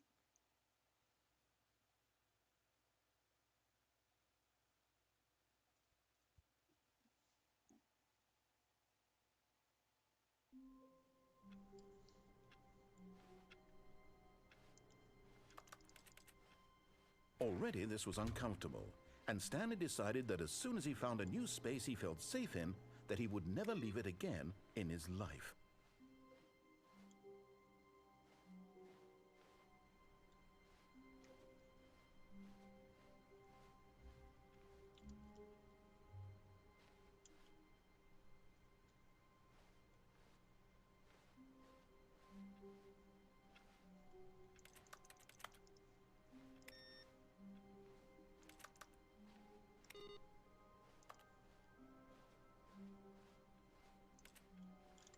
The confusion and the chaos all seemed to melt away as Stanley embraced the bucket.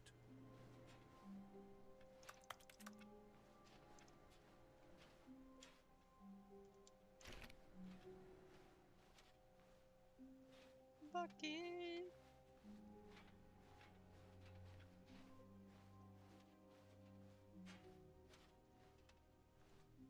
Stanley clutched the bucket tightly to his chest. This was not the correct way to the meeting room, but Stanley had felt the bucket calling to him, telling him that the employee lounge was simply the place to be. And here it was. Had the bucket turned out to be correct? Was this better than the No, never mind. The bucket was wrong. Stanley took the door on his left to go back to the meeting room.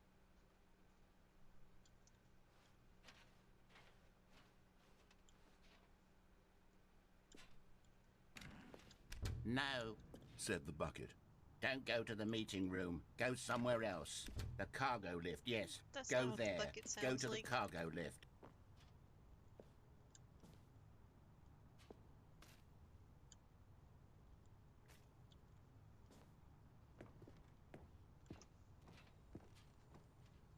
You're getting close now, Stanley. You've nearly gotten all of the Figler Anmarines. Very soon, you'll collect the last one, and then the first number will equal the second number, and that will be it.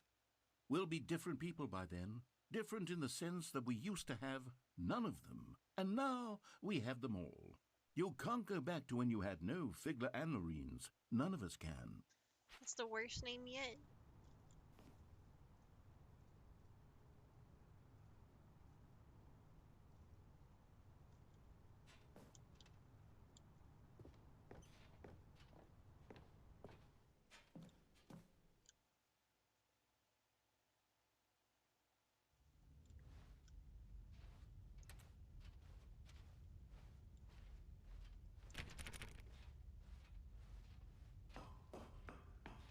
Is this what it's like in an Amazon warehouse?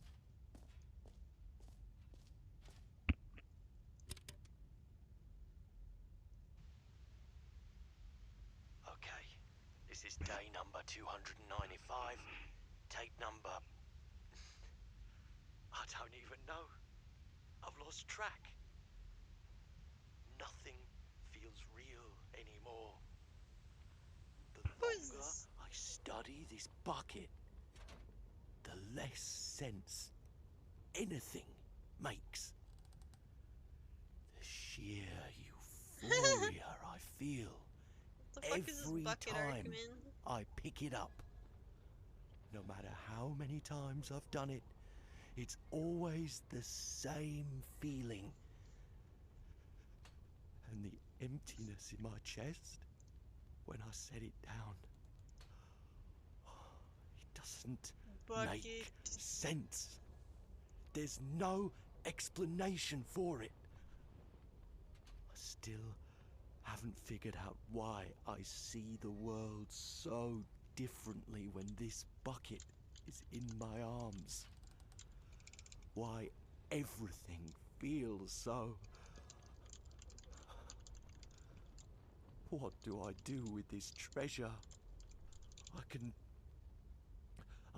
monetize it. Yes. It's unthinkable the amounts of money people will pay for even just an hour with the bucket. This is my golden ticket. But I have to be careful, because as soon as this gets out, there's going to be a target on my back. Even now, I don't know who might be trying to get me. What's that? Who's there? Yeah, open up. What the fuck?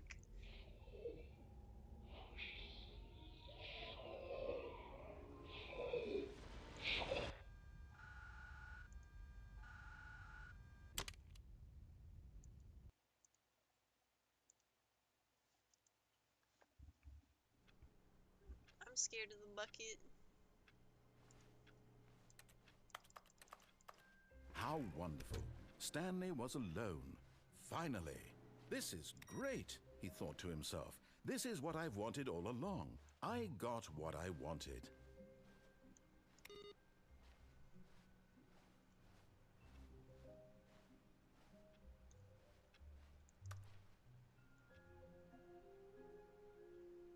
Warmth spread through Stanley's arms. With the bucket in his arms again, he was home. Stanley clutched the bucket tightly to his chest and entered the door on his left. This was not the correct way to the meeting room, but Stanley had felt the bucket calling to him, telling him that the employee lounge was simply the place to be. And here it was. Had the bucket turned out to be correct? Was this better than the meeting room? Yes, Stanley thought to himself. No, never mind. The bucket was wrong. Stanley took the door on his left to go back to the meeting room.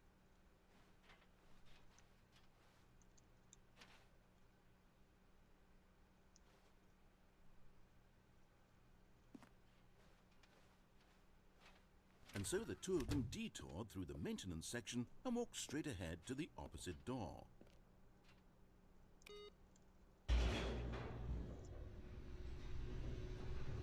I don't remember how to get to the red and blue room. Blue doors. Oh, good, Stanley. I'm glad you found your way here. I knew you'd find this place eventually. You see, your friends and I are concerned for you, Stanley.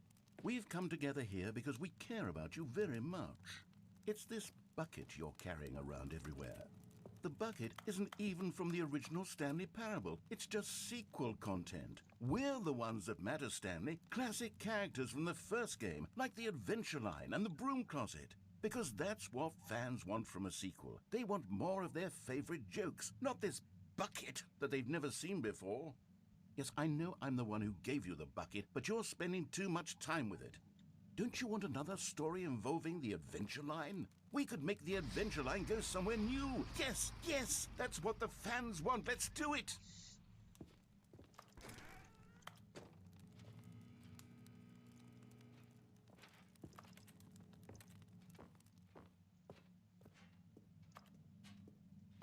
Whee! Look at that wacky line. Who knows where it'll go off to next? Oh, and it played some silly music as well.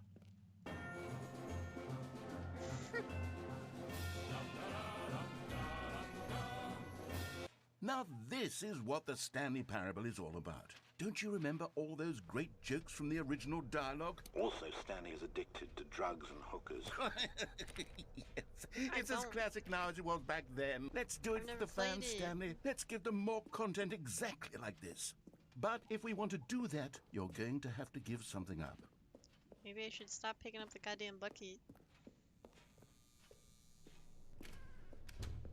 Don't you get it, Stanley? We need to get rid of the bucket. That's why I'm very proud to introduce a brand new character. This is the Bucket Destroyer. I think it'll make a wonderful new addition to the rich lore of the Stanley Parable. True, it also was not in the original game, but it's such a well-fleshed-out character with so much personality that to me, it already feels as though it's been really part of the fleshed-out cast all along. Don't you agree? Can you guess what the Bucket Destroyer does? Surely you don't need me to spell it out for you. I will not. Go ahead now, Stanley. Say goodbye to the bucket, and then pop it into the machine when you're ready. No. Now listen to me. It's crucial that you give it the bucket.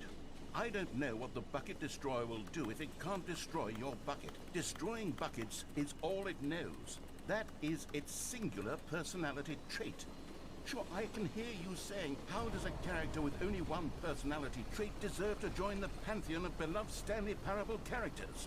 Well, you see, if you were to really explore the Bucket Destroyer, you would see that its desire to crush buckets is so densely loaded with complexity and nuance that it's really like 10 personality traits. What other object in this game can you even say that about? The broom closet? Certainly not. I wonder what sort of Bucket Destroyer merchandise the fans will be clamoring for after this.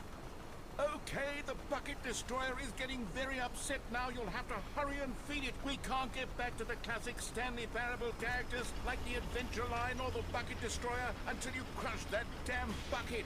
Quickly now, the fans are waiting. Do it, the fans, Stanley. Give the fans what they want. Hurry and...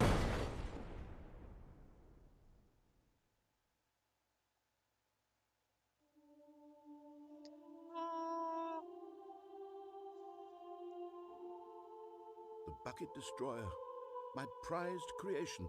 You had so much potential.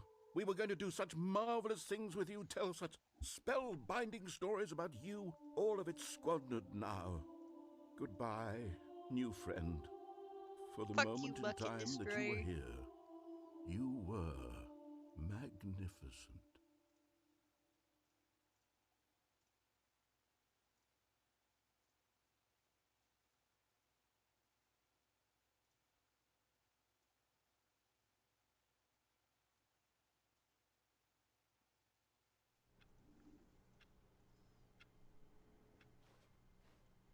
All of his co-workers were gone. What could it mean? Stanley decided to go to the meeting room. Perhaps he had simply missed a memo. Why is the game different? Stanley picked up the bucket and smiled. He'd never be alone again, not truly alone, not with the bucket around. Stanley clutched the bucket tightly to his chest and entered the door on his left.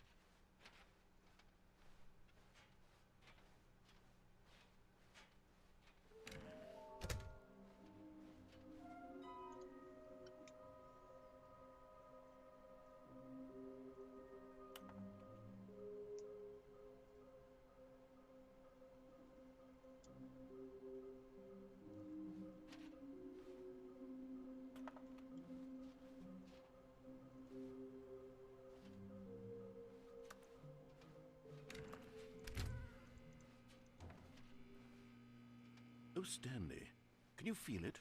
The broom closet. It wants the... Coming to a staircase, Stanley and the bucket walked upstairs to the boss's office.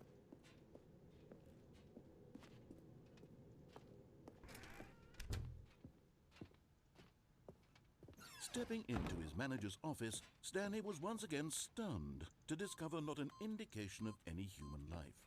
But Stanley guessed the correct code by sheer luck. Was it that the bucket knew all along? Was the bucket guiding him? Yes, this is certainly the most logical explanation.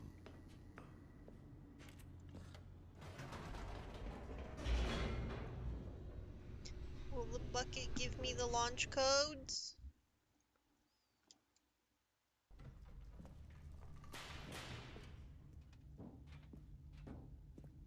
Stanley and the bucket walked straight ahead through the large door that read, Mind Control Facility.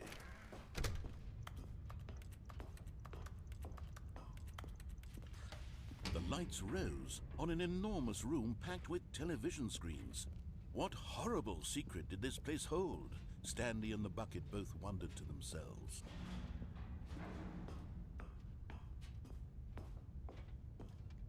I really wish I could skip the shit. The monitors jumped to life, and Stanley nearly dropped the bucket in shock. Everyone in the office was being videotaped, monitored like... But just as Stanley was about to proceed further into the mind control facility, he tripped and fell over the railing and into the dark void below. Thankfully, he fell directly onto the bucket, which safely cushioned his fall.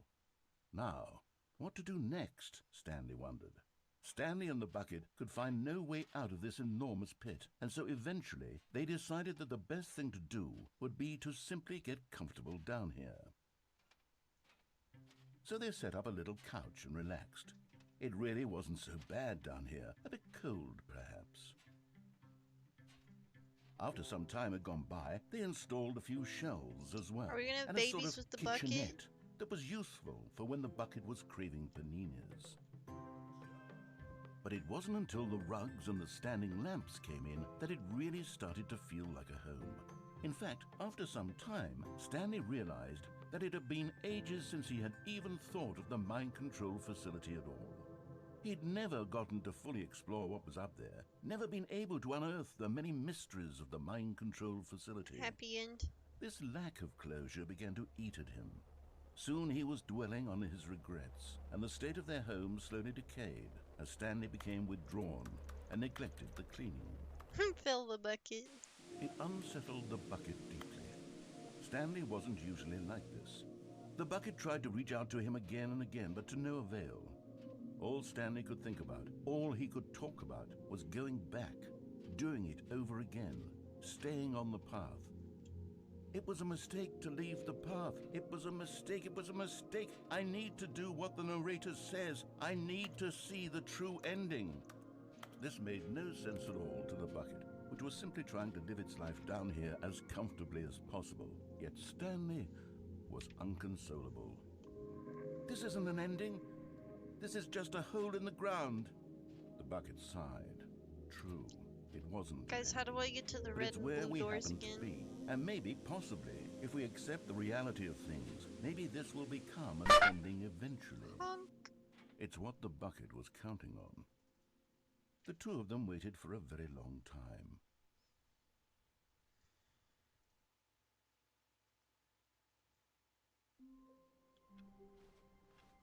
All of his co-workers were gone.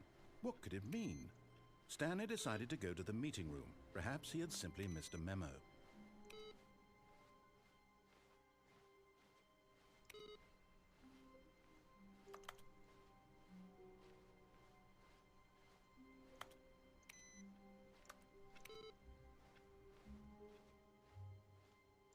I'm becoming immune to jump scares. I don't think that's it. When Stanley came to a set of I just two don't open have to doors, focus on he this entered the game. door on his left. This was not the correct way to the meeting room, and Stanley knew it perfectly well. Perhaps he wanted to stop by the employee lounge first, just to admire it. Stanley felt lightheaded, butterflies in zoning his out, stomach. Giddy in a way he had doesn't work. never known. But eager to get back to business, Stanley took the first open door on his left.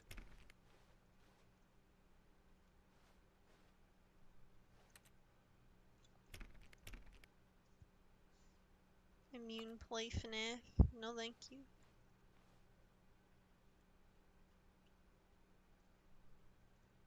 Stanley was so bad at following directions, it's incredible he wasn't fired years ago.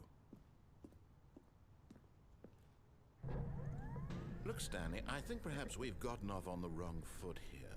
I'm not your enemy, really, I'm not. I realize that investing your trust in someone else can be difficult, but the fact is that the story has been about nothing but you all this time.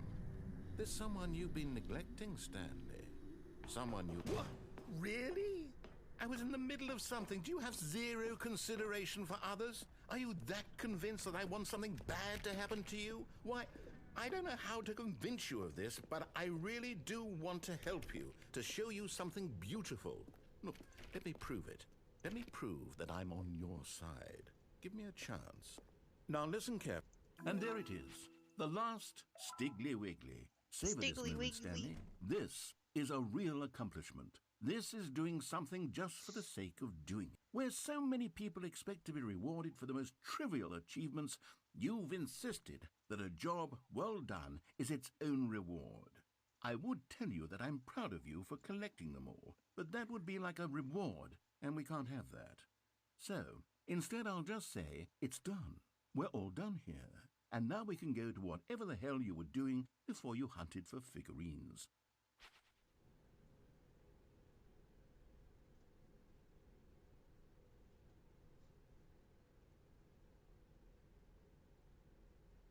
Oh, wow. That's what Settings World Champion is?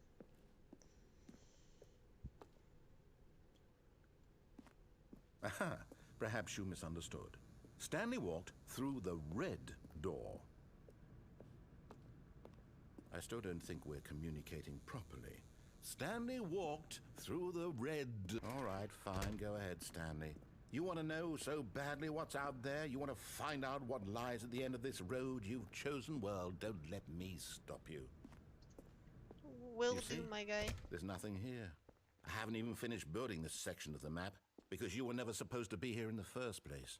Broken rooms, exposed developer textures. Is this what you had wanted? Was it worth ruining the entire story I had written out specifically for you? Do you not think I put a lot of time into that? Because I did. And in the end, it was all for nothing. Because this is what you wanted to see. Help me here, Stanley. Help elucidate these strange and unknowable desires of yours. What would have made this game better? What did you want to see? Vehicles? Skill trees? Work with me. You've given me Yeah, skill absolutely nothing trees. so far. Tell you what. Let me take a stab in the dark at a new design and you can give me some feedback. There we go. A third option. This already feels leaps ahead of where we were before. Go ahead, Stanley. Take it for a spin.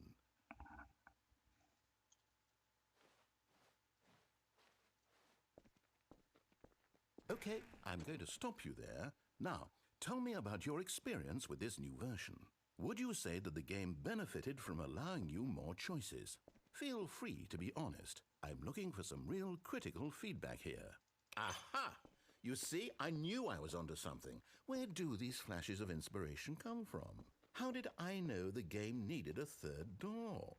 Well, it's instinct mostly, a calling in your gut.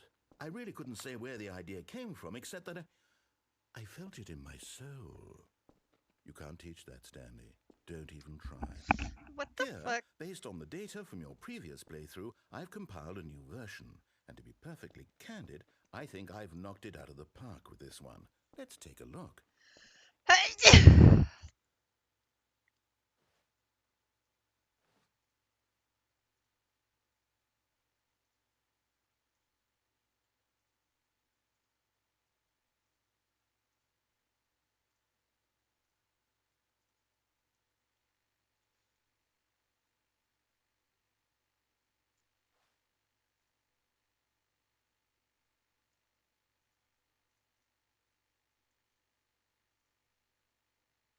Wow. Stanley is last. Friends list empty.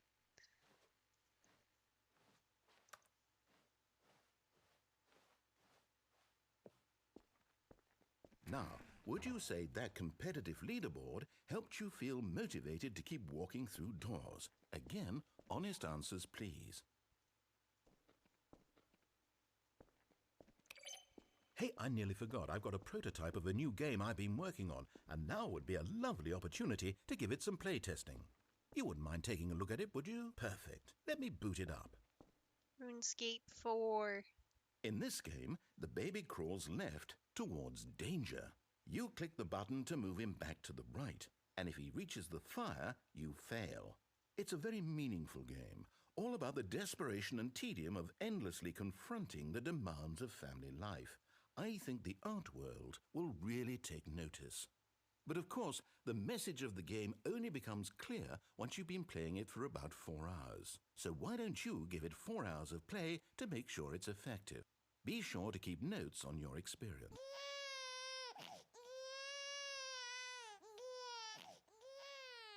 You heartless bastard. Did you do it because you hate babies or purely to spite me? Because if it's the latter, well, I don't know what to do. I'm completely out of ideas. I can't think of a single thing that might improve the experience for me. I'm not even going to try. I'm out. I'm done.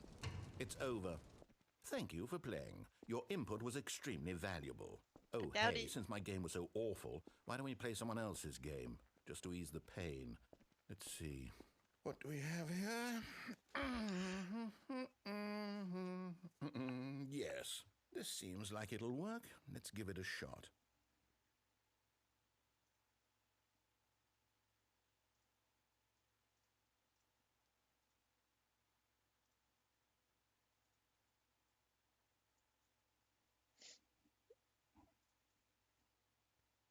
League of Legends 2.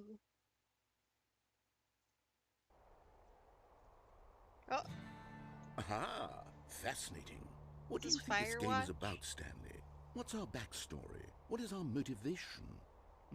Is this real? Well, it seems obvious to me that you are meant to play as a creepy man spying on innocent civilians below you from up high in your creep tower, perhaps for some sort of twisted erotic purpose. Is Firewatch this that old? Must be it. What a fascinating venture into the experience of total mental depravity. So far, I love everything about this game, Stanley. And it seems there's even more. From 2013, Come, bro? let's venture outward and see what else is out there. Look, it's the Swaggis. Isn't, like... Did they have to get permission? Is it made by the same people? What the fuck?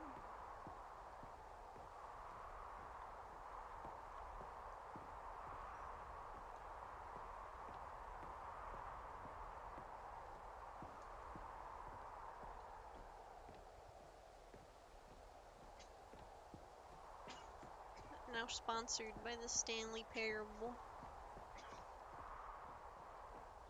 Oh no. No, it can't be. Slenderman! It is! It's an open world game! Good God, quickly block it off! Oh. Hey, you Thank fucker. goodness, Stanley, what a close call. You nearly wandered off into that thing, that big, open, just wandering around, no right or wrong directions, no path to follow. You can just go in any... Oh, thank heavens we avoided it. We're out of the woods now, Stanley. Okay, I'm going to get us out of here. I think we're Let's in find the woods, another brother. game. Preferably something with walls. Something with nice, big, insurmountable walls.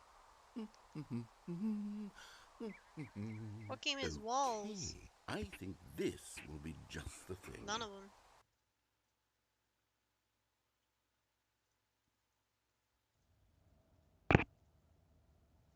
No Wonderful. fucking way! See, this is exactly what I had in mind.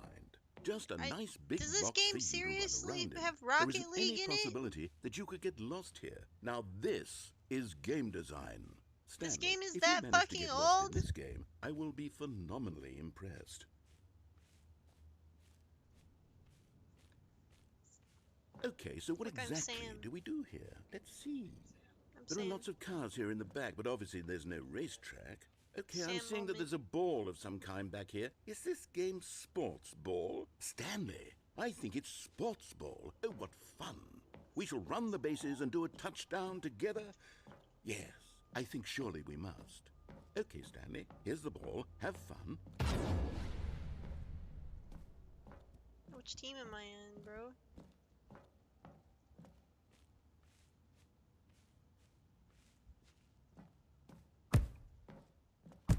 This is so fucking stupid.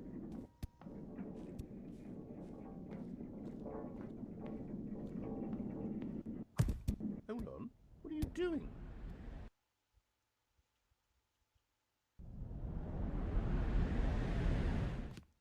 Stanley, don't do that. I can't follow you there. I can't help you.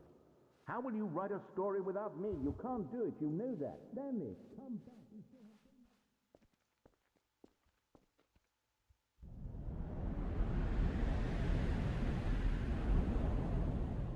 I don't know where the fuck I'm going.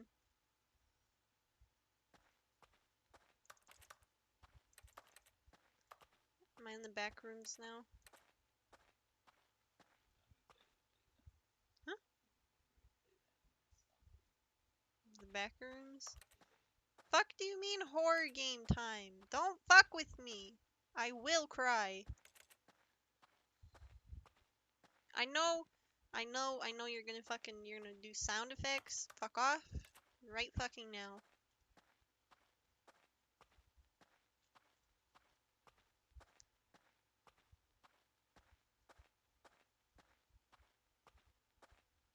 You better time that shit perfectly. If I'm actively thinking about it, it can't scare me.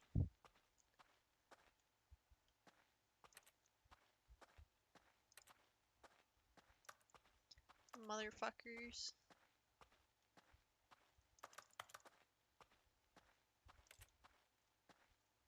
Oh, that chair scared me.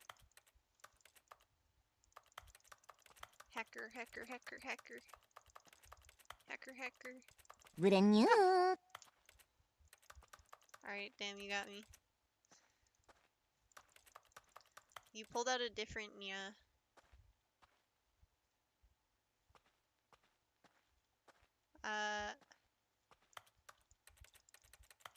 What am I supposed to do? Oh. I wonder what he found. If Alright, what he that scared wanted me. was to be the leading man in his own story, well, perhaps he's gotten it. Down in wherever he is right now. I wonder if he's happy with his choice, and if he's learned the heavy cost that comes with it. He'll understand soon what I was trying to tell him. He needs me. Someone who will wrap everything up at the end, to make sense out of the chaos and the fear and the confusion. That's who I am. That is what I mean to this world. Oh, yes. Yes, I'll be back. There's no other way. Once this ends, after it all comes to a close, then I'll be back. The end will be here soon. Very soon. I can wait.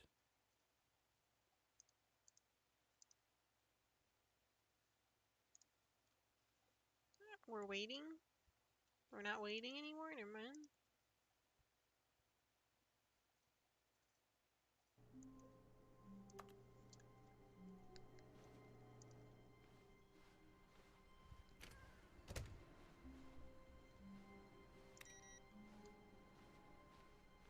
Stanley, I'm sorry, but I have to put a pause on things. It's those figurines.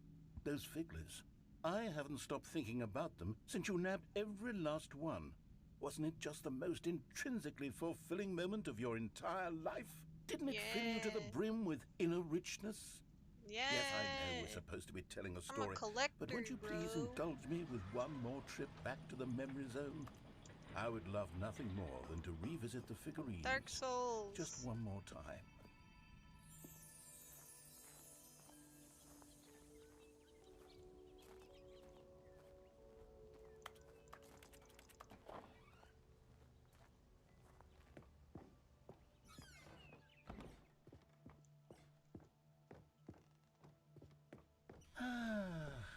Here's where it all began.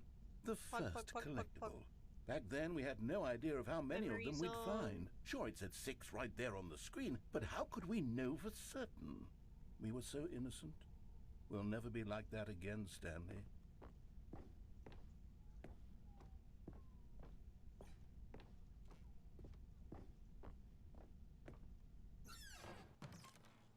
And here was a second Stanley. You found this one all on your own, just by poking around in the boss's bathroom. You did that, Stanley. I'll be honest. Back then, I had no faith in you to find any of them, let alone 6. But you continue to surprise me in all sorts of mundane, unremarkable ways. Why would they bait me like that? Okay, let's do a little quiz. Which of these rooms was the room you found your third mini stand? Can you remember? Are we supposed to get it right? What happens if we get it? I hate this game is preying my inability to make decisions. Bruh.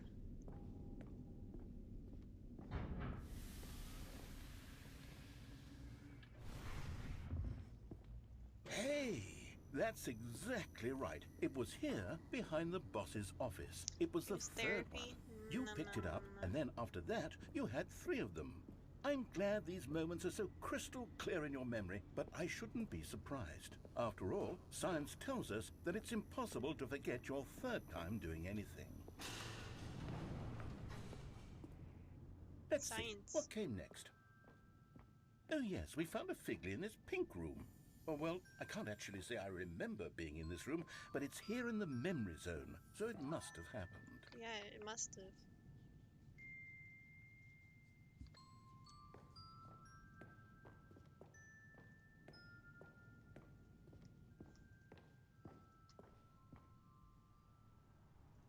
This was the 5th mini-stand, and this one was really something special. It was in the warehouse. I remember it so clearly.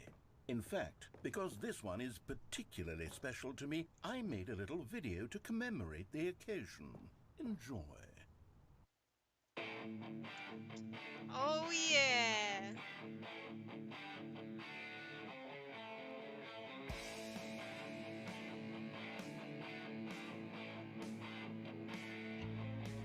This is so perfectly shitty. Wow. They really got the vibes right. The quality, the transitions, the white text on fugly blue background. Oh my god, bro, the emoji. Thanks for watching. That was the greatest piece of media I've ever consumed in my life. Takes you back, doesn't it? I spent a lot of time making that video, but it was 8 minutes off? I wouldn't have spent on anything else.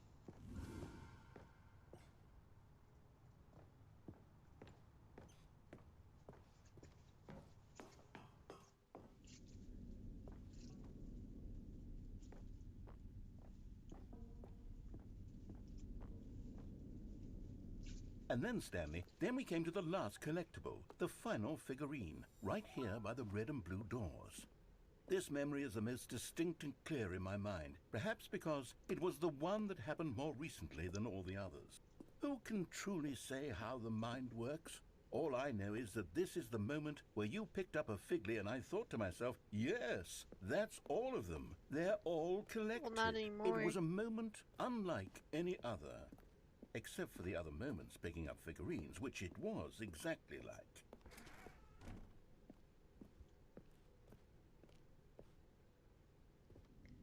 Ooh. And then there was no more, because we've caught up to the present moment. Nothing left to do but move onward into the future. Goodbye, Memory Zone. Oh, okay. Goodbye. No, I'm not done. I'm not ready to never move mind. on. Stop the loading screen. Isn't there some way we can stay here, keep enjoying these figurines? Let's just go backward. We'll do the memory zone again from the opposite direction. See how that feels. Okay, yes, the room with the red and blue doors. I remember Picking them up this. again. I must say, of all the figurines we looked at in our initial tour of the memory zone, this one is the most distinct and clear in my mind. Let's keep going, I want more. And here's where I made that video. Don't you remember the video we watched? Wow, memory lane, bro. Woo! Yes, I love that video. Me too.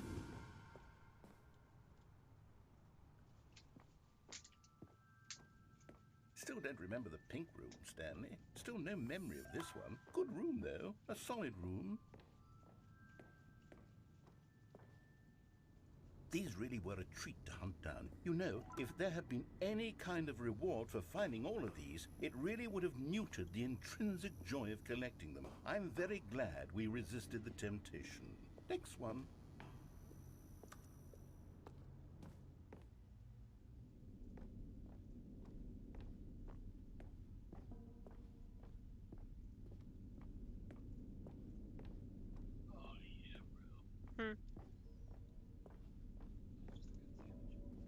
I know, right?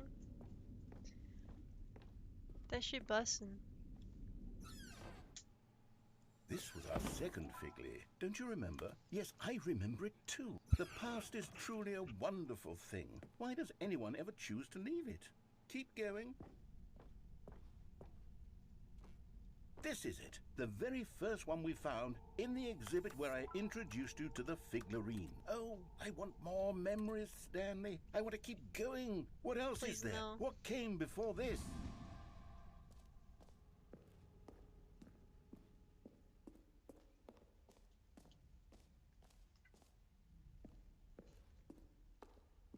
Look, it's the terrible new content that we were originally sold on.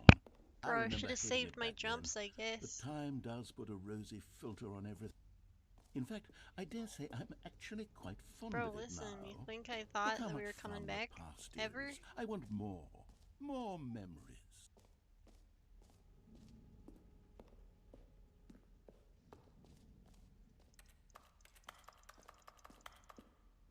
Bro, why is he making me run all the way back? You motherfucker. Oh yes, the two doors. Who could have forgotten that? A classic memory, this one.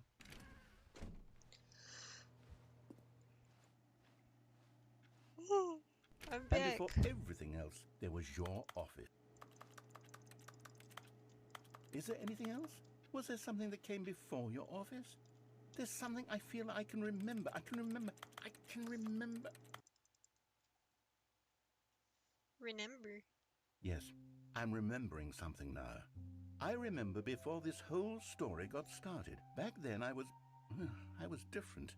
I used to make big decisions. I was passionate. I was skeptical. I weighed each decision with profound thoughtfulness. And then somewhere along the way, I stopped making decisions. I became lazy, and I came up with a character named Stanley to do my thinking for me. He would make the decisions, he would decide which way to go. I would cheer him on as he collected figurines for no reason. Why did I invent Stanley? Was I lonely? Yes, perhaps that's it. Perhaps I needed to imagine I had companionship. Lord. And Stanley really did make for a wonderful companion, even if he was a fiction. But I suppose it's grown old. I want to think for myself again. I want to go back to how it used to be. Yes, I can be on my own again. I can do it. Huh? I'll be stronger this time. I'll take care of myself. I don't need Stanley anymore. Oh, but he truly was so much fun to play with. You know what? Since we're in the memory zone, how about one more good memory? Let's go back just once and give Stanley one more run of the office, and then I'll retire him for good. I did enjoy telling his story so very much. Okay, here we go. This is the story of a man named Stanley.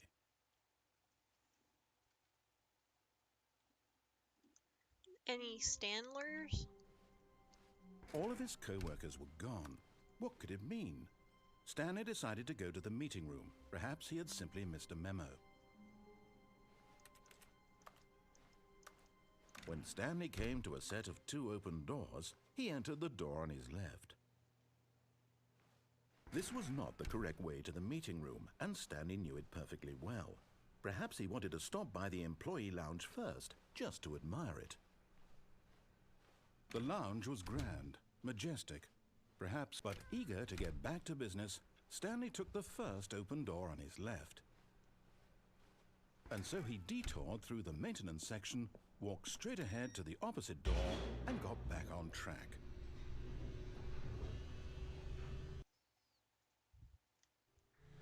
But Stanley didn't want to go back to the office. He wanted to wander about and get even further off track. So now in order to get back, he needed to go,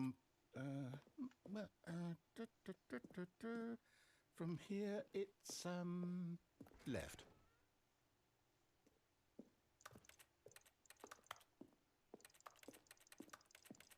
Oh, no. No, it's to the right. My mistake. No, not the right. You bitch. Why would I have ever said it was to the right? What was I thinking? It's clearly... Oh, dear, would you hold on for a minute, please? Now, we went down, right, left, down, left, right. Yep, okay, yes. I've got it now. This story is absolutely, definitely this way.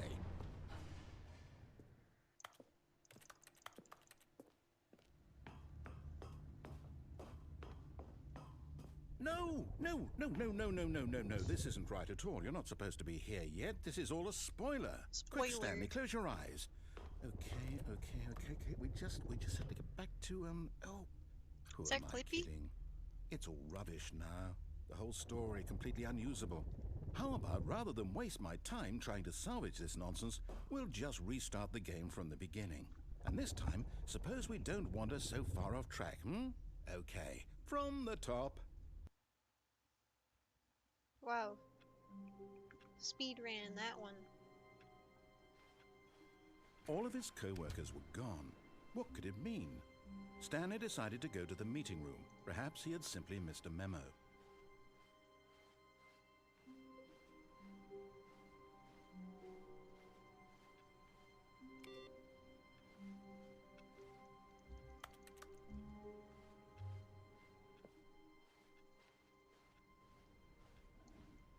Alright, I don't know what to do now. When Stanley... Wait, what? No, I restarted. I swear, I definitely restarted the game over, completely fresh. Everything Still should be... doing this one. Oh, did something change? Stanley, did you change anything when we were back in that room with all the monitors? Did you move the story somewhere, or... Hold on. Why am I asking you? I'm the one who wrote the story. It was right here just a minute ago. I know for sure that it's here somewhere. Okay, then. It's an adventure. Come, Stanley. Let's find the story.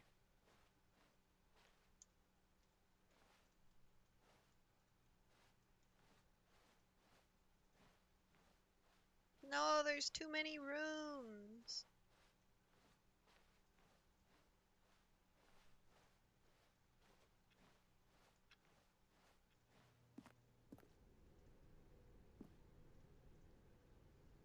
Everyone knows what you did. They're just holding back to let you torture yourself. I'll say it. This is the worst adventure I've ever been on. I can promise you there definitely was a story here before. Do we need to restart the game again? Well, I find it unlikely that we'll ever progress by starting over and over again, but it's got to be better than this. Okay, let's give it a shot. Why not?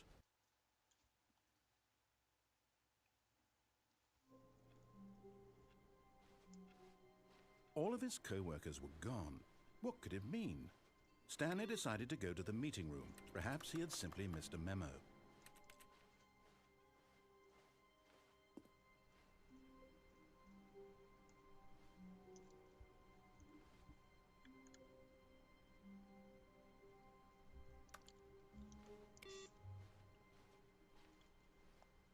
I broke the game. I doubt it.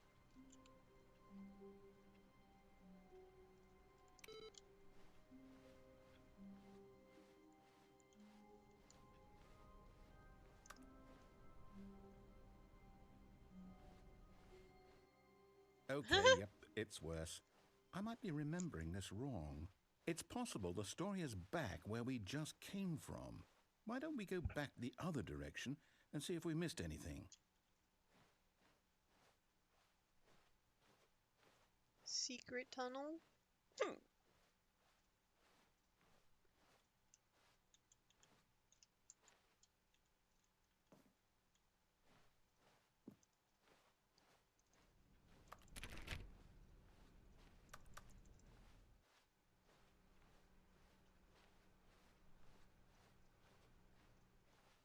Aha!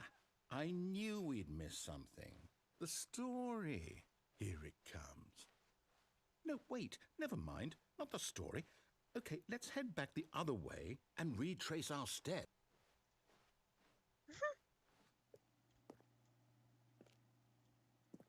Oh, that's terrifying.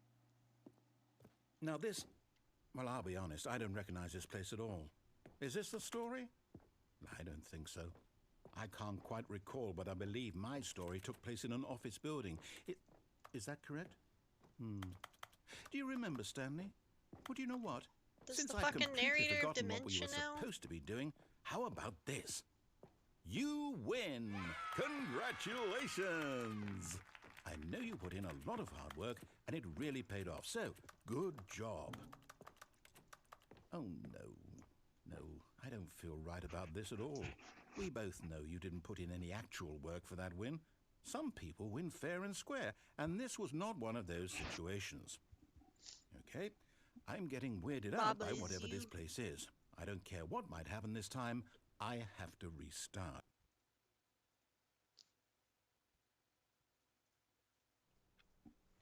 Oh my god, there he is, the adventure line. All right, I've got a solution. This time, to make sure we don't get lost, I've employed the help of the Stanley Parable Adventure Line. Just follow the line. How simple is that?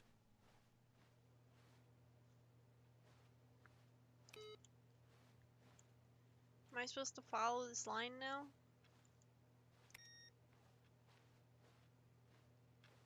This guy's playing solitaire.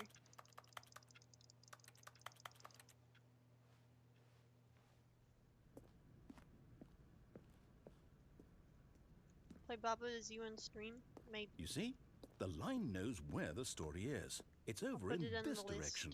Onward, Stanley, to destiny. Though, here's a thought. Wouldn't wherever we end up be our destination, even if there's no story there? Or to put it another way, is the story of no destination still a story? Simply by the act of moving forward, are we implying a journey such that a destination is inevitably conjured into being via the very manifestation of the nature of life itself? Okay, Stanley, I need to follow this train of thought for a minute. Just stick with me. Now, we can both agree that the nature of existence is in fact a byproduct of one's subjective experience of that existence, right? Okay, now if my experience of your existence rests inside of your subjective experience of this office, is this office in fact the skeleton of my own relative experiential mental subjective construct? Whoa. Hang on. That got a bit weird back there. Well, I'd like to apologize. Okay. Not sure where I was going with all that. You know what? I think what we need right now is a bit of music to lighten the mood.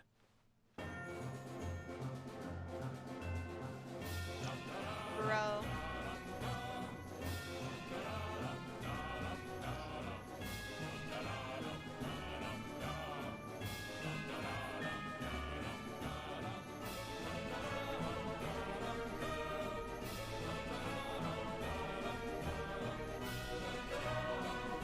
This is awful, awful music.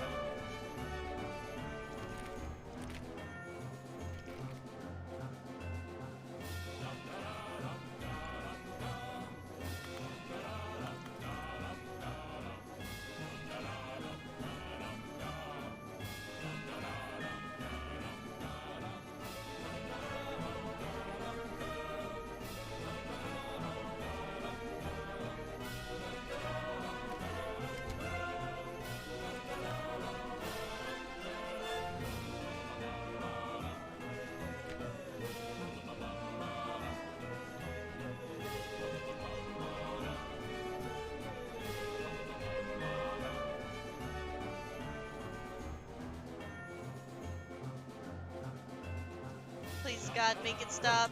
Cut the music, go back and look at that fern. Stanley, this fern will be very important later in the story. Make sure you study it closely and remember it carefully. You won't want to miss anything.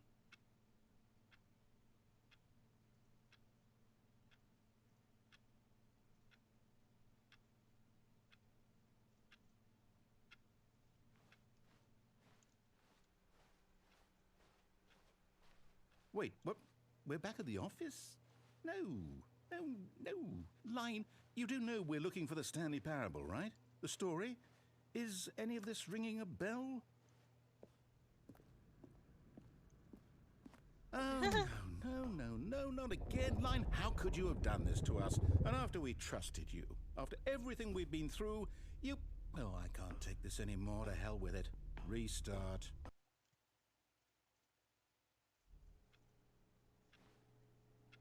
When will the adventure line end?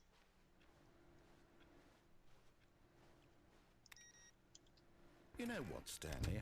I say forget the adventure line. What's it ever done Right for here. us? We're intelligent people, right? Why can't we make up our own story? Something exciting, daring, mysterious.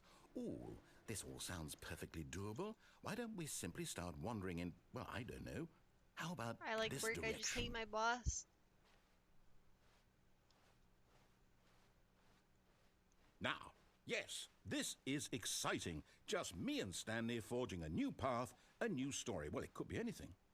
What do you want our story to be? Go wild. Use your imagination. Whatever it might be, Stanley, I'm ready for it.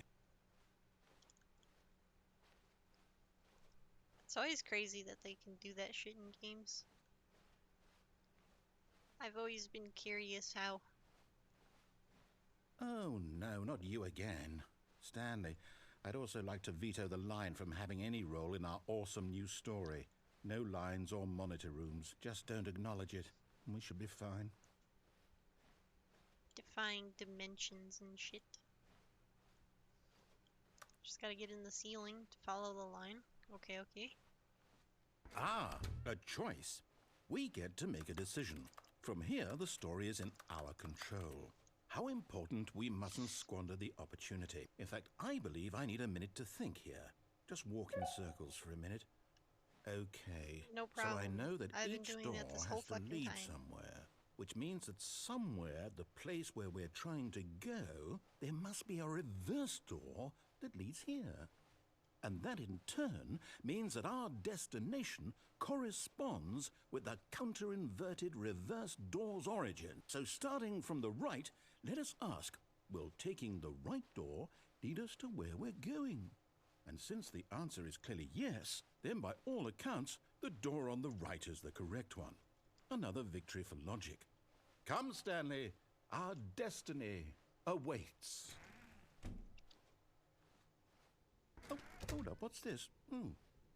The confusion ending. You're telling me that's what this is? It's all one giant ending? And we're supposed to restart the game, what, eight times? That's really how all this goes? It's all determined? So now, according to the schedule, I restart again. Then what? Am I just supposed to forget? Well, what if I don't want to forget? My mind goes blank simply because it's written here on this thing, wall. Well, who consulted me? Why don't I get to decide? Why don't I get a say in all of this? Is it really? No, it can't be. I don't want it to be. I don't want the game to keep restarting. I don't want to forget what's going on. I don't want to be trapped like this. I won't restart the game. I won't do it. I won't do it. I won't do it. And the timer stopped? Does that mean, did we do it? Did we break the cycle? The, whatever it is that made this schedule? How would we even know? Will someone come for us? Will something happen? We're just So, skipping to after a long time okay. Stanley dies. I guess now we just wait. You know, I suppose in some way that this is a kind of story, wouldn't you agree? I'm not quite sure if we're in the destination or the journey. Though they're always saying that life is about the journey and not the destination. So I hope that's where we are right now. We'll find out, won't we? Eventually. Well, in the meantime... Well,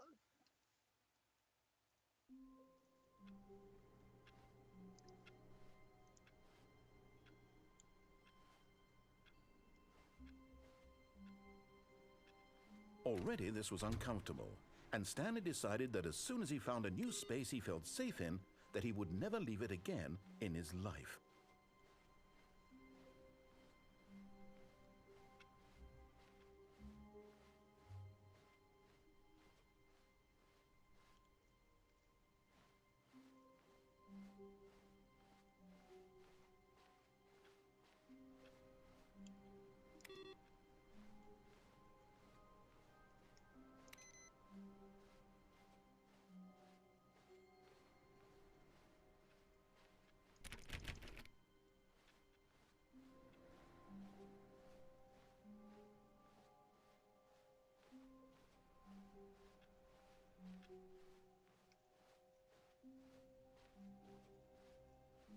When Stanley came to a set of 2 open doors, he entered the door on his left.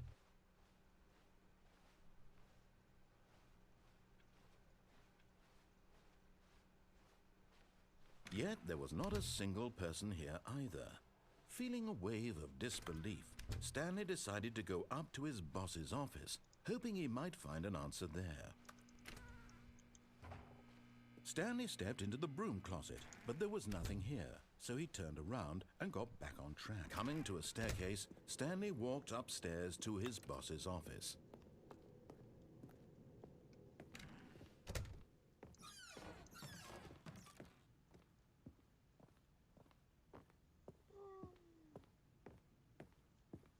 Stepping into his manager's office, Stanley was once again stunned to discover not an indication of any human life.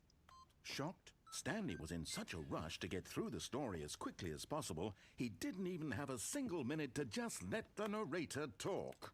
That kind of anxiety isn't healthy, so he relaxed for a few moments with some calming New Age music.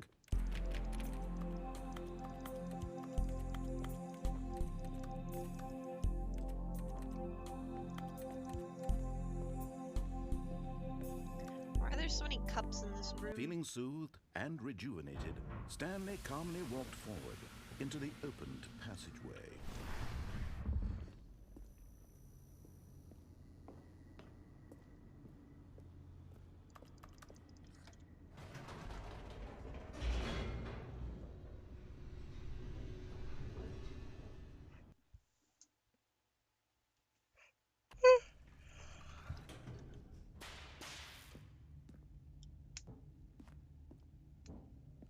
Stanley walked straight ahead through the large door that read Mind Control Facility. Although this passageway had the word escape written on it, the truth was that at the end of this hall, Stanley would meet his violent death. The door behind him was not shut. Stanley still had every opportunity to turn around and get back on track. At this point, Stanley was making a conscious, concerted effort to walk forward and willingly confront his death.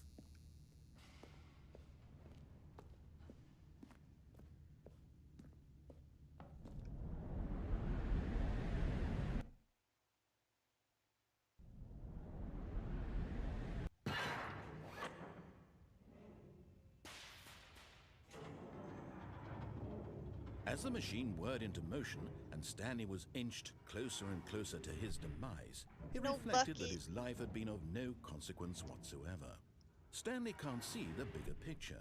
He doesn't know the real story, trapped forever in his narrow vision of what this world is. Perhaps his death was of no great loss, like plucking the eyeballs from a blind man. And so he resigned and willingly accepted this violent end to his brief and shallow life. Farewell, Stanley.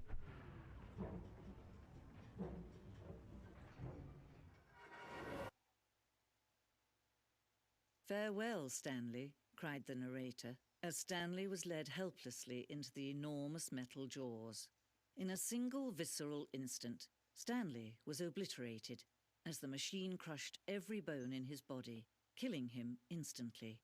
Pog instantly!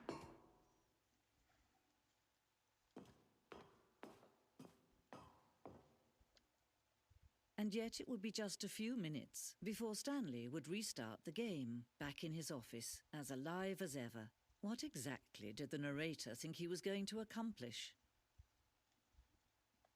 When every path you can walk has been created for you long in advance, death becomes meaningless, making life the same. Do you see now?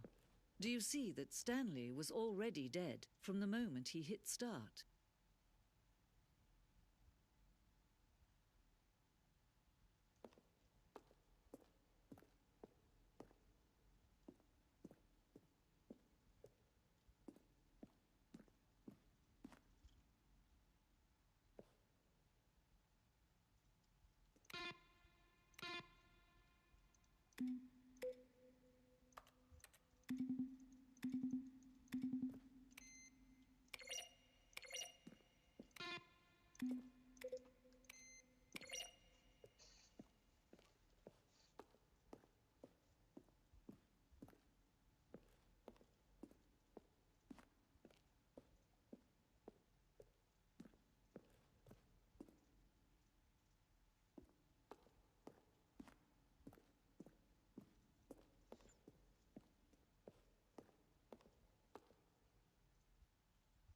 Freedom ending.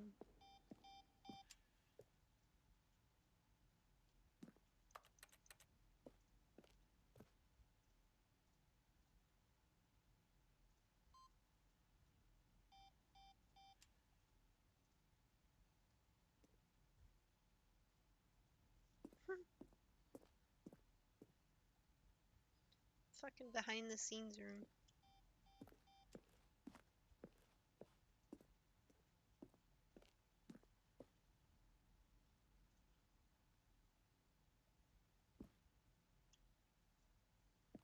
Zending.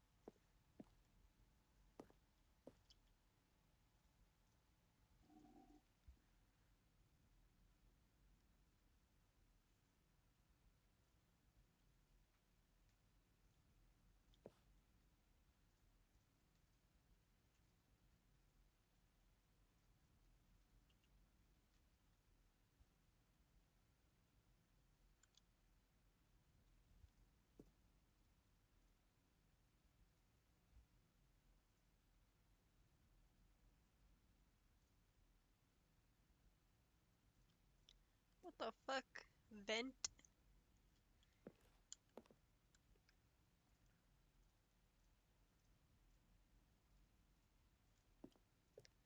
The simplest version won out. Pog.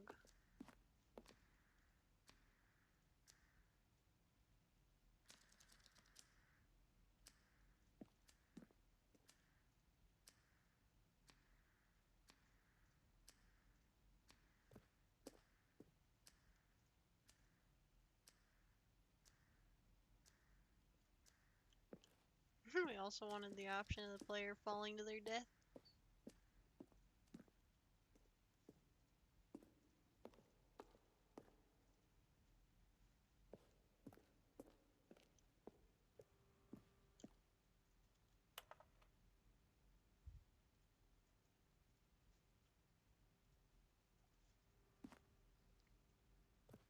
Dead strong bad. How do you type with boxing gloves on? What do the lights in the control room do? I really want to know. Next! Partner, I'm Anthony Elias, business broker. Please partner with me in a very rewarding business venture. Details will be sent to you if you are interested. Hi, Mr. Narrator Guy. I have a question for you, sir, and it is, what is your message for today? No way, these are real people. There's a skeleton inside of you. There are more skeletons in this world than humans. Thanks and goodbye. Final warning. Did you send this cake? Am I Stanley? Why are you spying on me? I donate. Why? How? Will the game feature capybaras? Capybara? Capybara! Coconut doggo! Are you gay? From Dink Dunk.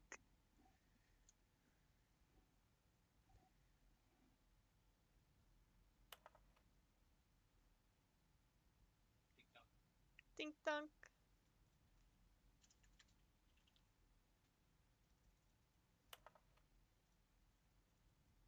Infinite quests. How many endings? Ding dong. How do you make a JRPG? How do you make the worst game ever? What is the difference between a duck? Haha, funny. It's from Michael. Michael M. That's you. But with another M. Are you a rock? Bro, how many are these? How many are there?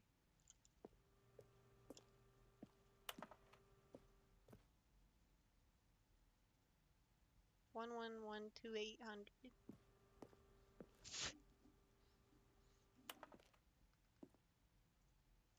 Okay, bye. I'm done with that.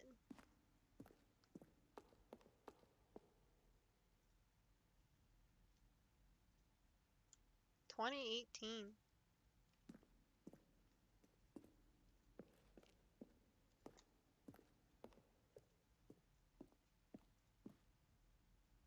Fighting aliens?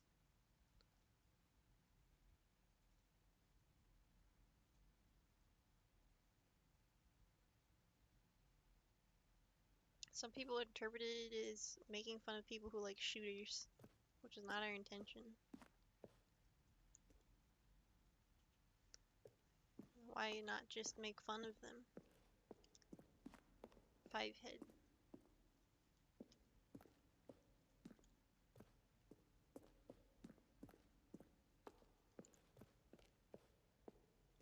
Ding donk.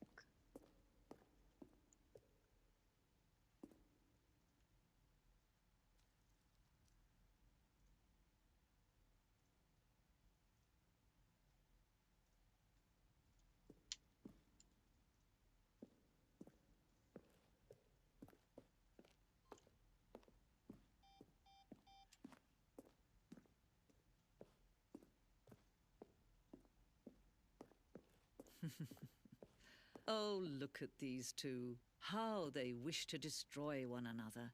How they wish to control one another. How they both wish to be free. Freedom! Can you see? Can you see how much they need one another? No, perhaps not. Sometimes these things cannot be seen. But listen to me. You can still save these two. You can stop the program before they both fail. Push escape and press quit. There's no other way to beat this game. As long as you move forward, you'll be walking someone else's path. Stop now and it'll be your only true choice. Whatever you do, choose it. Don't let time choose for you. Don't let... I choose death.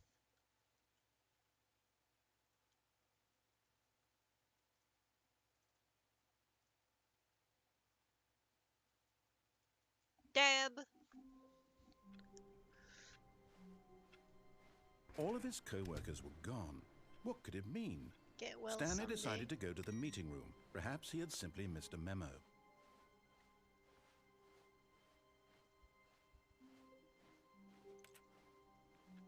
Alright, I think I am done for today though. I don't know how many endings this game has, nor do I know if there's even a way to tell what you have done.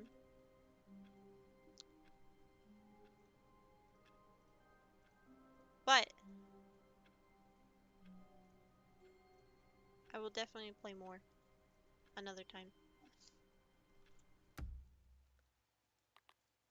The sequel is now paused.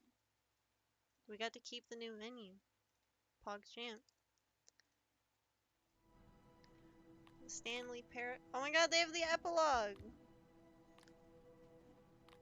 Definitely gotta play the fucking epilogue.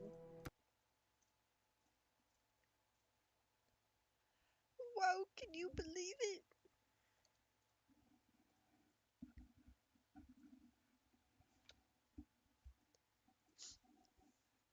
Thank you guys again for coming to my stream. Even the people that have already left and or gone to bed. I appreciate it very many.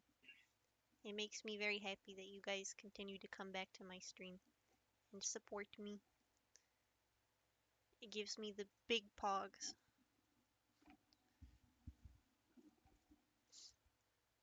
Thank you, cake.